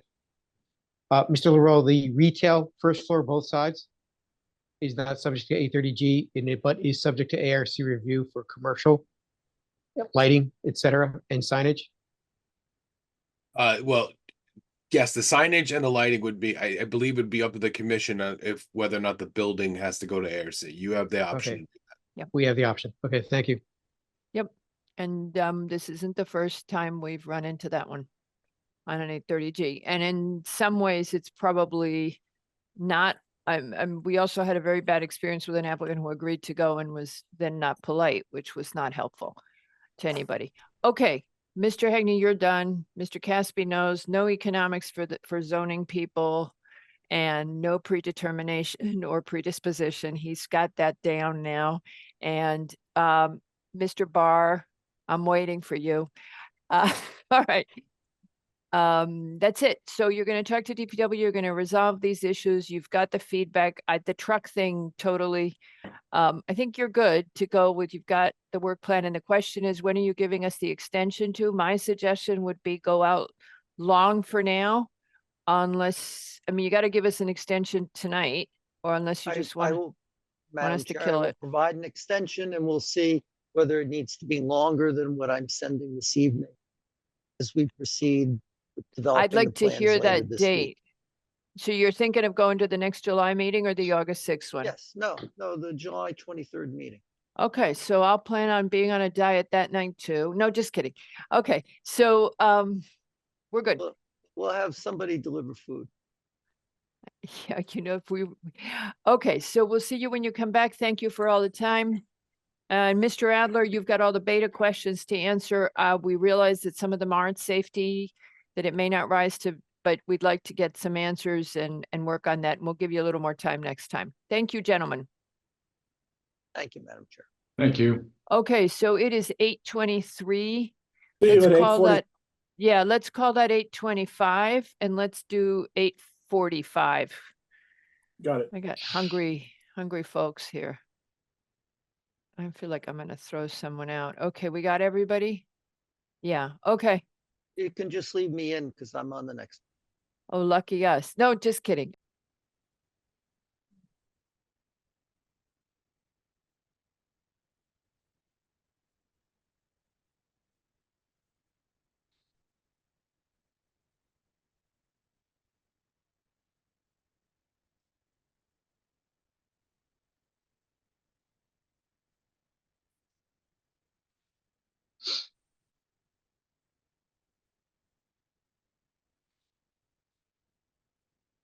Levy and Lowe.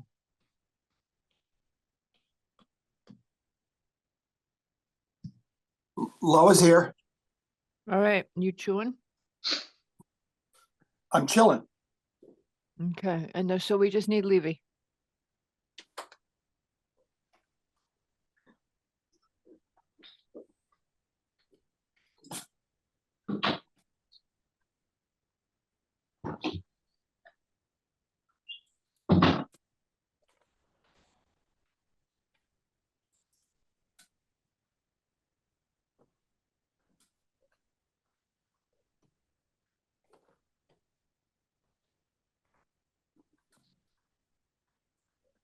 Okay. We here? No, we're still waiting for Levy. I can call him.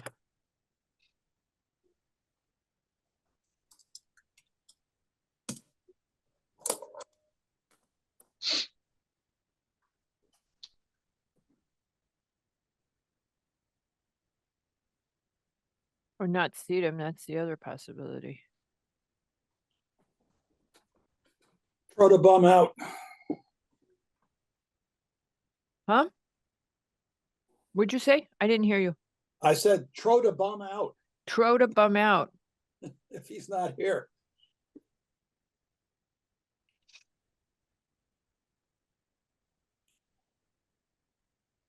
I think it's a baseball expression or something. Yeah. Hi, your Planning and Zoning Commission is waiting for you.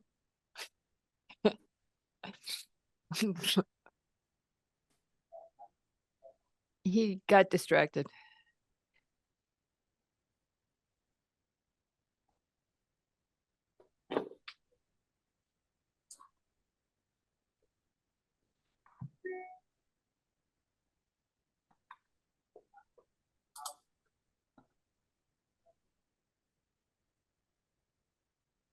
You sure you don't want to postpone? I'm back in the state. Okie dokie. Our next application is the fifth one. It's St. Catherine of Siena and St. Agnes Parish Corporation. For a final coastal site plan and special permit is proposing a change of use from dental office and residential to office only use by the Church of St. Catherine's, 19 Riverside Avenue in the R12 and coastal overlay zones. And seated on that application is all the regular people, as regular as we are. And Mr. Hegney, if you would proceed. Thank you, Madam Chair. Good evening, members of the commission. For the record, Tom Hegney on behalf of the applicant. You have seen this property previously when I thought it was a good idea to come in and have it rezoned to a business use so that we could do this as of right rather than as a special permit application. You thought this approach would be better than what I was proposing with the rezoning of the site, which would have allowed for other uses. As the chair mentioned, this is a dental office and an apartment. It is roughly 3,300 square feet. It sits in the parking lot of St. Catherine's, which has well over 100 parking spaces. They are proposing to use this for church offices. There would be no change to the exterior of the building, only interior modifications. And frankly, if you had a chance to look at the floor plans, not an awful lot of changes there either. The need for this is that the parishes of St. Catherine's and St. Agnes have now merged and are at Riverside Avenue. And this will enable them to provide space for the staff as part of that merger. And so there is more than adequate parking available on the site. And as I said, no exterior changes. This is to enable the church to continue its mission in the community and serving members of the congregation and the general public. So Okay, so just quickly, it isn't that's quite. really it. It isn't quite on the site because you would use the parking across the street, right? Different site? But Well, it's under common there- control. There are 5 parcels on the east side. Mhm. The tag building where the arrow is right now, and 3 vacant parcels, the main one being the large parking lot. They were all owned by St. Catherine's of Siena and St. Agnes Parish Corporation. So it's not on the So they're same all under parcel, the same, they're all same on the ownership. same- So you all the same misspoke. ownership. Yep. So what we're saying is that it's all common control, same ownership within 1,000 square feet. At present, you have 1 residential unit Yes, and how many dental professionals? there was, I believe there was 1 there, Dr. Shinto. So this was, so just per staff, you, at present, you would use 7.25, which spaces, and staff's calculation is that you would require 17 spaces under the proposed use. True. But that you can provide that in the parking space, in the parking, in the parking that is under common control for this building. That's correct. All righty. Anybody else got questions? Not at this time. Does anybody from the public wish to comment on this application? This is St. Catherine's proposing to change use from a residential and dental office to all church office, and this is the church office is an all conforming use in a residential zone, which this is.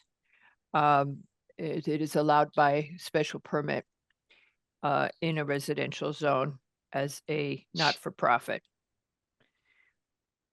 Okay. Does anybody want to comment? No, seeing no public comment. Does anyone object to closing this application at this time? No. Hearing no objection, and again, all the regular members were seated in this application. We hereby close this application. Thank you. Bye, Mr. Hegney. For a while anyway, right? See you in a little while. Yes. You can go eat dinner again. All righty, now we're ready for our next application, which is going to be the YW. And that is Mr. Cohen, correct? Yes, Mr. ma'am. Cohen, do you remember when you were not a Zoom expert? Very well.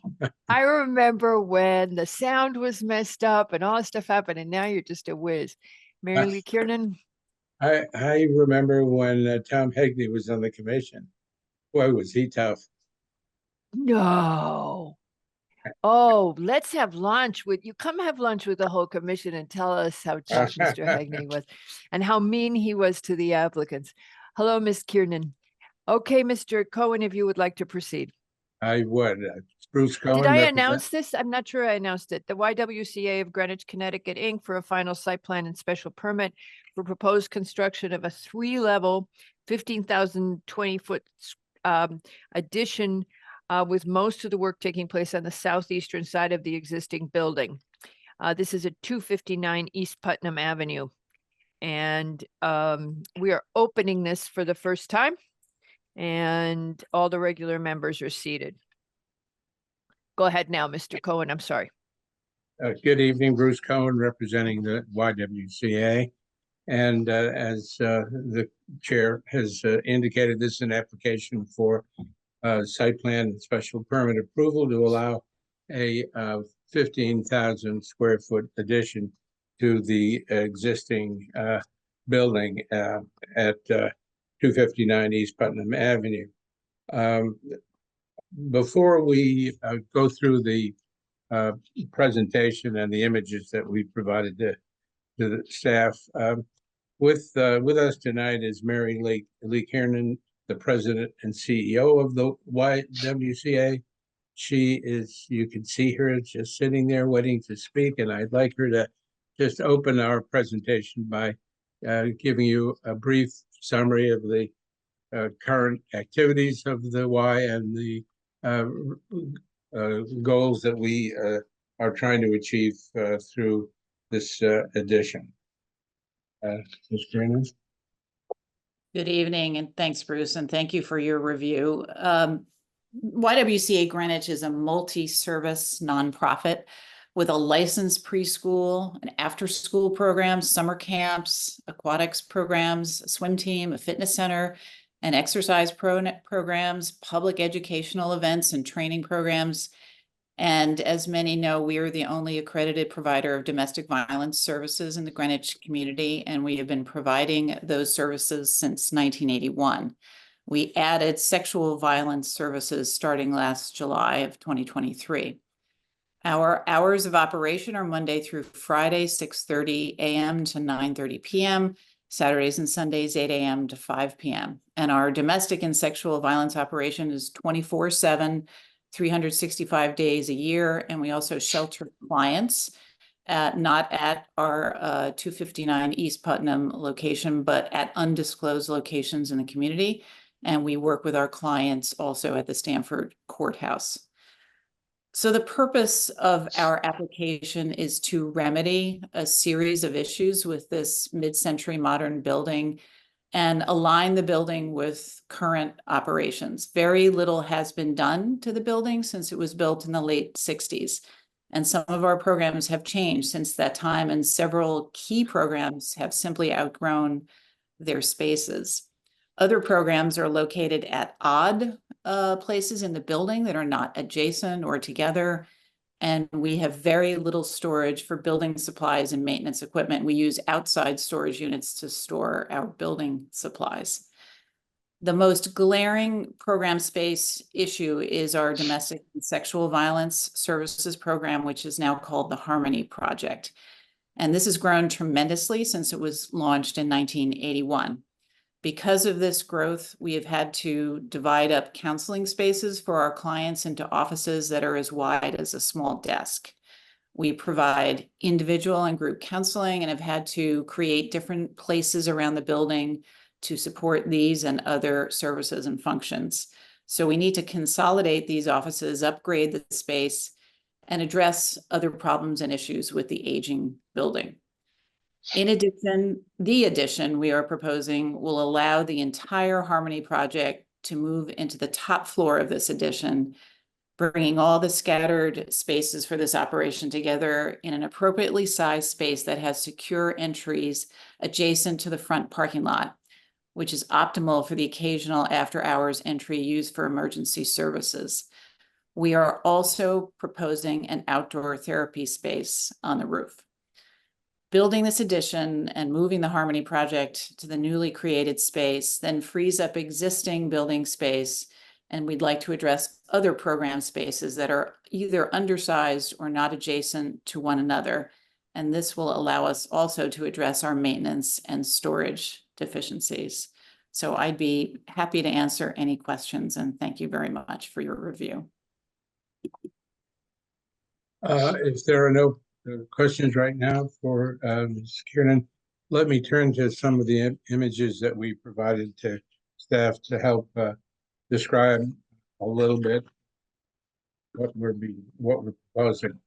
The next image is an aerial photograph of the entire site. It's a thank you. It's a 6.5 acre site in central Greenwich. It's surrounded by a variety of residential and institutional. When I say institutional, across the street is Christ Church and Temple Shalom. Next door is the Christian Science Church, the Israel Putnam Cottage, and nearby is the Junior League. The image that you're seeing right now shows in the highlighted area the addition that's being proposed. As you can see, it's in the southeast corner of the existing building. There is no work intended for the major part of the building and the exterior, although there will be some interior modification. No changes to the rear or north portion of the property, which, as you can see, has the major parking area for the Y, tennis courts, and then a very densely wooded area to the north and northwest. The next image shows this in plan form. Again, the work that's intended is entirely in the front of the building. And when we appeared before the commission at the pre-application hearing in April, the direction that we received at that time was to proceed to review our plans with ARC, which we've done. And ARC has approved what modifications are going to be looking like. And if we can turn to the next image.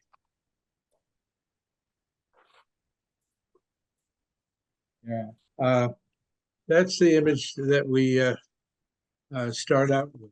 It's the existing south facade. It's what I've heard you refer to as the brutalist style. It was done in kind of a mid-century modern vernacular, I guess. It's not the favorite of some people. At least one person expressed that on the commission, and I suppose Two of us expressed it. Oh, you don't like it either? No, I do not. I said I Yeah. was going to keep my mouth quiet because it's not Well- a zoning prerogative. I stay out of it. But Well, no, it's I'm- not I'm- something, nope. But Nick I'm on likes the- it, so keep going. I'm on Mr. McRae's side on this issue, but Oh, in good. any event, I assume that one of the reasons he sent us to ARC was to get some professional input. We've done that. So by a unanimous vote of the ARC, they approved what we're proposing to do. And what we're proposing to do on the south facade is shown on the next image. Again, because these things, design issues, are matters of taste, I'm sure that a lot of weight will be given to the findings of ARC, which held as a part of its unanimous approval the following. ARC finds the design as submitted will be a good asset to the town of Greenwich. The architect did a good job in making a new statement that is both unique and modern, but also compatible with a strong and difficult pre-existing structure. And finally, ARC thanks and commends the applicant for their hard work and good design skills. So I think we've passed muster with at least half a dozen of trained design professionals. I hope so. Anyway, to give you a better idea of the rest of the addition, the next image will show the existing southeast corner. This is the view that you have when you drive into the one-way driveway that exists right now on the eastern side of the property. And again, you may notice too, this shows fairly clearly a group of pole lights that are topped with globes. Those will all be removed. The next image does show how this view is going to appear, and the last before and after image again shows the proposed eastern facade of the new building as it meets the existing building to its north. I would like to address a couple of issues that were raised in the course of the pre-application hearing. One had to do with the replacement of trees. You saw I believe you saw the report of the Conservation Commission approving what we're proposing to do. Specifically, in addition to shrubs and ground cover, we're replacing two significant trees that are in the middle of where the building is going to take place, with 7 new trees that will be in the front next to the parking of the new building. You also asked, I think, whether or not the lighting plan had been reviewed and approved by ARC had together with the small addition of lighting fixture. There's one bollard fixture along the new front pathway, and there'll be a replacement of an existing light pole. Let me see if we have that images. I think the next image actually shows this a very nice rooftop patio that the architect has designed on top of the new addition for outdoor meetings with clients and such. The next, well, let's see, it's pretty hard to see on this side. But let's go to the next image, which I think shows it a little more clearly. On the left, you'll see the light pole that is going to be taken out and replaced with a new one. And on the right image, you'll see the two trees that exist now that will be removed when the construction takes place. And it's shown both of these areas are shown on the plan below. And with that, I think unless there are some punches that will raise this, I think I can close and ask you if you have any questions.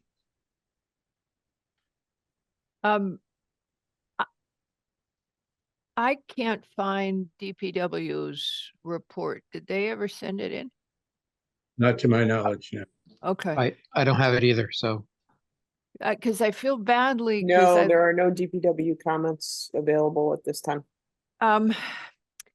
Well, I guess, well, let's see how this discussion goes, but I mean, you've got so many other things in place, locked down, that I feel badly that this is the one outstanding thing that would bring you back. But I was kind of hoping that if we didn't get them, you'd postpone so we could get this done.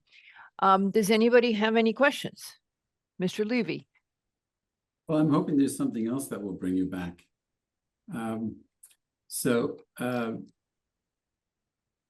The reimagining this this building has produced a similar vocabulary, but very well executed in the entrance that was created. You have basically this building, which is very unarticulated. It's basically very much a more of like a rampart, a wall, because of such little fenestration, which accentuates the style. And incidentally, I was wondering if you're actually going to clean the building, because maybe that would be something that might even be good. It would just show the building up better, especially now that you're doing a new addition. I think that might make the old and the new blend very well. But the verticality of the inserted entrance, I think, is very clever and well done. The problem that I have with the design is that the existing building is being left behind, and one of the basic characteristics of the existing building is the horizontality of it. And you put in a very strong two-story piece here, which is vertical in character, and I think that's part of the disconnect. And I think that's an easy thing to resolve. But one of the things that the image that comes to mind is that this second story treatment of this the vertical ribbing of this sheet metal is like a residential design from the 60s, which where Mansart had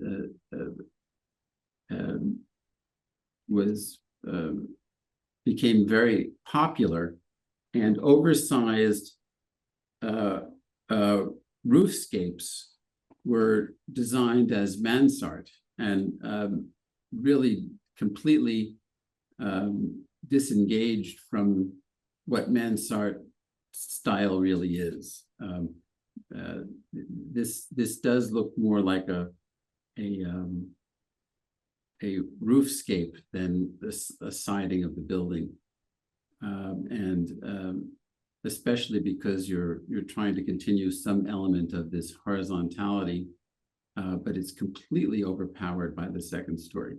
So I would love you to work on that. It's not such a difficult thing to kind of tweak, and I think it is about tweaking. And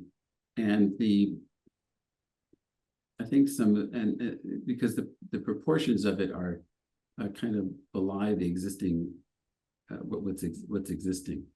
But I did want to mention that there is some very successful elements here, and you have a lot to work with, and the program is excellent. The idea that you're able to kind of revitalize the use of the building through this addition is commendable.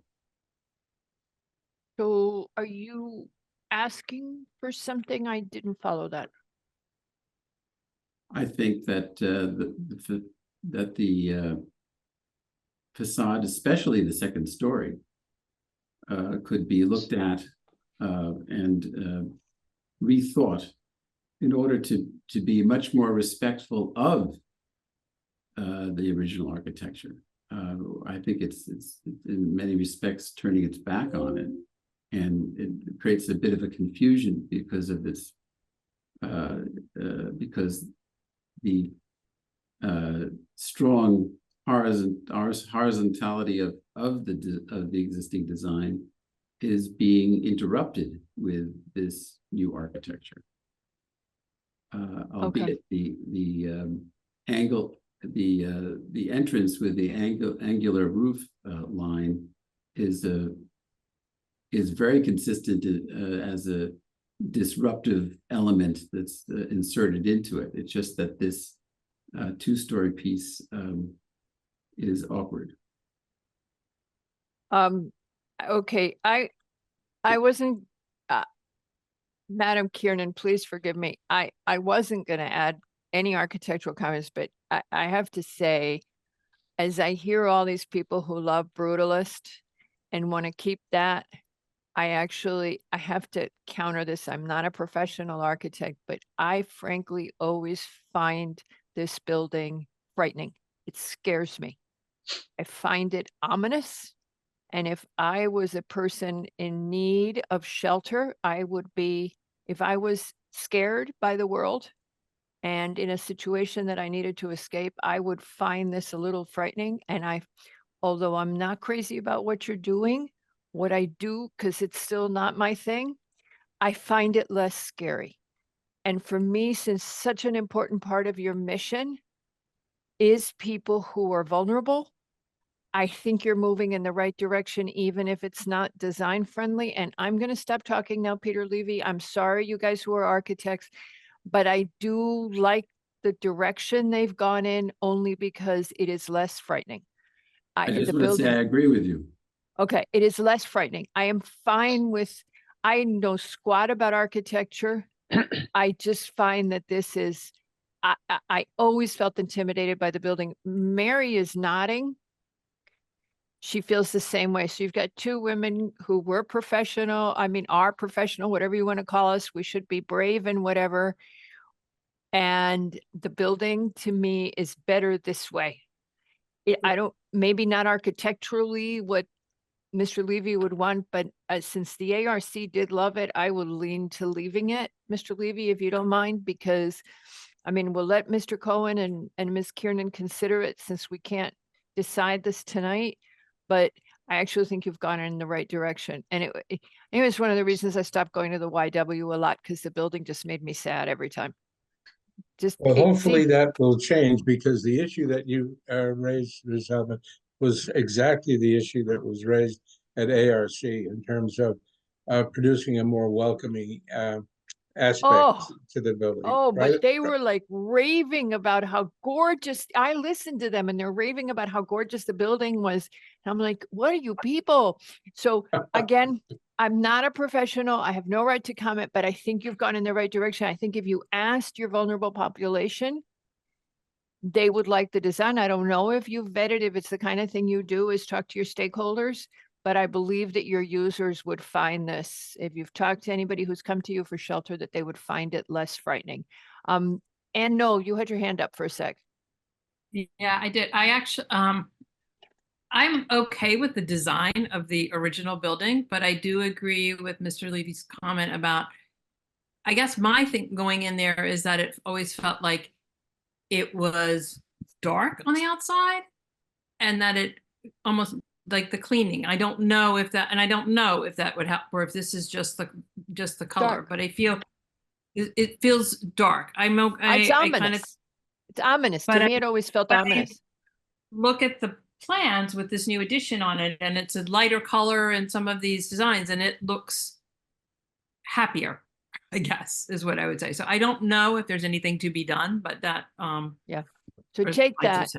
That exterior material is cleaned periodically, but we'll take a look at it right now. It's just in dark. connection with the new construction. Okay, Mr. Levy. So you've got, I'm like, as long as it doesn't look as scary as it looks at present. Why don't they just grow ivy on it? Everybody will be happy. It will look like the wall it is. And All right. everything else is done. Okay, so we're not going to. Arborvitae.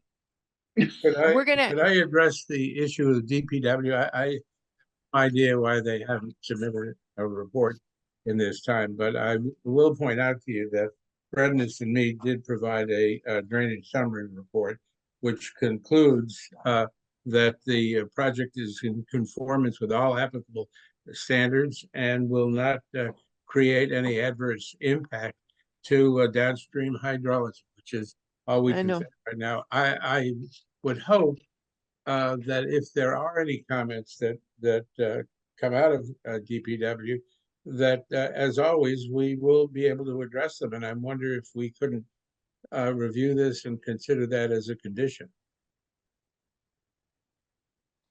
Mr. Cohen, I don't believe we can do that. I mean, we've helped Just letting applications up someone for a else say sewer it letter. for once. I was And, just letting another bad guy say it. The department comments are paramount to us. If it comes back and DPW engineering loves it, it's great, fantastic, but we can't run the risk.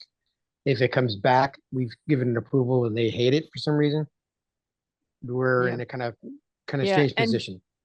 And there is a comment in this, I forget where I saw it. When I was looking for it, I did see, hold on a sec. I was reading I was trying to read that and I got to scroll for a sec. It was an interesting comment on drainage in the staff report that talks about the history and how hard the applicant has worked on it. The property lies within a low-lying area between Park Place to the west and Old Church Road to the east. Most of the subject site drains to the north and discharges into an open stormwater channel on the north side.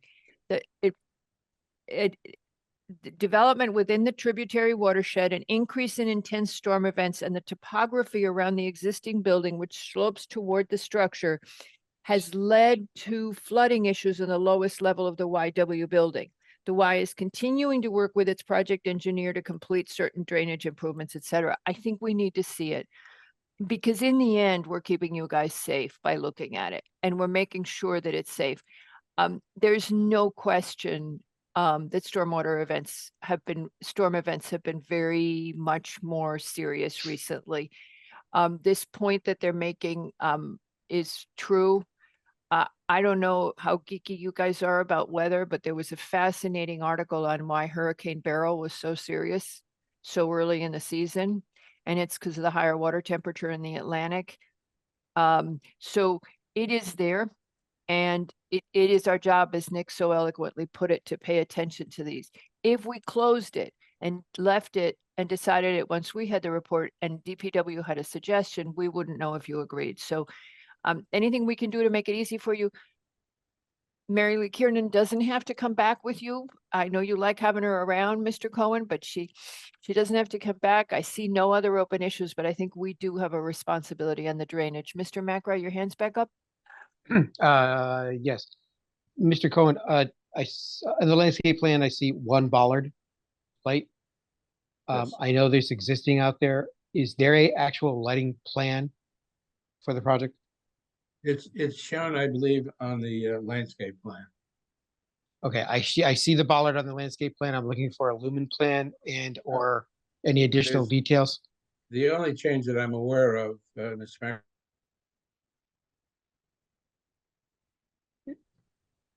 So It's the one one plan. of- It's the one bollard. Okay. What about lighting? What about lighting at the front door? The new front door?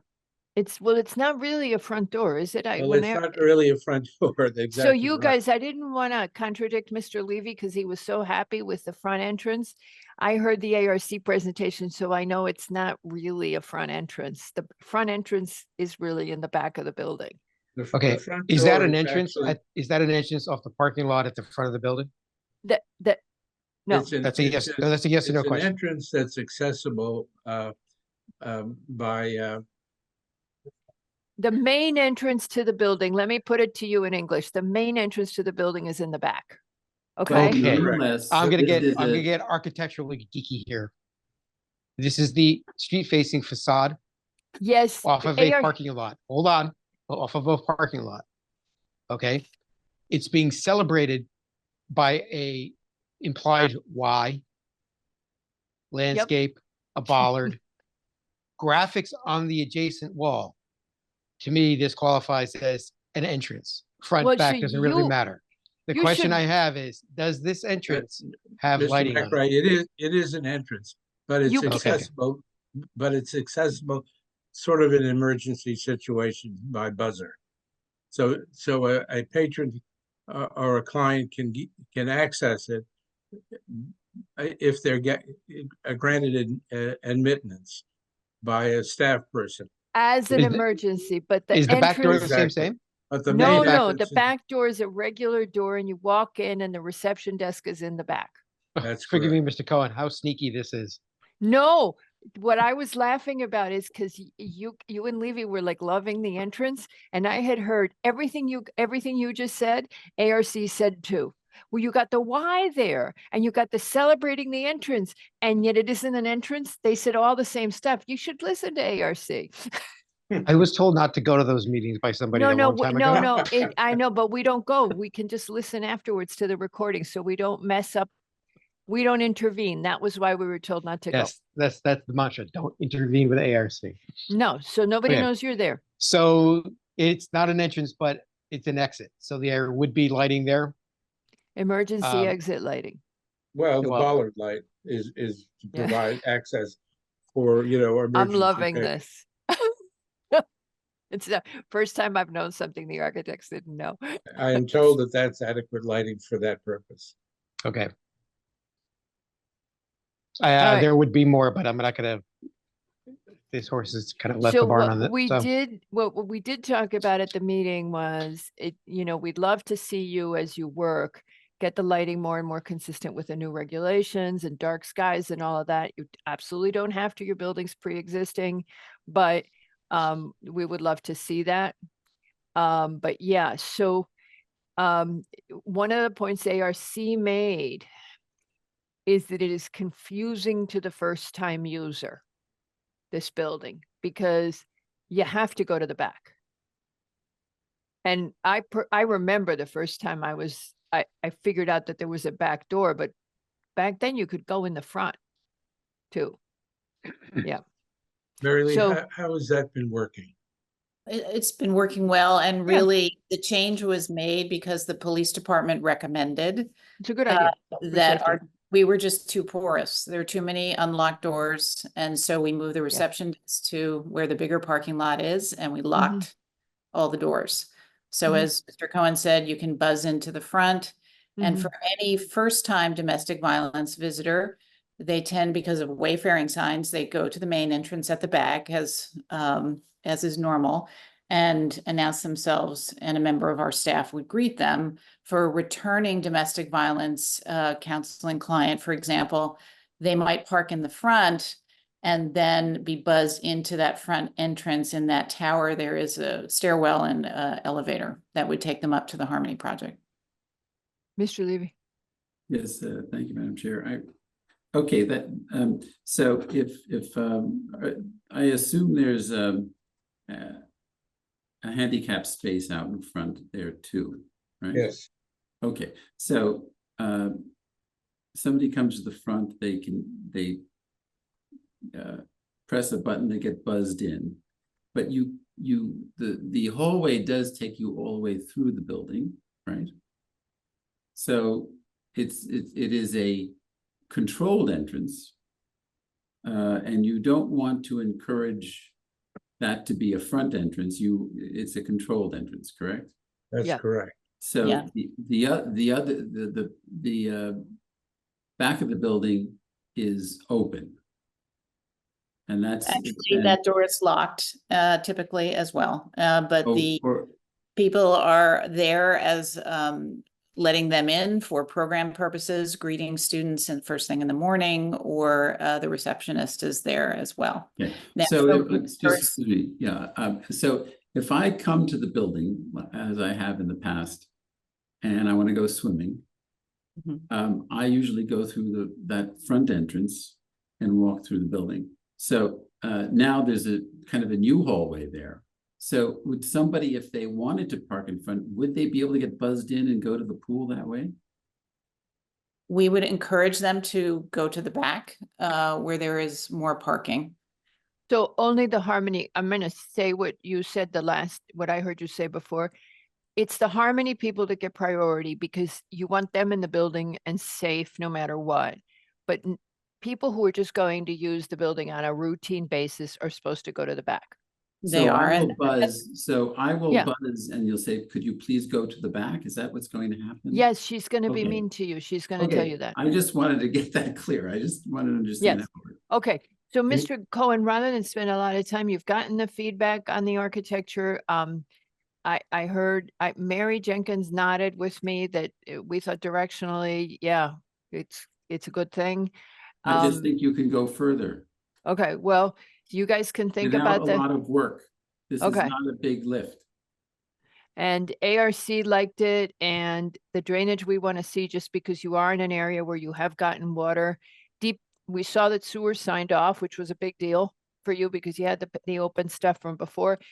And whenever we've got DPW and you've read it, Patrick will throw you on the agenda, and we won't let any of the architects talk, so you can be in and out in 10 minutes. That is quite a motivation. Thank you very much. Yeah, I'm gonna have to mute them. And then they'll get even with me. All right, you guys, so we'll see you. Let me go to public comment. Does anybody have any any comment to make on the YWCA application to add to the existing building? Seeing no hands raised, raise virtual hand, anybody? Okay, seeing no hands raised. We'll see you when you come back. Thank you very much. Thank you. Bye-bye. Bye. And yeah, I was trying to get us moving because the next one's going to take us a while. All right, Mr. Hegney.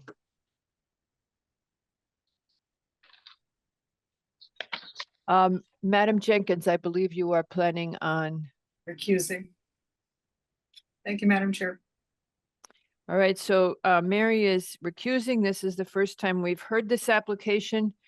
This is a must open. Well, not yet. this is the first time we've heard it, and all the regular members will be seated on this. And the application, we are going to combine the two applications, the next two applications, numbers 10 and 11, Greenwich American Inc. for a zoning map amendment to rezone 154.53 acre property at 1 American Lane from the BEX to the BEX 50 residential overlay zone. The other one is Greenwich, the number 11 is Greenwich American Inc. for a final site plan and special permit to construct 198 new residential townhouse units, update the existing wastewater facility, etc. One of the things we will talk about as we have this discussion is that they are planning on adding 5 acres of conservation area, which we're not clear how they're going to do, where they go. And with that, Mr. Hegney, if you would proceed. Thank you, Madam Chair. Good evening again, members of the commission. For the record, Tom Hegney on behalf of the applicant. You have seen this a number of times. I looked back through my notes. My first meeting was with Katie in November of 21. And we brought this to you in earlier 22 as a pre-app. We had a number of pre-application hearings with you as we worked through two aspects of it. One was a zoning amendment, which would allow for residential development on this property, which had been approved as an executive office back in the 60s as one tenant of that building, and also working through what would be appropriate to build on the site. Our first proposal to you was 456 units, and we were looking at adding units along the access road to the wastewater facility. We were looking at having apartment type buildings, so flats with 12 units, apartments in them, and we were looking to mix that in with the townhouses, which are part of this application. When we got more information on the site, primarily on wetland locations and wetland boundaries, we scaled back. We found that the units along the access road to the wastewater facility would not be appropriate for development, given the additional wetlands that were identified through the soil scientist's report.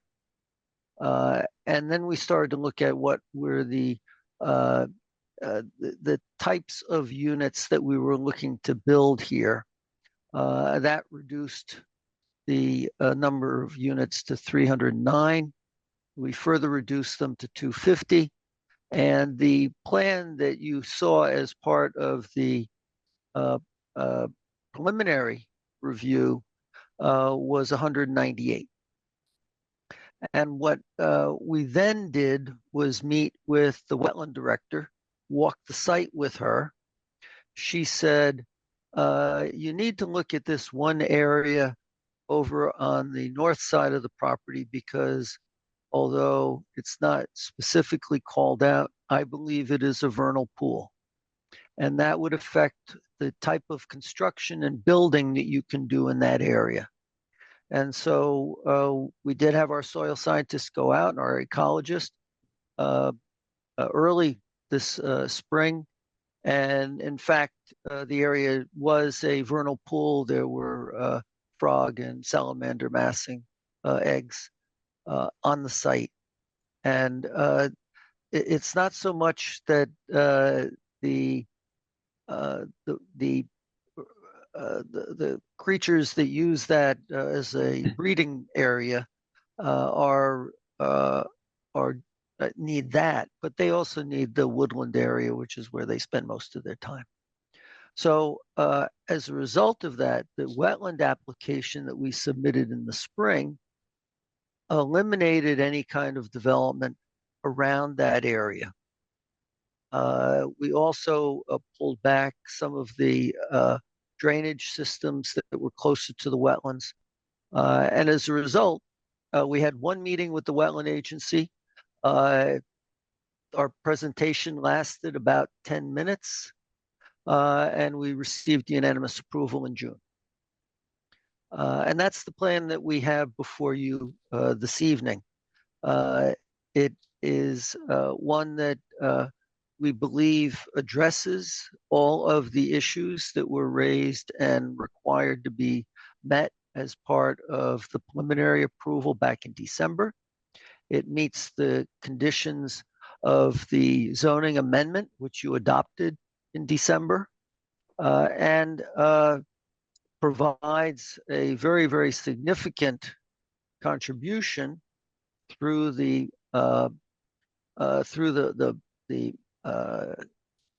through the computations in the zoning amendment that would provide over $9 million to the Housing Trust Fund to provide for opportunities for housing, affordable housing elsewhere in town. So client, based on the adoption of that regulation, has elected not to build affordable housing, which is required under the regulation, but in fact provide a fee in lieu, which it's $250,000 for 20%. It translates to $50,000 per unit that's developed and sold on the property would be a contribution to the Housing Trust Fund. So it's something that we've worked on with you for the last basically 3 years, and one that we believe is now ready for final approval, so it can move ahead with the development of the site. To that end, we have had our architects, Granoff Architects, and Eric Zambell is principal there, working on developing this. I wanted to address one thing that came up in the briefing yesterday, and that's that there's more than one phase. This is the project. This is the only development of this type that's going to occur on this property. And Pat, could you bring up the conservation easement map? Because I think that will address a lot of the comments that I heard yesterday in terms of other opportunities to develop this site.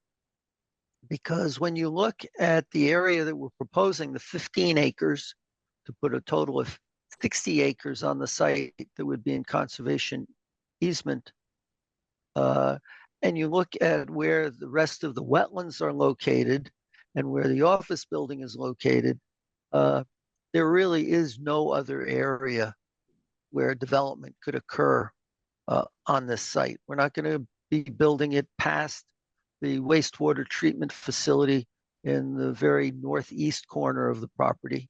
And we're not going to put housing units right smack in front of the building, which was part of our 456 units. So the area that is shaded dark is the proposed 15-acre addition conservation easement area. There are some wetlands in there. The vernal pool is the small dark area surrounded by a circle that is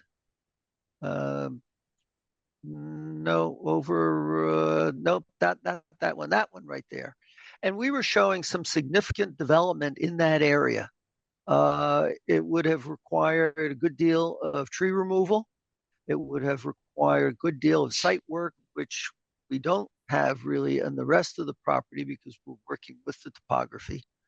And by adding that to the conservation area, we are eliminating that as any potential development. The picnic area is one. Yeah. Yes. Okay. Okay. So that eliminates that. Run the cursor one more time.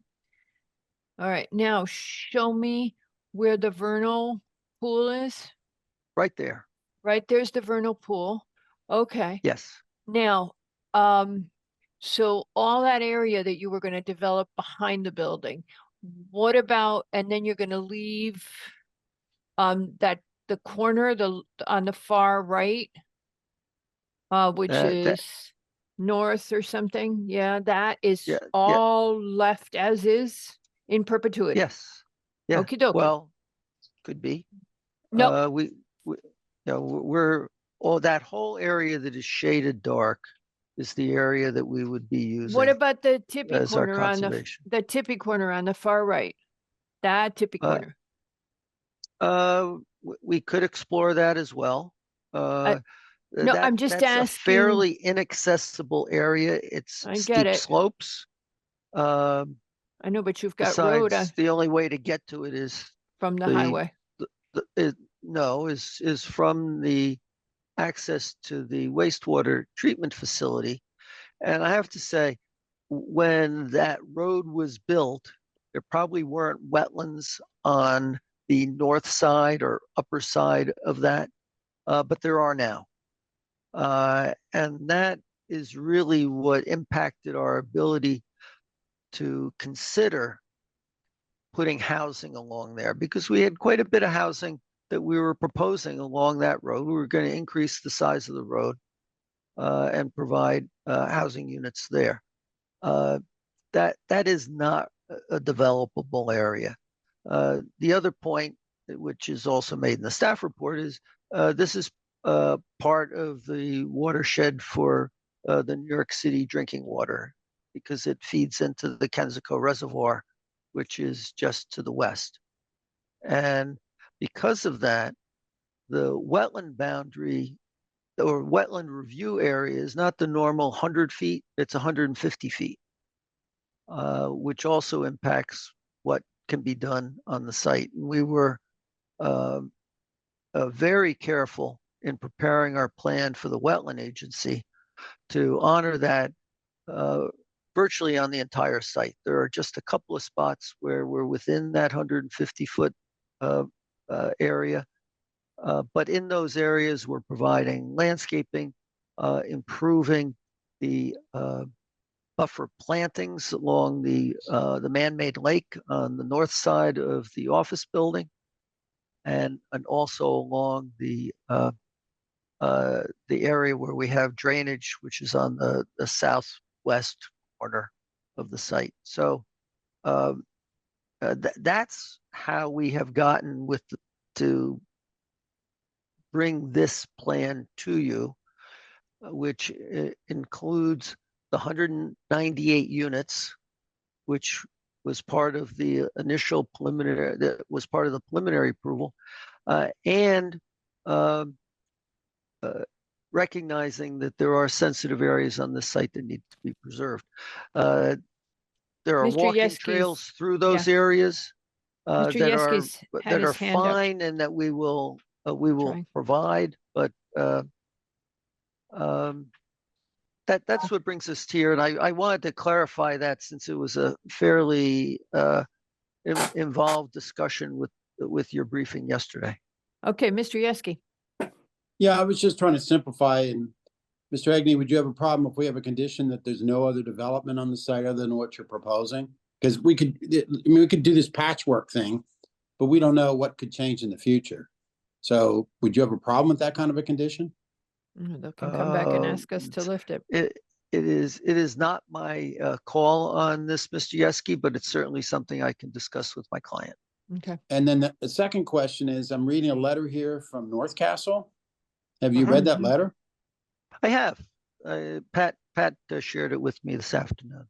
Any comments? They're suggesting no more than 100 units, right? Well, that would be 32 units less than they just approved on the other side of King Street as part of a development in their village, as well as and we're not including a senior living facility as part of it, which they just approved. So we've met with North Castle a couple of times, and in all candor, they see a parking issue in their village, and they would like some assistance in addressing that. And frankly, our response has been that we are making a substantial contribution to affordable housing in Greenwich.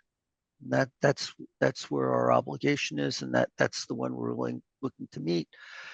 And now that hopefully on your next hearing, you have the opportunity to review the DeChico's supermarket in Glenville, that will enhance people to stay in Greenwich rather than to go to Armonk. Mr. So, No, you can't advertise future applications when we're hearing a different matter. Mr. Lowe. Mr. Hagney, we're going to have to send you back to land use training. Mr. Lowe, go ahead. Oh, I was going to mention the exact point that Mr. Yeske mentioned. And when our chair asked you about that little corner off to the right, whether you're going to do anything with that, and I detected some hesitation in your voice in response. And you subsequently said, I may not have the words exactly right, but that it was largely undevelopable. I think it would be good to provide this commission with the assurance that this is it, that there will be no more development. And I would encourage to have you put that, as part of this application or as a condition on our part. Again, I'm being repetitious, but this is what I was going to say when I was putting as I said, that's something I'd have to review with my client. Of course. Expanding the conservation easement area is probably something that would be feasible, given the inaccessibility of that area. But I have to say, there are walking paths through there. I've gone through them, and those will be a great amenity for the property not going what forward. not what we're talking about. I'm not talking about walking paths. I'm talking about more structures. No development in that Understood. sense. Understood. Okay. We're all for walking paths and frogs, but not buildings. Mr. Yeske? Yeah, just so I understand, what you're now suggesting is that you don't include affordable. How many affordable units were in the original plan? Never. None. We never included any affordable units in here's any the of the thing. plans that we proposed. Let me just give you let me just remind you, Dennis, that BEX zone never was assumed to be residential, and we never in our moderate income or anything, there was never any requirement or anything to provide below market units in something like this. Now, at the time, when we first heard this, we thought they were going to be single family houses.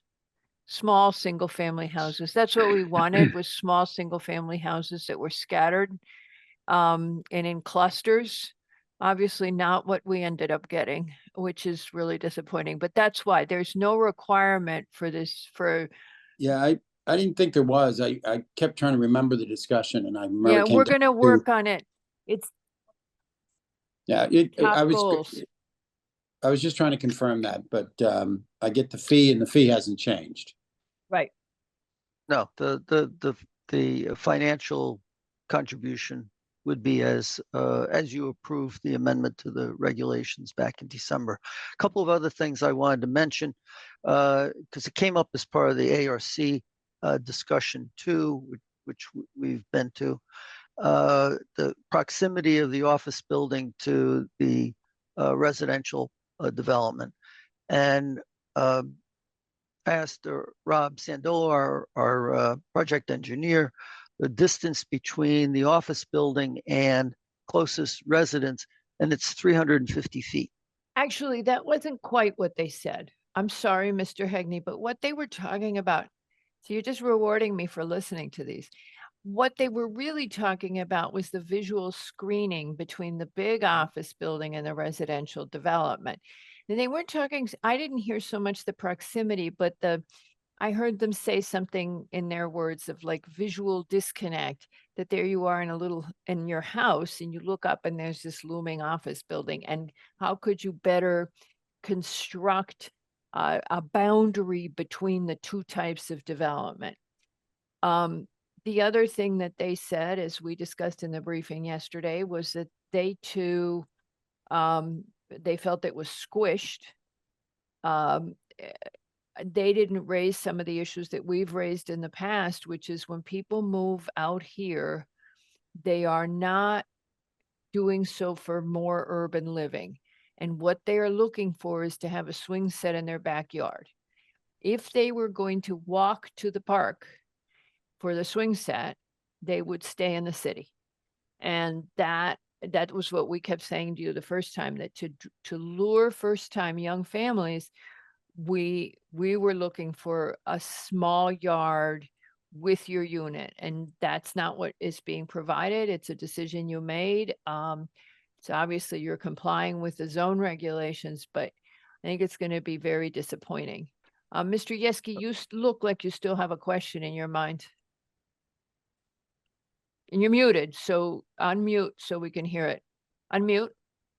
Yeah, damn. What they've done is I don't like cluster housing. I think I'm on record saying I'll do this because of the payment. They're making it more cluster. I think on your point, exactly on your point, there is no backyard. There's no place to put a swing set. This is another highly dense cluster housing, which they believe, and they're a big developer, they believe they can rent. So it's going to look like those other projects up there, Arrowwood and the other one.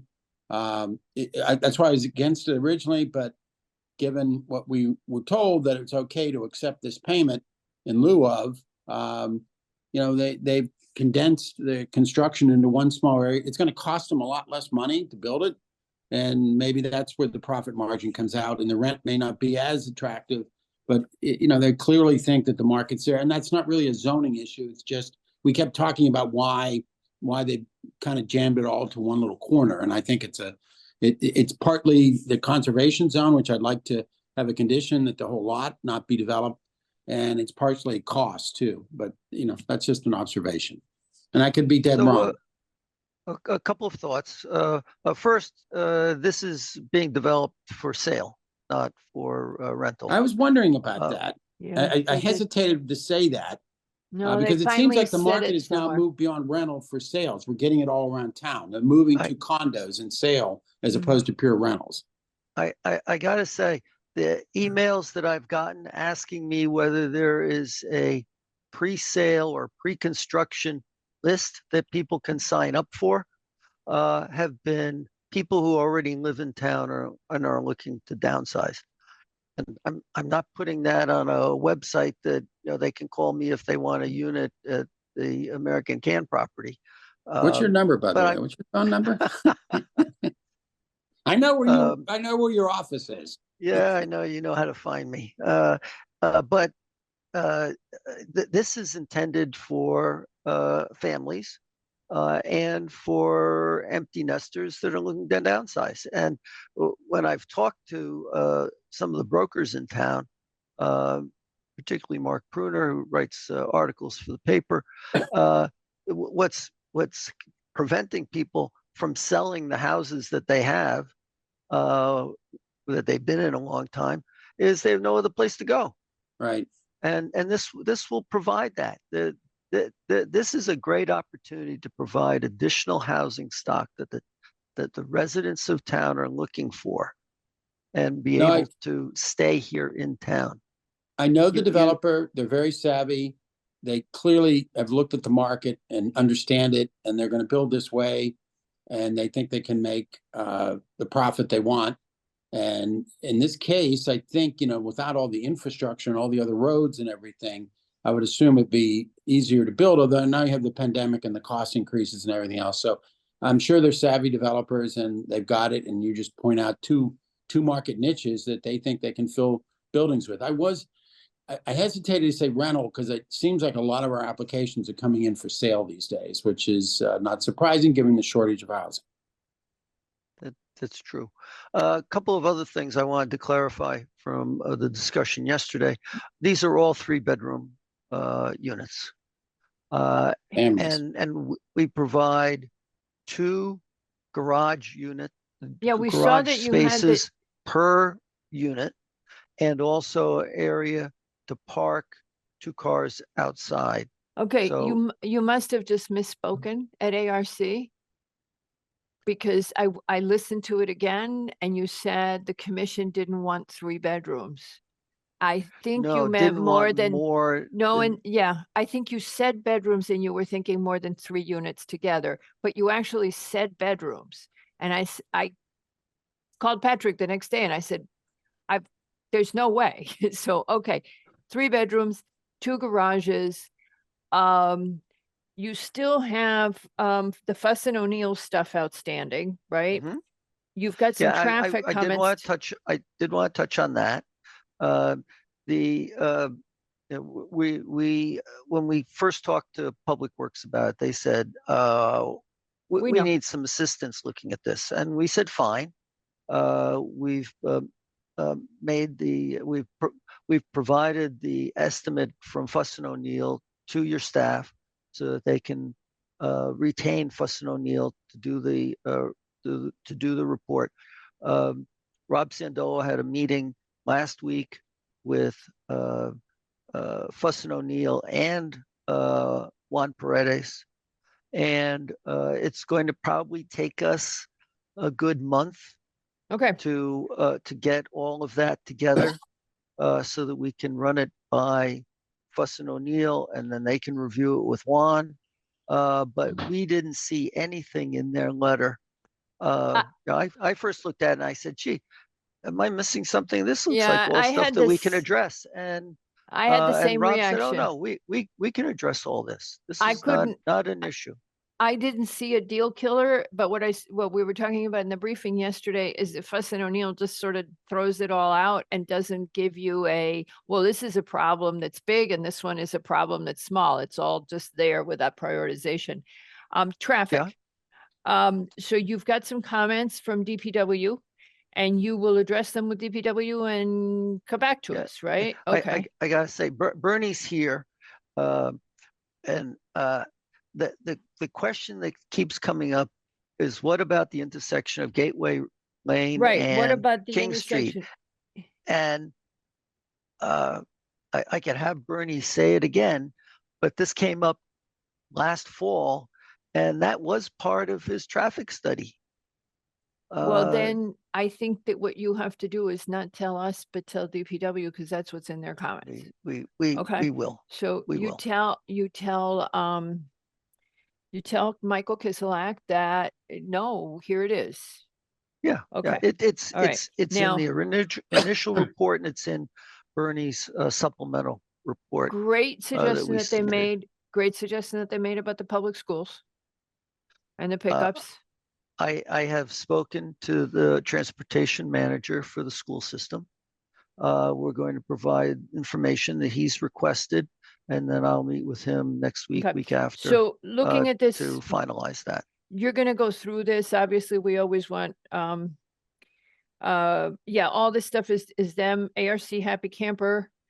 You're gonna work on that. So I think in the time that you're working on all this, you're thinking you can come back to us in the August meeting? Perhaps. Okay, well, I we're would good. like to reserve a spot on August 6th. Okay. But I think we can But- have a lot of this buttoned up by then. Okay, so here's the thing, and we've been trying to say this to applicants over and over again. Don't come back if it's not done, please. Because we hear it, we retread we run over everything, we have a big long meeting, and then you come back again and we start all over again. Get it all done and come back when it's all buttoned up. So if it's September, it's September. I would rather have that than have you come in August and have us ask you, well, what about this comment? So if you can do it, great. Unless Patrick says no and you know he's the boss. Okay. And then I have to go beg and plead. No, I it's assume sometimes embarrassing. I assume counsel for North Castle wishes to speak. I wouldn't know, Madam Chair. I Yes. really was looking to, Eric can go through. There was one other thing I wanted to point out. Okay, and Council which for we didn't for really North Castle point has out. to wait. Go ahead. And that's that what we're submitting to you are plans at a 200 scale. And so it looks tighter than it actually is. And so what we're going to provide to you are other plans that show that there actually are backyards and that there is a bike lane and that there is a sidewalk.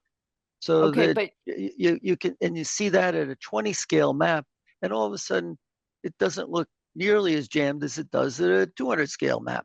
But Mr. Zambell, don't give us artistic renderings because we can't figure out the scale with an artistic rendering. If you want us to figure out what is there, we get lost with a rendering and then we feel like we didn't understand it. If you can just give us something that's to scale, here's the site plan, here's the section of the site plan, and we know its scale. It makes it easier for us to understand. I have a very hard time. I think renderings are beautiful. We saw some gorgeous renderings tonight. I have no idea what it's going to end up looking like when it's in real life because it's all beautiful watercolors. It'll Mr. be even Hagney. better, Madam Chair. Maybe. Even better. So just, yeah, I'd like scale, and I'm saying that, and I know Nick is like got his scale in his back pocket all the time. So, right? Right. Okay. So, when I did submit both applications, one for the rezoning and one for the final site plan, I did go through the both the regulation that you approved in December and pointed out why I believe we met all of the criteria that's necessary in order to have this property rezoned to the BEX 50R. And I also went through the 13 items that were part of the preliminary decision to show that we were addressing those. That at the time I hadn't gotten the wetland approval. We have that now. And we have a good idea, having met with wetlands, with ARC last month, that of what we can put together to address their concerns as well and their comments. Well, that would be great because they were just as thrown by how tight the footprint looked to them. And I expect them to be a lot smarter about something like that than some of us here. And they were just as thrown, Conti and Hine specifically. Yep. So, They had some very helpful comments that we'll be working with as part of revising the plan. Right. And it may involve making some of the units a little smaller. It may involve reorienting them in some way. We would like to be able to maintain the 198 units. That's what we brought to you back in the fall, and what you saw as part of the preliminary approval in December. We'd really like to be able to maintain that number, and of course, that also benefits the Housing Trust Fund. So the argument then, what you have to show us then about the 198 and what everybody was clear about yesterday in the briefing, that being the case, what was bothering us is how condensed it looks and how it looks like you're going to an urban environment. Everybody was saying that it just looks urban. It looks like, or tightly packed suburban, kind of like when you're driving to Kennedy and all those houses are really bunched together. They got teensy weensy yards and you're still in an urban setting. Show us how, even though it's closer, it still has the suburban benefit that Greenwich's value proposition is. That's what we're asking. That's the open question for us. Does anybody want to add to that? No. Okay, Mr. Levy. And then we're going to let counsel Madam for Chair. North Castle go. Yes, it's the site plan is considerably small, so it's very hard to understand it. More, a little bit more thoughtfully. So that's the problem I think we're having, and just looking at it, this bird's eye view, you have an existing stone residence that the rest of the plan seems to be kind of not responding to at all. And so it's hard to understand that. So there's little things like that in this particular site plan, you don't get a real context for what the buildings are. So ARC was so concerned about that they asked to have an in-person meeting so that they can actually be looking at a large screen. Mr. Hegney immediately became very hopeful that people were going to go back to in-person, and ARC rapidly dissuaded him that they had no intention, that everybody's perfectly happy. But in this case, they wanted to be able to look at the plans. And again, I think it's the scale issue that they wanted to address. They talked about it's a huge number of units for us to consider. And it's hard because the moment they go to in-person, it's hard for us to be in the room. We can ask them to record the meeting, but that's all we can do is hear that. Okay, I'm going to let North Castle speak before we go to the public. Madam Chair, there's no representation wishing to present. He's got his hand that he's raised several times. No, I mean, there is a member from the town of North Castle, but not legal representation. I thought you were asking if legal representation was speaking. I have seen John Tessie's hand go up several times. That's not John Tessie. JPT? He did not raise his hand. All right. So All right. Well, so nobody's going to speak from North Castle. We no, only someone have... from North Castle speak, but not Mr. Tessie. I just want to Okay, make sure. so let's let North Castle speak. Who's from North Castle? I believe it's the JB name that's popping up. The JPT? No, JB. JB. Oh, I was thinking that was, okay. All right. I hope you're right. Mr. Whoever's Basili- representing North Castle, if you'd like to speak, we're going to open the floor. Well, he's coming in. Whoever this is coming in.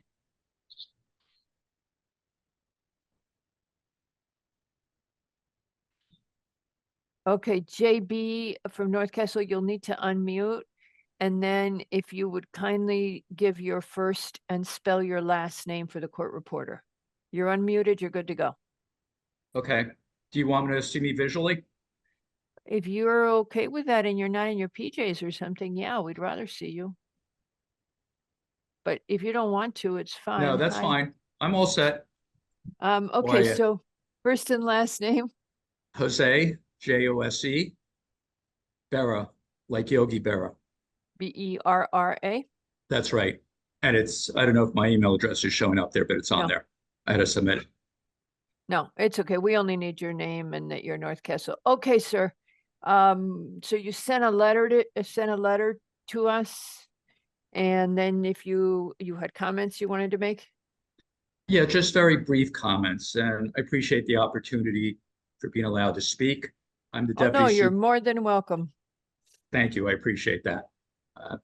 I've been following this.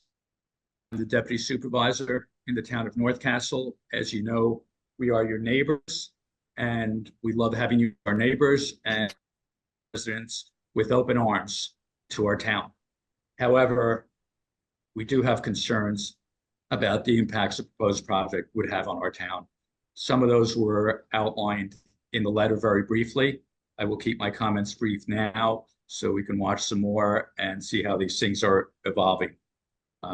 So you mentioned the letter that we sent originally in December of 23, and that was submitted again last night, I believe, before the briefing, which I also read.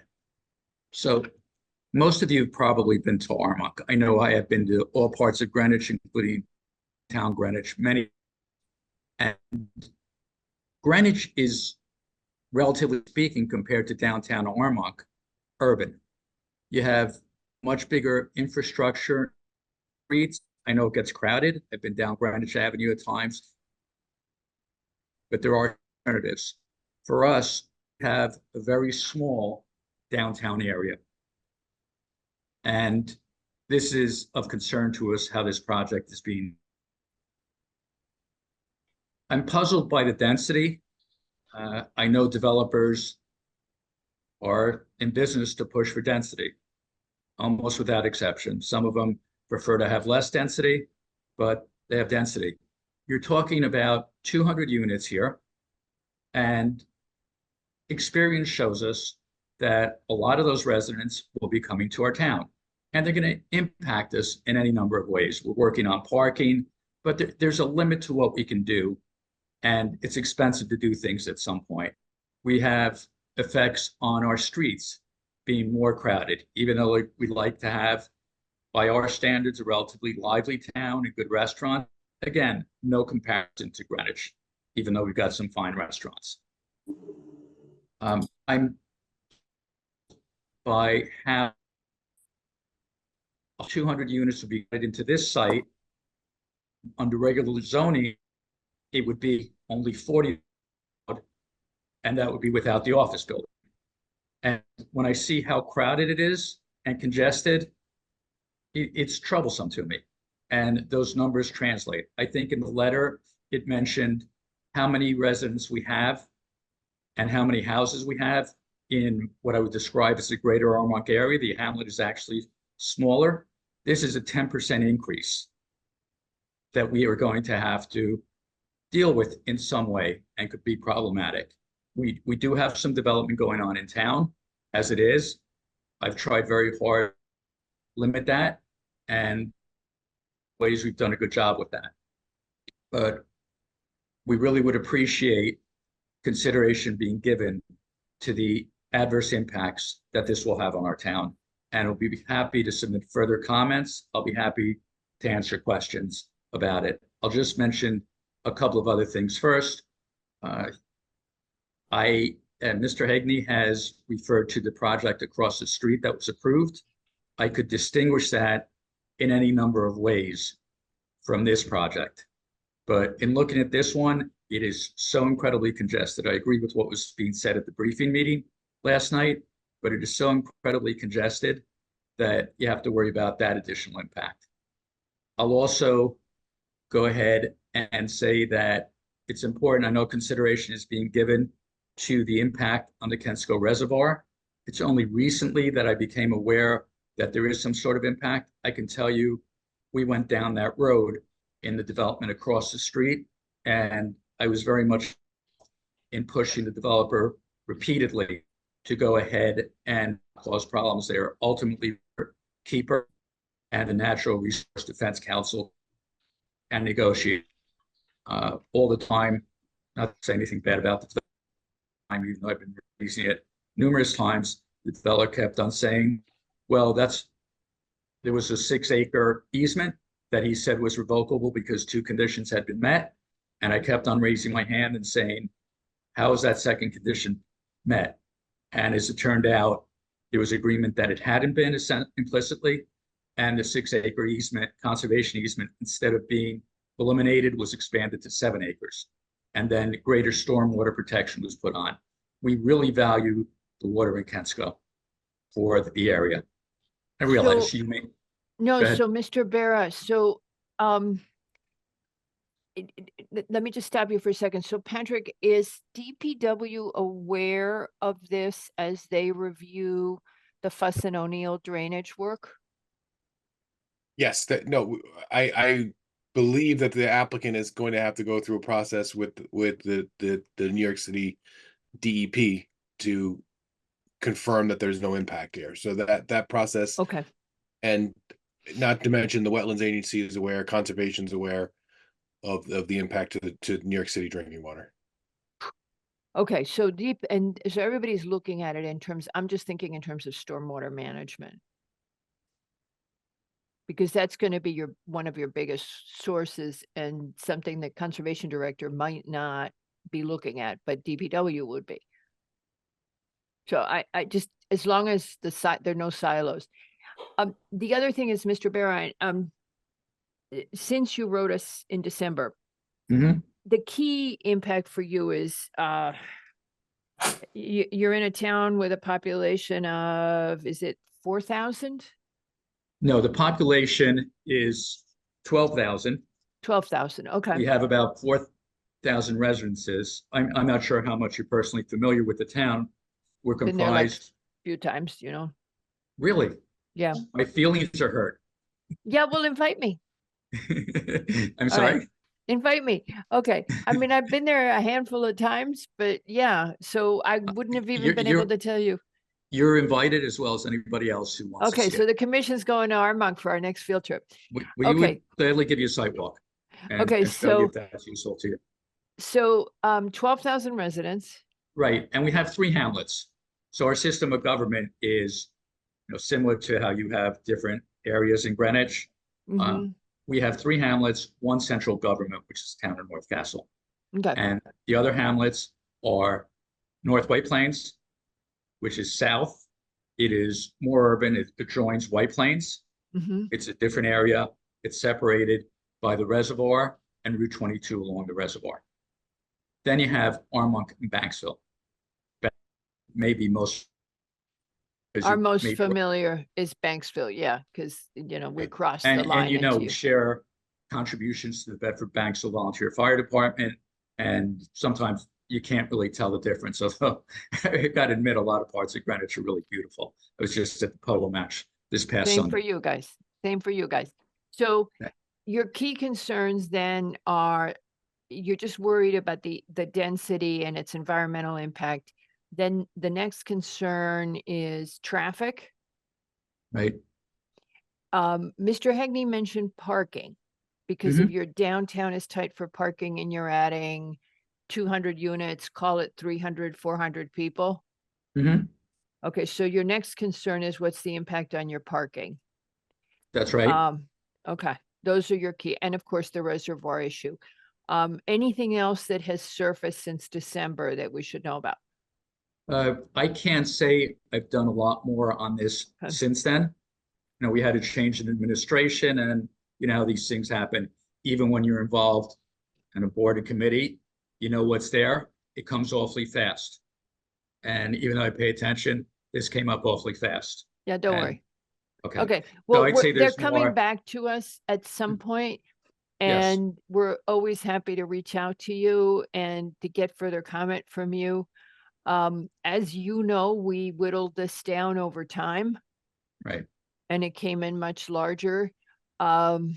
We finally agreed to the 198, but it was structured differently. I personally like more green space around buildings because there's more absorption for stormwater, natural absorption.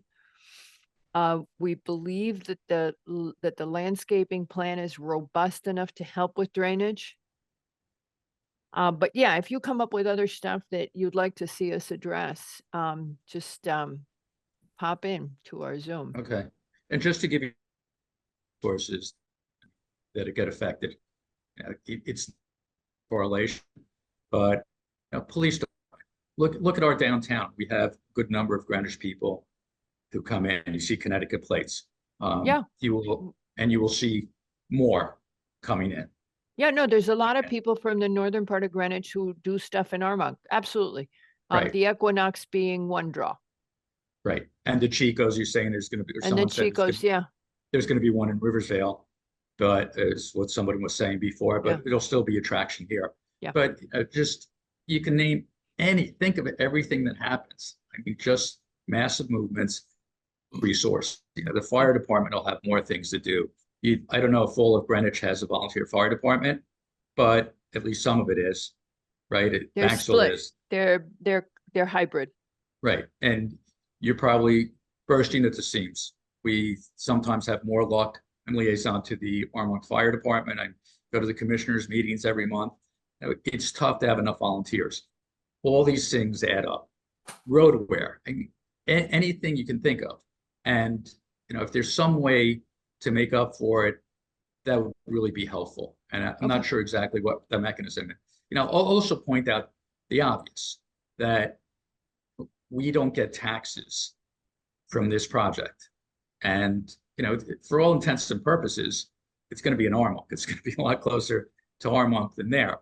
And one thing I push for, and we've moved to, for instance, to help us cover costs that we have, we used to, or the board I was objecting to it throughout the time I've been there, which is about 10 years, granted condo tax. I don't know if you have that there as much, where it's essentially half the rate that full taxpayers pay. So that's a big thing, and we've eliminated that for the time being. Who knows what happens with the future board, but we finally prevailed in convincing enough people that it didn't make sense to do that. So Yeah. when we have these resources that are required, to state the obvious, okay, I'm not saying it'll be a problem with the schools. Everybody No thinks we have. schools, no schools are gonna come to us. Exactly. I'm not saying we'll have a problem with that. Okay, I'm not, schools are coming to us. Wastewater is on site. right, Water, power comes from us, right? right, right.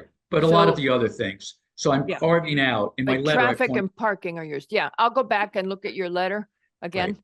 Okay, And my understanding is that you're not allowed to speak with other people while an application is being considered. Is that right? has to be in a public hearing. Right. That's what I mean. I'm sorry. Yeah, Okay. has to be in a public hearing, but we'll talk to anybody. That's probably how I got in. All right. Okay, well, The other thing I want to point out also, and I've been heavily involved with affordable housing in town in terms of analyzing it. I'll step back 1 second first.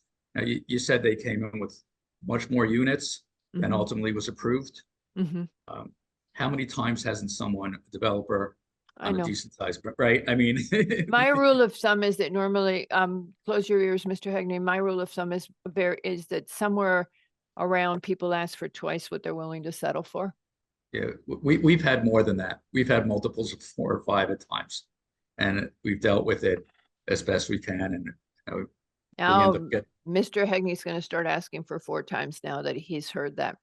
right. Okay, And, yeah. and I would say is the focus on the affordable housing.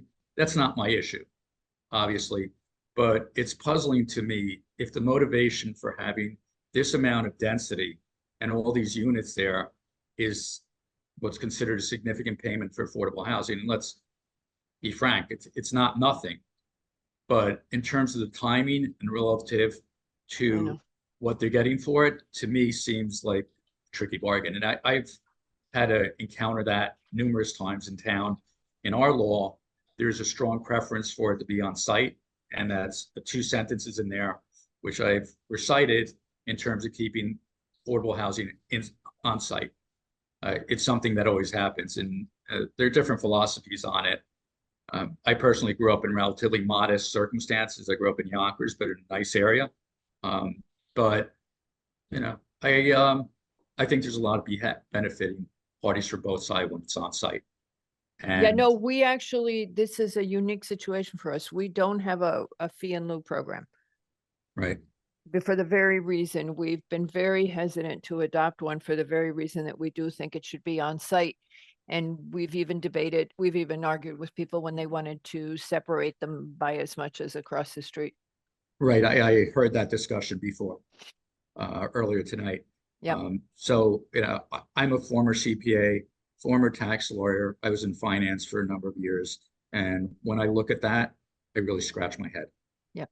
But if there's any other way we can help with this conversation, if there's anything else you'd like from me that you can think of now. Your top priorities is all, as you've got a month or so in that time frame, either by early August, just make sure we know what your top request is of us that is easier for our neighbor. Okay, and I appreciate that. And to Mr. Hagney's comment, now, I wasn't involved in those meetings, but We knew we didn't recognize you. We were here before. yeah, but the way I would count those meetings is I'm really conservative. Okay, What I would you're- hope for in a meeting. You're breaking up a lot, so I shouldn't have made you go visual. Okay, so we'll see you when you come back in August. Okay, thank you very much. Have a good Thank night, you, sir. everyone. Thank you. See ya. Anybody else wish to speak on this application? Kindly raise your virtual hand. Anybody else wish to speak about American Can? And there's Sam Romeo. I wondered because I saw the hand. Whoa, where did he go? Oh, God. There he, okay. I'm in trouble. All righty. Anybody else wish to speak on this application on American Can, please raise your virtual hand. All right, Mr. Romeo, you're good to go. Good evening. Hey. I have a question. We're going to be required to build 40 more units of affordable housing if this plan gets approved. Am I correct in assuming that? No, because we'll have the funding. I mean, you and I had No, I this mean, it's going to add to our total that we have to build. Well, yes, we would have to build more units, but we will have the money to build them, or at least to help finance some of those units. I've had this conversation with you in between the preliminary and the final, where I said to you that I can't speak for the trust, but that one of that is, can we get more money into Greenwich Communities? Well, the number of units that going to have to be built just to stay even, or I think it's around 40. I don't know where in the town of Greenwich we can build 40 units of housing at $250,000 a unit, with requiring to buy the land and do the construction. I just think that we're not getting a good bang for our buck for what we're giving the developer. I think we should be getting more money out of the developer to subsidize the construction of those units. Yeah. Yeah, unfortunately, we have agreed to that number, and when we approved the zoning regulation that this is under now, that number is now in concrete, but I realize that, but the problem with that is that these units aren't going to be completed for quite some time, I'm sure. We're going to be getting $50,000 per unit as they build them, and then get the balance when they're sold.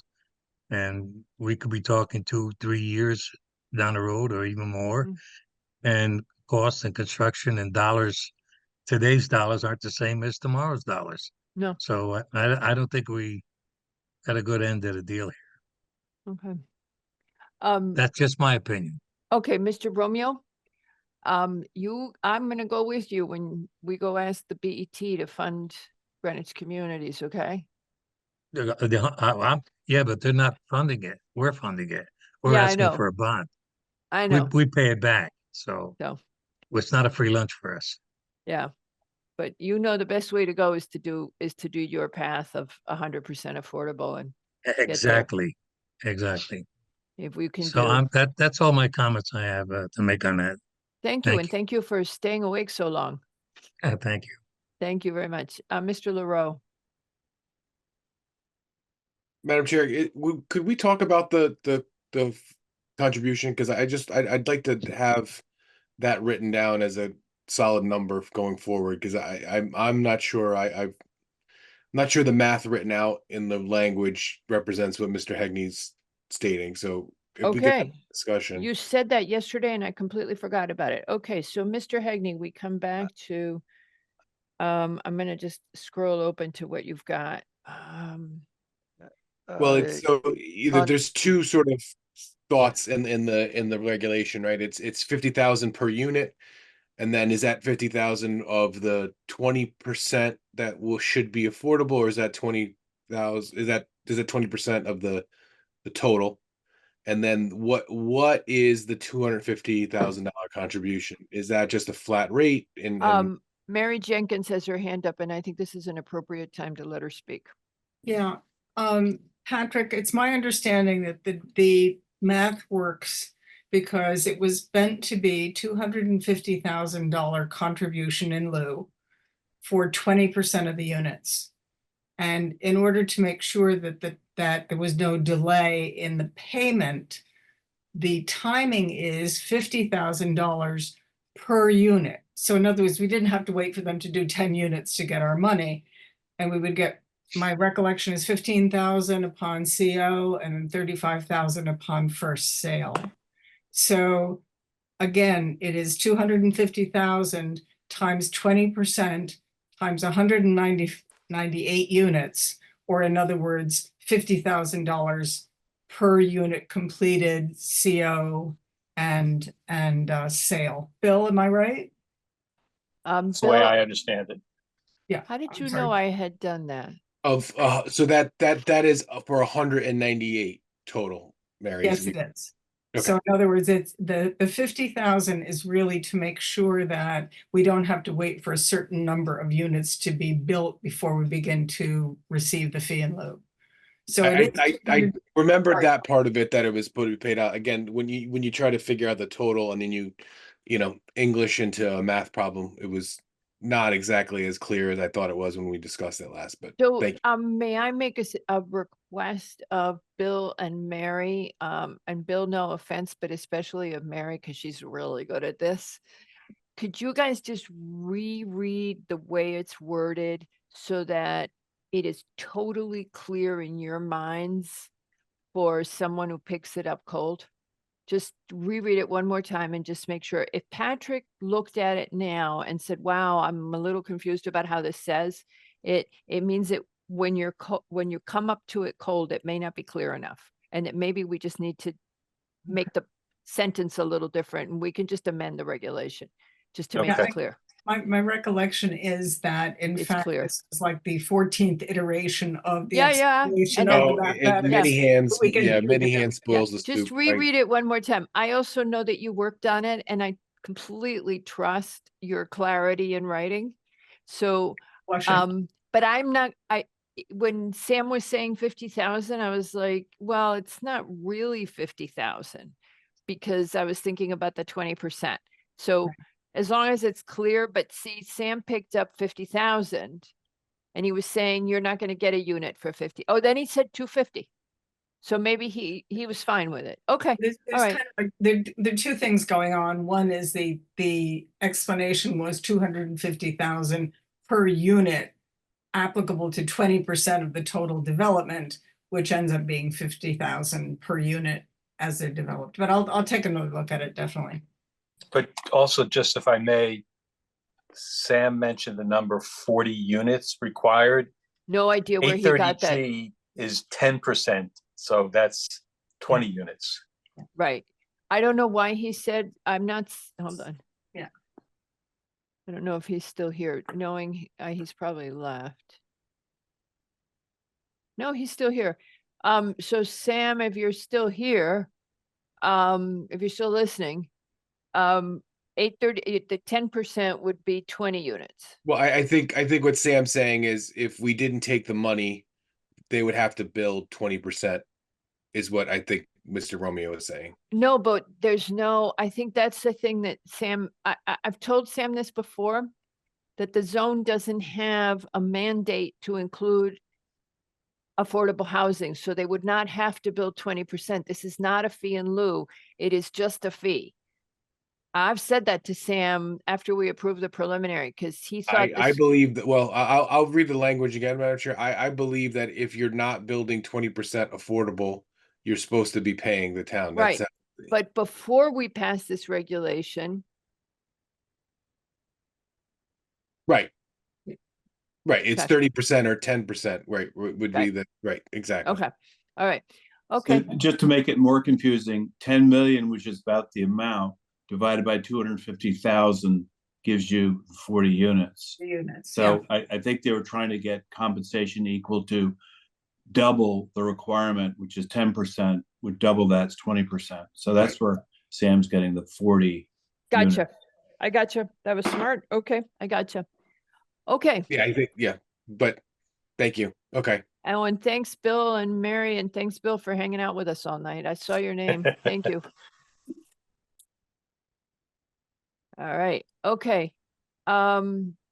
Next.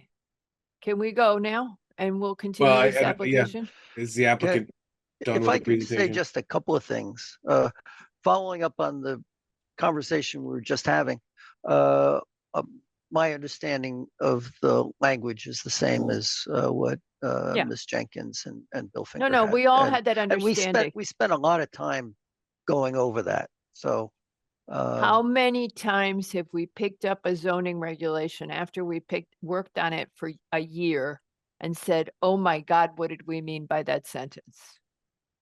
So always good to just take one more look. That's all I'm saying. Make sure we're fresh. Okay, are you ready to go now? In a moment, if I could just have a couple of words. Before we started the design, we met with the New York City DEP. They wanted to meet with engineers and planners. They didn't want to meet with lawyers, so I wasn't part of that meeting. But we provided them with notice that we filed this application, as well as Adam Kaufman, Director of Planning in North Castle.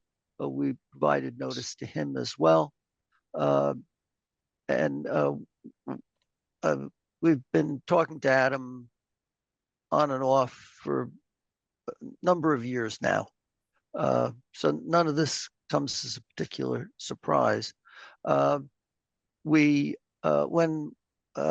our engineer met with New York City DEP, they wanted to know if we did environmental impact statements. And when Rob Sandolo explained our drainage summary, our drainage manual, they said, if you can meet this, you're going to meet us. So that's part of what we have done and what we will be going over with them as part of coming back to you, because you did have that as one of the conditions. I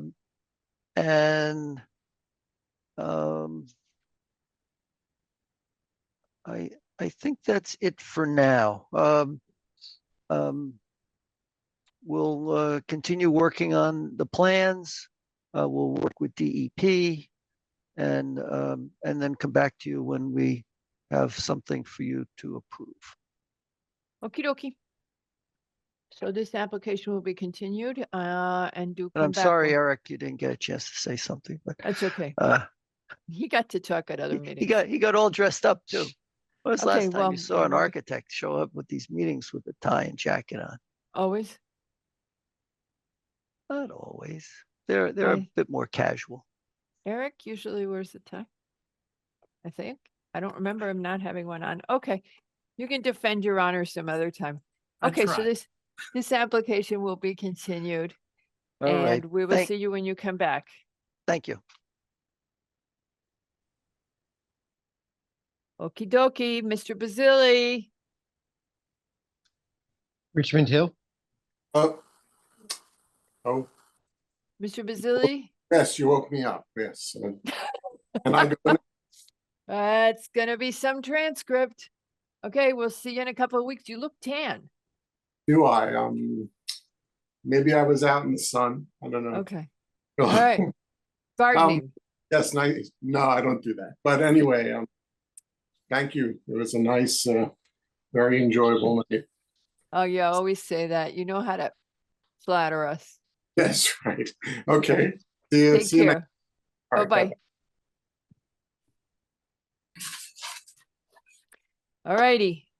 Now for going back to the regular meeting, we have a discussion item at 99 Richmond Hill.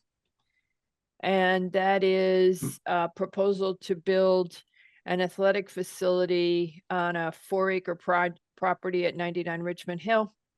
And representing the applicant is Kristen Donovan. Kristen go. Donovan. Yeah, you were making Patrick worry. Okay. Okay. Hi, I'm here.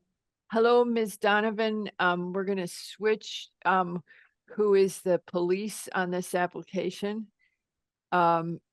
You have a total of 20 minutes to just discuss. I don't think we need to see the presentation. We've all been through it, if that's all right. We've all been through your material, if that's okay with you. Absolutely. Okay. Does anybody have any, I mean, you've all looked at it. We looked at it yesterday. Does anybody have any questions or guidelines for Ms. Donovan? Okay, there's a dead silence. So Is everyone sleeping? Yeah, we're just tired. The nice thing about the Oh. pre-apps is sometimes we just don't get so worked up. The only thing we would tell you is as you do this addition in this area of Greenwich, what we're looking for the most is a balance between people enjoying their property, doing what they want, developing it within the regulations, and giving us back some sustainability around drainage, landscaping, using native species, replacing trees, keeping mature trees, all of that. So that's really key for us. We see that they want to build an athletic facility. So, but whatever you can do to think in terms of heat island contribution, carbon retention, good low impact development practices, minimal regrading, those kinds of things. That's what we're looking for on something like this. Yes, we're working with a great landscape architect, and we also have Brian Muller did the engineering. He did the stormwater management. So it really does work with the grading, the existing grade on the property. I think we're bringing the grade up minimally Perfect around the property, and the actual addition is going where there's currently just grass. There's no trees that'll be removed for it. Yeah, it's got a big cleared area. We were talking about that yesterday, that it's got a very large lawn area. So maybe you can get your client to shrink down some of the lawn area and fill in some more wooded area.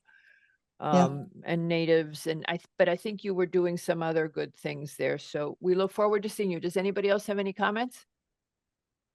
Okay, so I'm sorry you waited so long, but we look forward to seeing That's you when you come okay. back. I'm glad we were able to wrap up quickly. Thank you, ma'am. Thank you so much. Have a great night. Madam Chair, I'll see you in two. Tracy had her hand up. Oh, Tracy, sorry. Okay. Was that for this There was a application? question yesterday about the breezeway, whether it was a structural wall or a connection. Okay, well, we'll see it on the plans. So can you just tell, Ms. Donovan, are you still there? Ms. Donovan, are you still there? Yes, I am. The breezeway, is it a structural wall? It is structural, yes. And who asked the question? I did. I think it's actually a breezeway. It's got to be, there's specific things in the regulations as to the connection, but it seems from the plan, it's actually a breezeway, but it's covered porches as well. It's partial covered porch, but then it's an 8-foot wide hallway that is structural. It's an enclosed, and fully heated space. Right, and you have full basement underneath in Yes. the turf field space, whatever that is. Correct. Okay, Yep. great. I think they may resolve it. All right, thank you. Thanks for sticking around. Okay, so now we're really all set. I'll remove you again. Okay, thanks. Thank you. Okay, our next agenda item is the approval of the April 30th minutes. Before you forget the elections. No, that's after that. See, item 13 is the approval of the minutes. Second. No, I hereby move, you can't, Mr. Lowe, you were absent. I hereby move approval of the April 30th, 2024 minutes, and the only person who cannot vote is Mr. Lowe because he wasn't here. Second. The only person who cannot second. Okay, go. all right. go. Would somebody who was here kindly second? Second. Mr. Wells has seconded. I will take a voice vote. How does everyone vote? Aye. Aye. Aye. Any nays? No. Okay, now we go to the election of commission officers. That's item 14. Once a year, I know it's been longer, we elect officers, we elect our chair and our secretary. We have never had a vice chair, but hey, if anybody wants to volunteer, we're happy to create the position. Do we have any nominations for the role of chair? I nominate Margarita Albon for a term of 1 year. Second. Okay, Third. I don't know who did that. That was What's- oddly in sync, so it sounded like Mr. Levy and It Mr. was Mack. Mr. McRae first with Mr. Lowe second. See, and So I heard Dennis yes. had his hand up. Dennis had his hand up, though. and he was talking the whole time. Yeah, Um, that was Sorry, I quick. was looking the other way, so I didn't see him. Okay, who do you want to give it to? Who did you guys say officially you heard the most? It was Dennis. Okay, and who seconds? I did. All right, and now the whole commission votes. Aye. Yes. Shut up, Lo. Yeski, I agree. Aye, whatever. Wells. Aye. No, I was gonna ask Patrick to vote. No, you can't fire me. Jenkins. You don't want me to vote, Aye. Madam Chair. Aye. McRae, Aye. Jones, Aye. Lowe. Aye. Yeah, okay, you can, yeah, and Levy. Aye. All right, and I'll abstain. Thank you, everybody, for the vote of confidence. And now we'll entertain a motion for the role of secretary. Nominate Nick McRae. Do I have a second? Second. I think Wells has that. Mr. Yeski, so Mr. Yeski, how do you vote? Aye. Wells, Aye. Jenkins, Aye. Jones, Aye. Lowe, Aye. Levy. Aye. I assume you want to abstain, Mr. McRae? Sure. Okay, Vote for yourself. it's bad form. I think if it was a tie break, we would let What, him did do you it. vote, Madam Chair? Oh, yeah, Albert is also aye. Shoot, I got caught. Okay, let's go make some decisions. I've All got right. 1, 2, 3, 4, 3. Yeah, we'll figure this Okay, out. Okay. all right, so we have to do Nina Franson. And we have to do, we close St. Catherine's. And that is all I've got. We're not voting on Pickwick? Pickwick was closed, I think, too. Oh, yeah, Pickwick. I went right by it. Bad memories. Okay, Pickwick, Franson, and St. Catherine. Okay. Were you gonna discuss this before we do anything, or should we just pull something out? What do you want to do? I don't know, Mr. Secretary. What do you guys want to do? I'm sorry, we start at number 2, just so I know where we're at. We're gonna do Pickwick. Okay, Pickwick. thank you.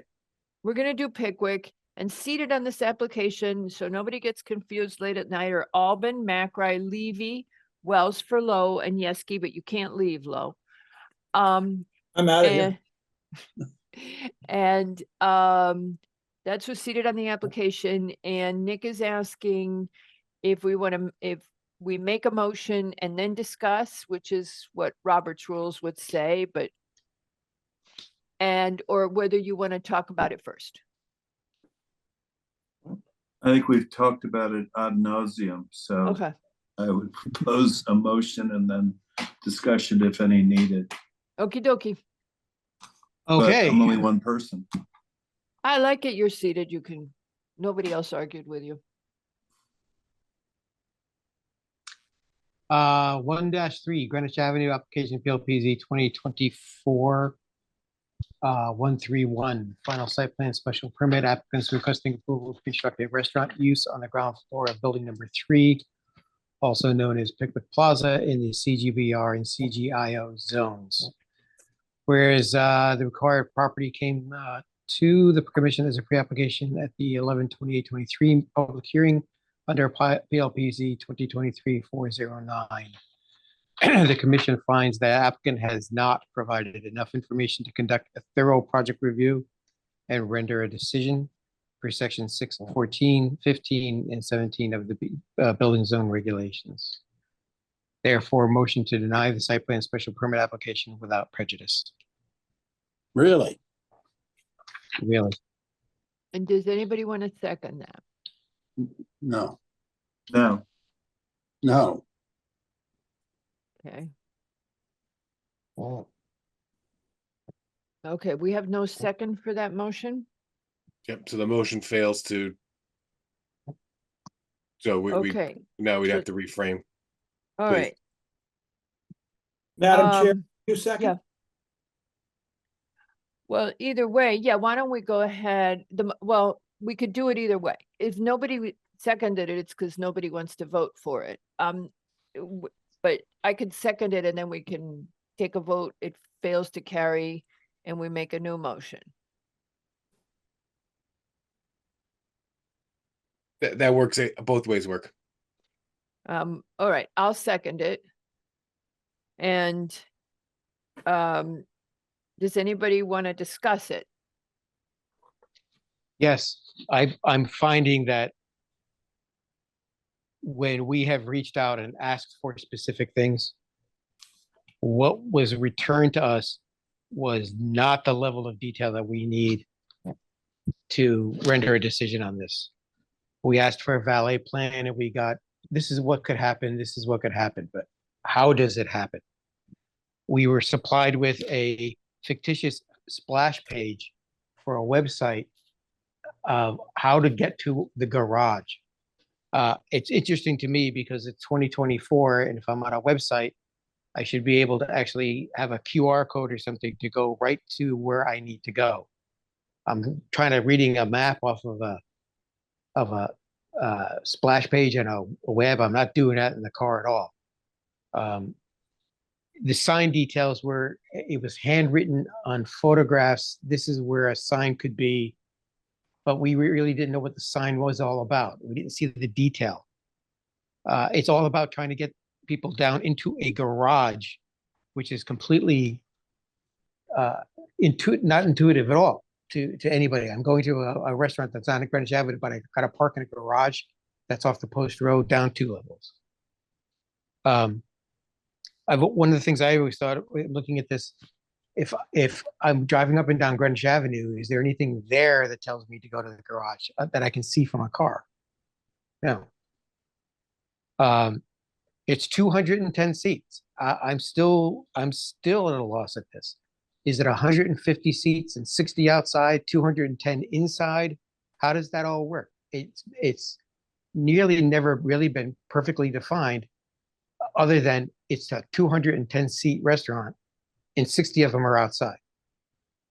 So I'm really at a loss at this, and I was expecting more to really make a really significant dive into this and a thorough review, but the information I was looking for was never returned to us and never provided in such a manner that actually we could really understand what we would be acting on. I'm acting on handwritten notes on a thing that says this is a sign. I think one of the things that actually is driving me nuts a little bit is that I was given a list of here's conditions, telling me what I should be writing down for conditions. That's how I feel. That's why I make this motion. Well, that's very interesting. I'm sorry that I didn't get the impact of what you were saying at the time, but I agree that it's frustrating not to get information on time and get it in a manner which is appropriate. Now the question is this information something that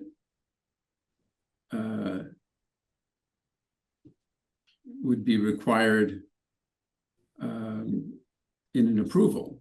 Of course it would be. The question is, how pertinent is it to see some form of it before you actually put this into an approval? I think it's quite pertinent because we're approving something and all of the details that I just outlined need to be something very specific, because we are actually asked this, the reason why we can do this is because I can have everybody get to the garage. Well, the details of how to do that are important. And it's part of the approval to say, yes, you need to put up signs. This is what the sign is going to look like and say, and it's going to be located here, because right now I have, who knows what.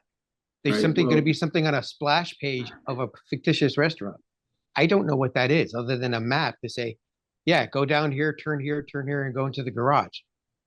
It's really, I don't think that's really how it's done. Right, and I was kind of searching for things, and I was just throwing out some suggestions of what other people do, and it just didn't seem to have any real import on the applicants. So I thought that was a little strange, but I appreciate it now more so since you've explained it this way.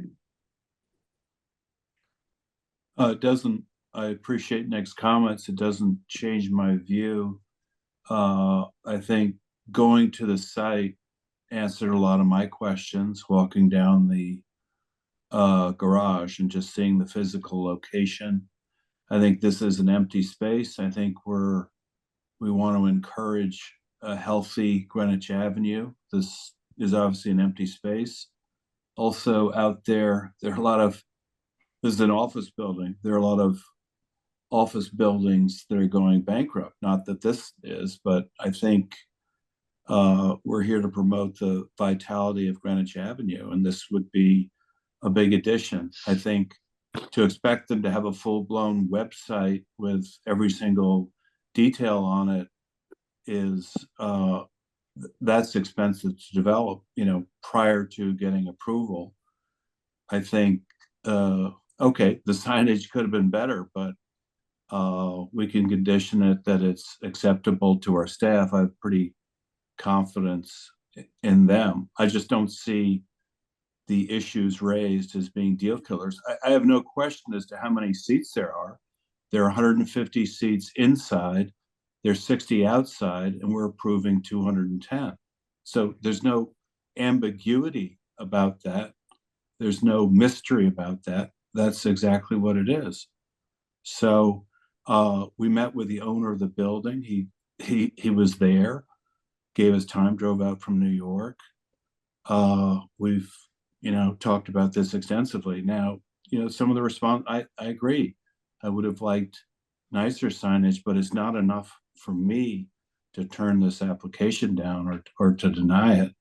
I also think at least we got a hint the meeting before this that there's some sort of time pressure in terms of maybe the restaurant going someplace else. And I think we'd lose a terrific opportunity to have a wonderful restaurant in an empty location on the top of Greenwich Avenue. The final point is, this is an office building. So during the weekend, it's dead. There's no one there. It's empty space. So get a nice restaurant in there and there'll be more life to it. Thank you. Mr. Yeski. Yeah, I agree with Nick. I think you all heard me come back to the attorney 3 times saying your plan is unimpressive. You're not giving us information. This is a game. And he was, and we got it out of him. I have no problem putting a condition in on approval to say, we need much more detail on everything. We don't always do that, by the way. We count on the applicant to do what they say they're going to do. But in this case, I have no problem requiring them to show us, sign and anything about the valet, and certainly anything about the entrance, and require them to keep coming into staff, because we're all kind of nervous that we're getting played. But overall, I do think 150 inside, 60 outside, which means 150 and 100 on special, is a good compromise. Unfortunately, they have all the parking. We tried to argue that it wasn't relevant, but I don't think that holds water. I was hoping it would.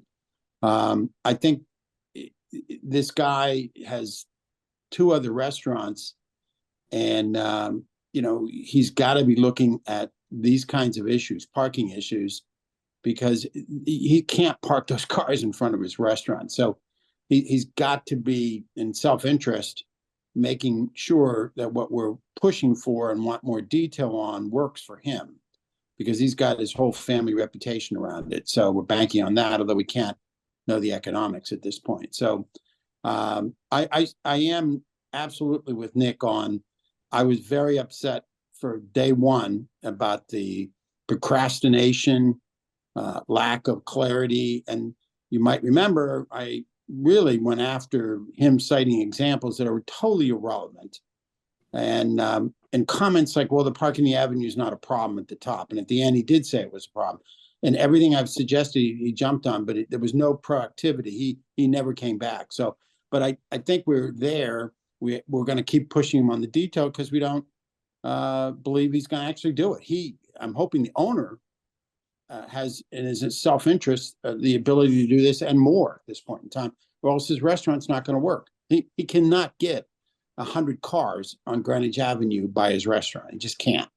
And that's why I eliminated, that business where he wants to have people coming down the avenue and turning. No, I don't want anybody in front of that, in that restaurant. You just direct to the parking garage at this point. And he agreed to do that. It's frustrating, Nick. I agree, but I'd still like to see the restaurant.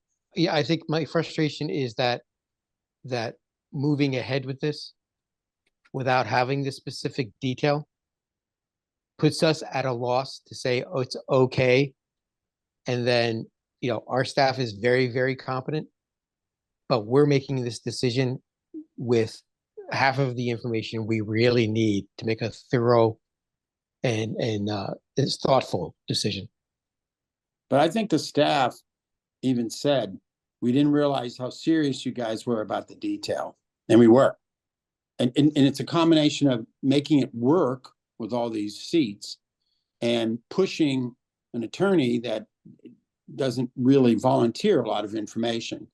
And that was the reason why we're all coming back and saying, so I think the staff, and then I'll let Patrick talk. I mean, if Patrick doesn't sense that we're very upset that we don't get clever, proactive ideas where we're trying to make everything work and we're getting sandbagged, I think he gets it. We kind of, on a lot of our projects, I mean, we rely on the staff to make sure that, at least up front, the applicant, does what they say they're going to do. I mean, there's a lot that we rely on staff to do. And I think this is one area they can do that. I don't know, Patrick, do you have any other thought on that? I don't. I mean, we worked very hard for the commission to get what you've asked for. When the application comes in, we try to make sure that everything, at least the base issues, are there so that you have something that's worth looking at, and then you make your opinions known, and we try to capture those in so the next time it's not, you're not frustrated. And the issues that you need to answer are being answered. So we do try to do that. Unfortunately, these things have a running clock on them. So at some point we get to an impasse and we have to act on it. So that's just the way it is. You can call it a game, you can call it a system or whatever that's set up or whatever, but it's meant to make sure that the commission is acting on applications because that's the way the state law acts. So, but in this case, maybe we weren't passionate enough for something, but I think the feeling was we're not getting information. Yeah, we're going deeper in detail than maybe we would have done on another one, but there's a bunch of reasons we talked about why that's the case. So now at this point, I can't believe you guys aren't super sensitive to saying we really want a lot more detail, and we can put it in the approval with major conditions. We don't normally do that. I mean, not to this level of detail. Get an extension. Have them get it, Can't do. It's already well, they closed. don't have they have to offer it, right? So we can't just tell them to give us one. Well, No, we've already voted. We've already closed it. So we're here. Right. We have right now we have the option. We don't have to vote on it tonight. Right. No, that's the only we do option. not have to vote on it tonight. Right. And maybe that's the best thing to do. I'll take the vote on this, and then we don't vote on it tonight. And I volunteered to write. I think we should take a vote to not. We have to vote on the motion that's on the floor. Well, my concern is what happens with that motion, because we have a motion to, well, never mind. It's straightforward. Take the motion on the floor, Madam Chair. You're right. No, so what I'm saying is we vote on the motion to deny, and then I can make a motion that we wait 2 weeks. And in the meantime, what I would offer you guys is I would put together, I don't, unless Nick wants to do it, but I would put together every condition that we have and that we want. And we would come back and say, if we ask for this, this, and this, would that satisfy everybody? And if it doesn't, No, because you know what it is? To me, we're conditioning this, but we'll never see it.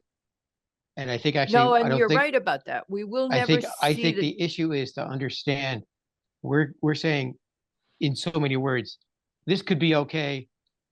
We're gonna give you this, we're gonna get a condition this, and somewhere down the line, this is not gonna be the thing that we intended.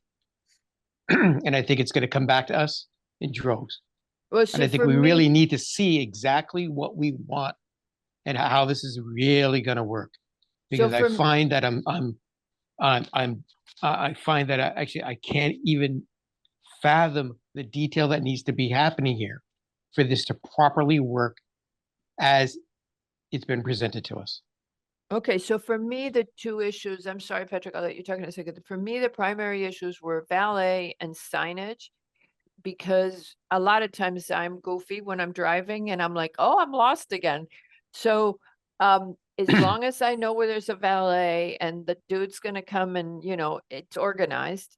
So I could lay out conditions. That's the primary thing you're missing, that you're missing that you want to see. This third thing, Nick, that I heard you have a concern about was the outdoor dining. And I would say on the outdoor dining that Tessie might be right, that after one season of outdoor dining, we have them come back if there have been complaints, and staff would be to decide that. Because your concern with the outdoor dining is we have approved, I think what we approve is only 150 seats indoors, full stop, no more, forever, you're done. But then with the outdoor dining, you come back in a year with the complaint if you have it. If there's complaints, they come back to us. The only additional thing, and I know we don't consider normally economics, this building is the second highest taxpayer in Greenwich. It has a taxable value of $150 million. And that's just the taxable basis. I'm sure it's worth a lot more, but it is the second highest taxpayer in Greenwich. For it to have vacant space is a negative for the town because it's a source of revenue for us. So Weigh that against the impact if this thing goes sideways for the top of Greenwich Avenue, I get it. which now affects everybody down below Greenwich Avenue because I get it. It's not working the way it's working. And I don't go down Greenwich Avenue because I never can get down to the top of it because it's filled with cars. The most that they can give us when they come back, and here's the bind for us. They have 800 parking spaces in that building. So the best that they can give us, no matter how long we wait for it, is signage and valet. There is nothing else that we can ask for and how they're going to operate that is going to guarantee us a protection from disaster. I can't think of anything Well, that would Madam protect Chair, us. I made a few suggestions Mhm. about what others do, which just creates a kind of a better experience. I mean, I would think, as a business owner, I would want to make sure that the success of my operation doesn't depend on any confusion about where my restaurant is and how to get there, and that the experience that I have is as enjoyable and as interesting and easy as possible. So I wouldn't just do one thing, I would do several things. So valet, signage, the website, we've talked about all that. They put it in the mail outs, they put it in their marketing material. There's even more. I mean, there's lighting, there's striping. You could put an arrow in there,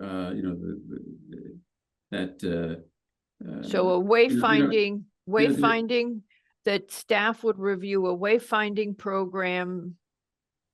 The staff would view the proposed wayfinding. And having all of these things in the parking lot and the signage is a great advertisement for this. So, I mean, Yes. it's, No, I mean, I think it's perfect for the ladies who shop and lunch. If you could get people to make a habit of parking in that garage, it would be fantastic because people can shop, they can dump what they've bought, they can go have lunch. and I think it's easier to. Or men who have lunch. I enter- don't mean to be it's sexist. It's just There's easier to, gotta as be far as some I'm men who lunch. concerned, it's easier to enter off of Mason, but that's my opinion. Yes. It's a There's no good- connection from the Mason Street parking garage to the building 3. There is none, yeah, okay. No, we got Right. there. We got No. there. I went out Mason Street. When Uh, I you left, I get went there, out You gotta Mason. wind around a little bit more. You gotta Uh, wander around and they Tessie let said us you out. could. Yeah, but it's I not got out that ideal. way. So when I Yeah. was there, Nick, I left on Mason Street.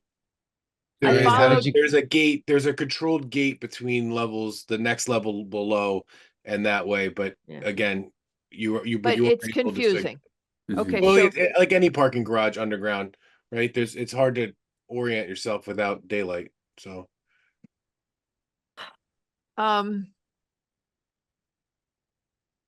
okay, I'm gonna take the vote unless somebody wants to add something. All right, so Mr. McRae, I'm just gonna go ahead and start with you This is a vote for the for the motion as denial, a- Okay, the motion to deny. I vote aye. Okay, Levy? I go last. What? Okay, that's called chicken. We'll let you be chicken just this time. Wells? Nay.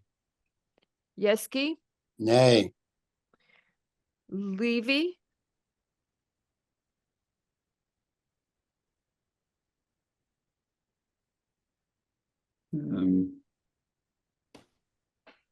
Nay. Okay. Okay, and Albin is also nay. So now my question to you is, do you want to take a shot at an approval tonight? I'm making a motion to approve, or do you want to give it 2 weeks and? 2 weeks. Okay, what I would suggest, 2 weeks. So what I would suggest is this. Mr. Levy, I just wrote down what you wanted was website, wayfinding, all the wayfinding signage, and all communications, which, holy cow, I won't be able to read this in a few days.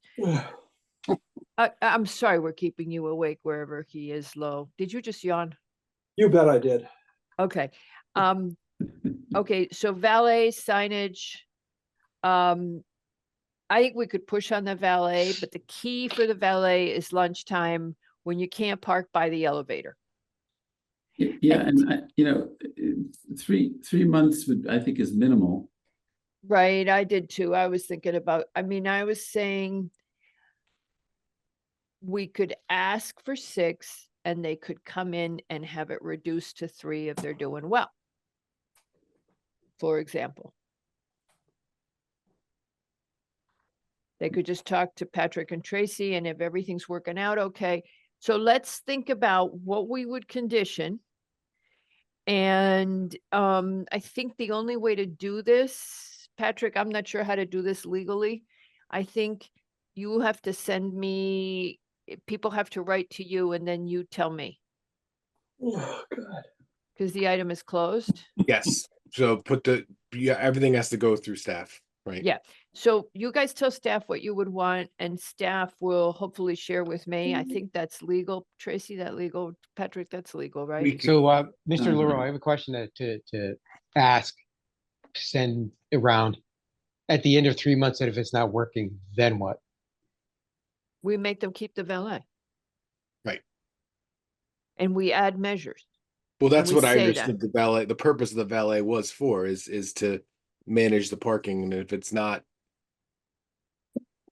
And if it's working, then it can go away. If it's not working, it has to be robustly So Patrick, enforced. you would have to just make sure, unless Tracy from her law school days can tell us this, you would have to make sure that we can add a condition that says, A, that the commission would decide whether or not the valet could be ended. And the second thing is, if the valet is not successful, which is what Nick is saying, what happens if the valet is not successful? In that event, may we require the applicant to provide additional solutions post-approval if there's a traffic problem?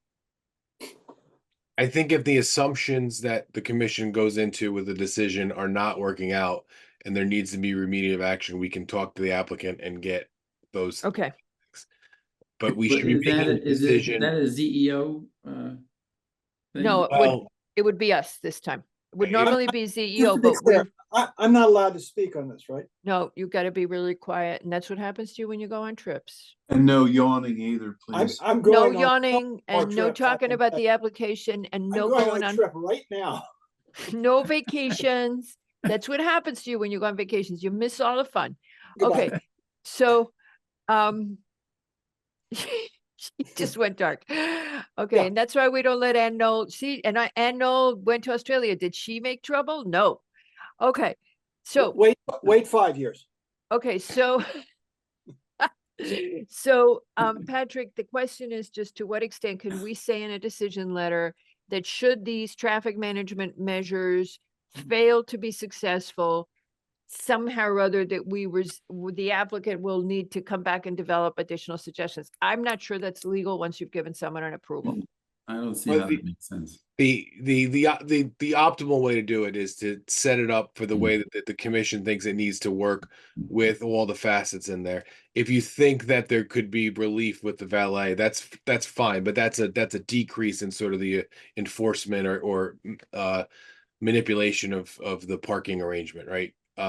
If there is problems, I mean, we've done this before. I don't know what the reaction would be to the commission, but there is traffic studies, or there's a 6-month check-in about how everything's going, and then we look at it and we say great, or we say, hey, by the way, I drove by on February 5th and I noticed a lot of cars. What happened that day, and can we tidy it up or whatever? So that's been the practice of the commission in the past. And I think that's a good thing to work on.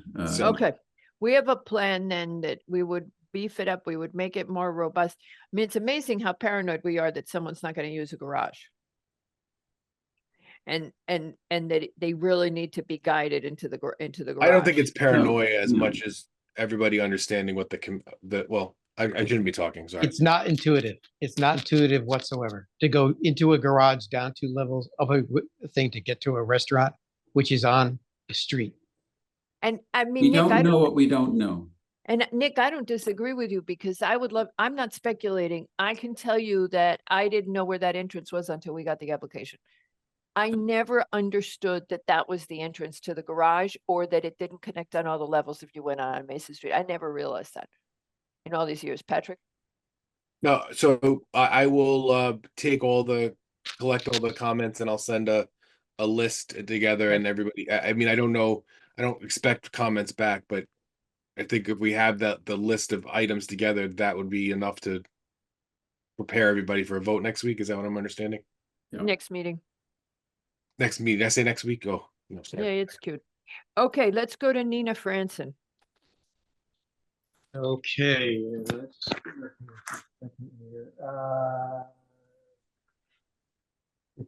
68 Deerfield Drive, application PLPZ 2024-03. No, your sound is, Nick, Nick, your your sound is. microphone or something.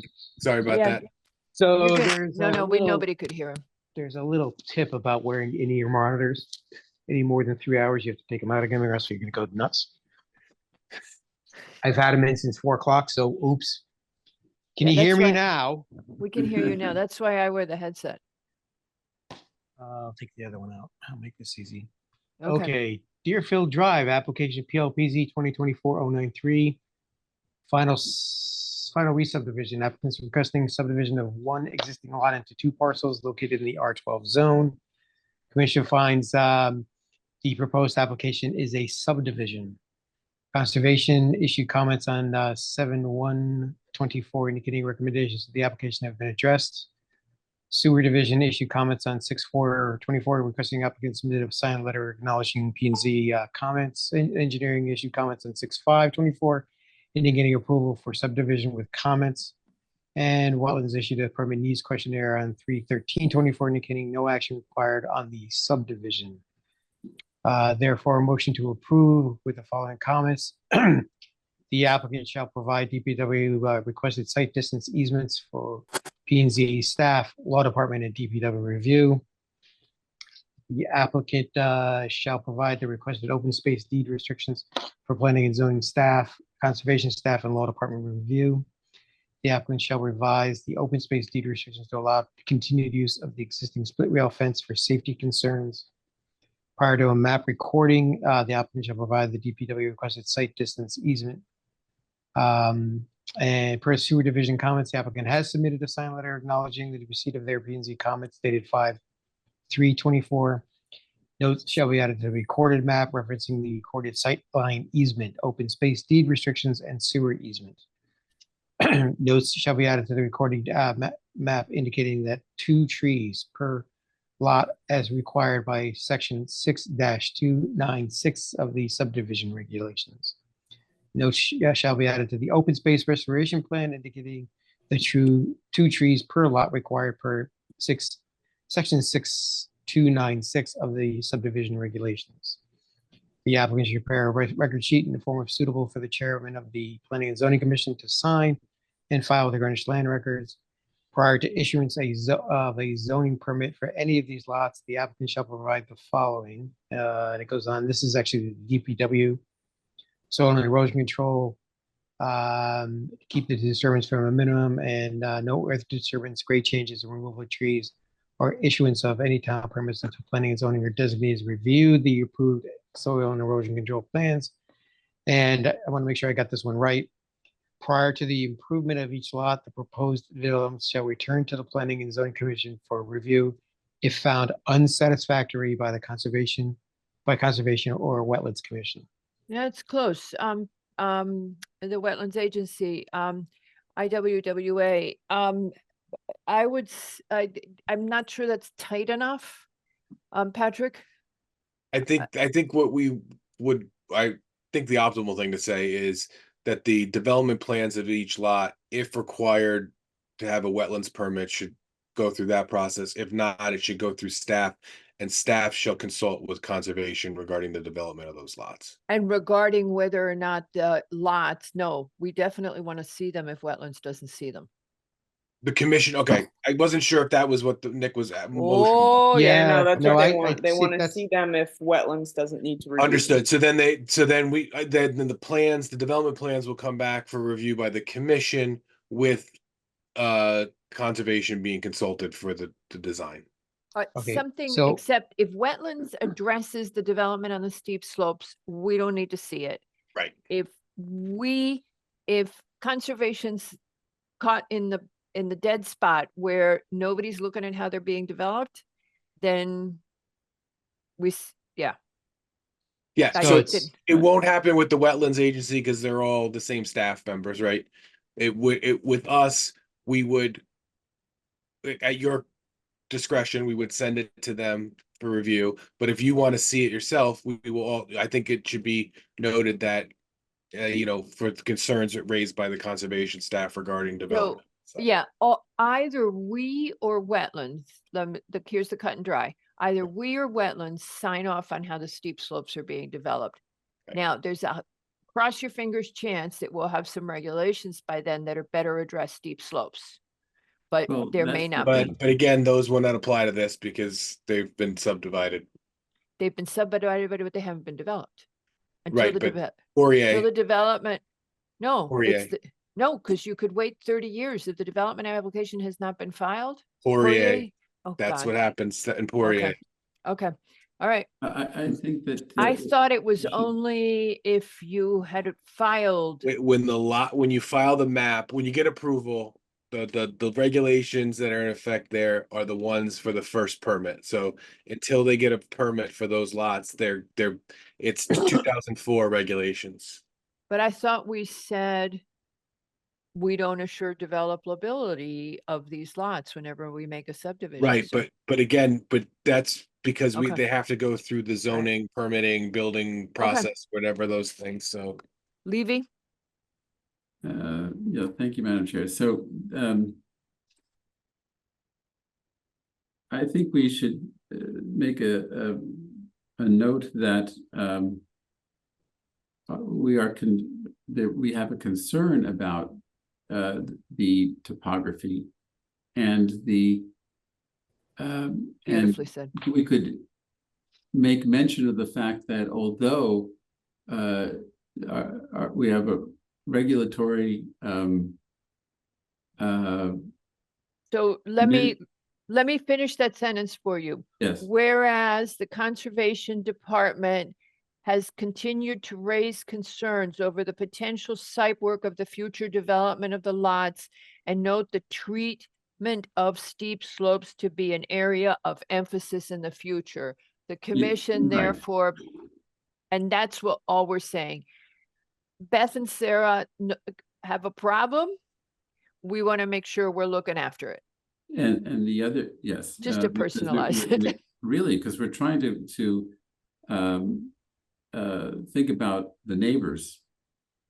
Well, we're trying to think about sustainability And yeah. Well. Yeah, in a town that is it's- subdividing, there- There's a disparity between Okay. sites like this and flat sites. They shouldn't be treated the same. yeah, I know, we got to work on this. And we got, yeah. The other part of this is that there's a squirreliness to this application, which is bothersome, just like in the other application that we just Discussed, yeah. discussed. And there's a pattern here as well, which I think we have to is something that we really need to figure out how we want to deal with this. And I think that if we have to deny something because we don't have information, and I think that we should be making the proposal just like in the last one to deny.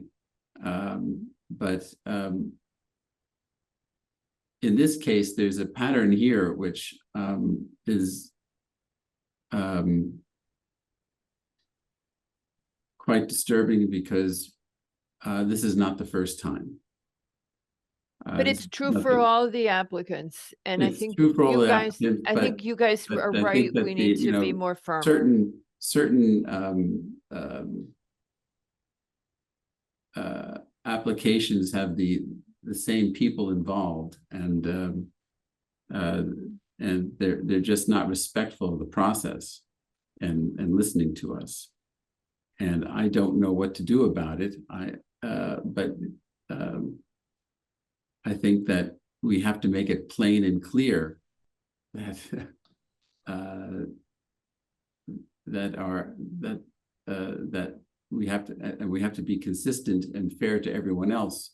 So to constantly put the task on the department to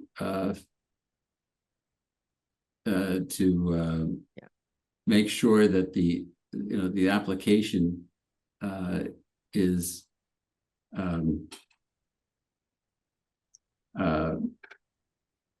that the applicant does comply with all our wishes is maybe a little bit burdensome, and I don't know if it's fair to constantly just let the department have to deal with that. No, I agree with you. We then give staff extra work to follow up after an application because there's open items on it, and that's annoying. And B, The burden should be on the applicant. Yeah. Okay, so. Oh, I think I said that, didn't I? Yeah, so so two things to add then. One, I'm gonna build on Peter Levy. Patrick and Tracy, say it as tactfully as you want. That I think we should just express that the commission continues to, is disappointed that there were items missing in this application. In the decision? No, at the time of closing this application, the subdivision plan was not completed, was not correctly completed. Or something like that. And I leave it to your discretion completely how you want to say that, because I feel like we did give Ms. Zorzi some strong feedback. Yeah, but maybe we should just never Okay. not close something where we don't have, They didn't give us more information. time. We didn't have any more time. We were out of the clock. I know it sounds great, but we were out of clock.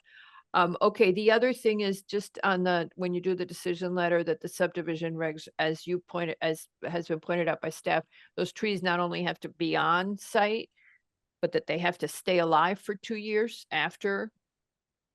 Yep. And Understood. And then the other thing was that the commission encourages the applicant to consider sensitive management of steep slopes when it creates development plans. It's the best we can do.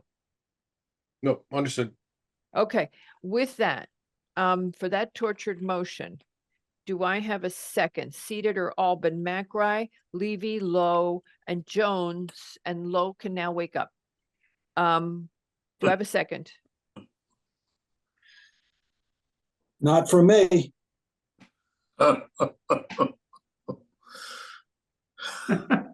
Okay, so we have, let me run this by again. Seated on this application are Albin, McRae, Levy, Lowe, Jones. Do I have a second? No seconds. Albin will second so that she may take a vote. I have now seconded the application. Mr. Lowe, how do you vote? Aye. Wait, you didn't second it, but you're voting in favor? Is there some regulation on that I missed? It's like, I can't second this. I'm good with it. All right.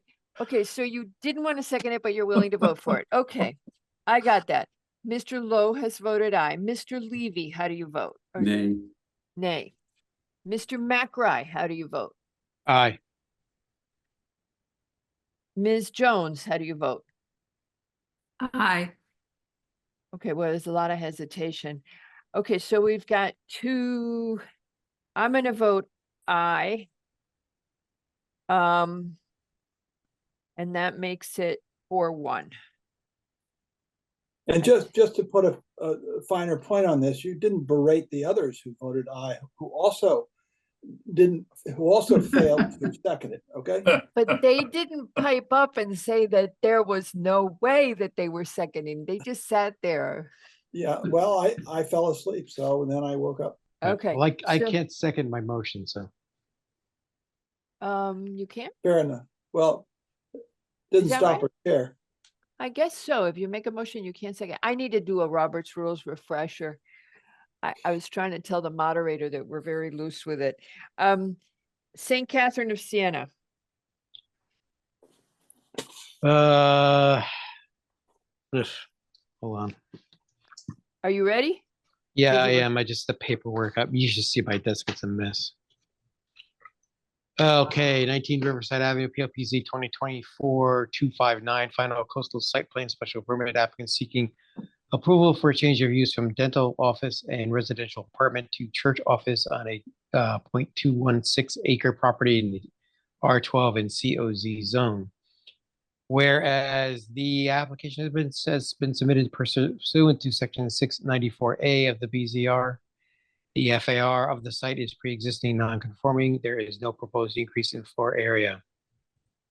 The commission finds that zoning issue comments dated 7/3/24 indicating no issues with the proposal. And sewer division issue comments on 4/8/24 requesting the applicant submit a signed letter acknowledging their P&Z comments. Therefore, a motion to approve the change of use noting the following: per sewer division comments, the applicant has submitted a signed letter dated 6/24/24. and all previous P and Z conditions, site plan conditions shall be continued, and the applicant shall address any and all remaining staff or interdepartmental issues. I think since it's a change of, we should address two things. The commission hereby notes that whereas the applicant is abandoning a non-conforming dental office use and adding a conforming not-for-profit use in the site, on the site.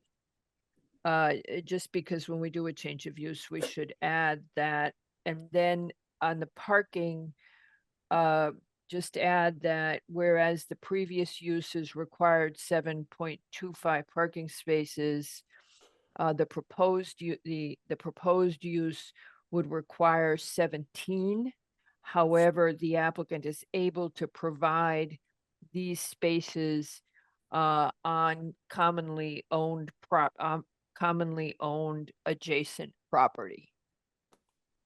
Get that well enough, Patrick? I would say something. Land owned in common, right? Land owned in common. It's not all adjacent, but it's within 1,000 feet. Correct.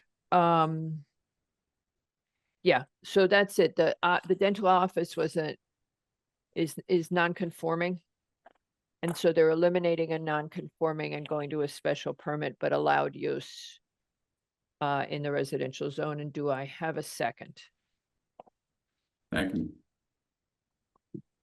Mr. Levy has seconded. Mr. Levy, how do you vote? Aye. Mr. McRae? Aye. Mr. Yeski? Aye. Mr. Lowe? Aye.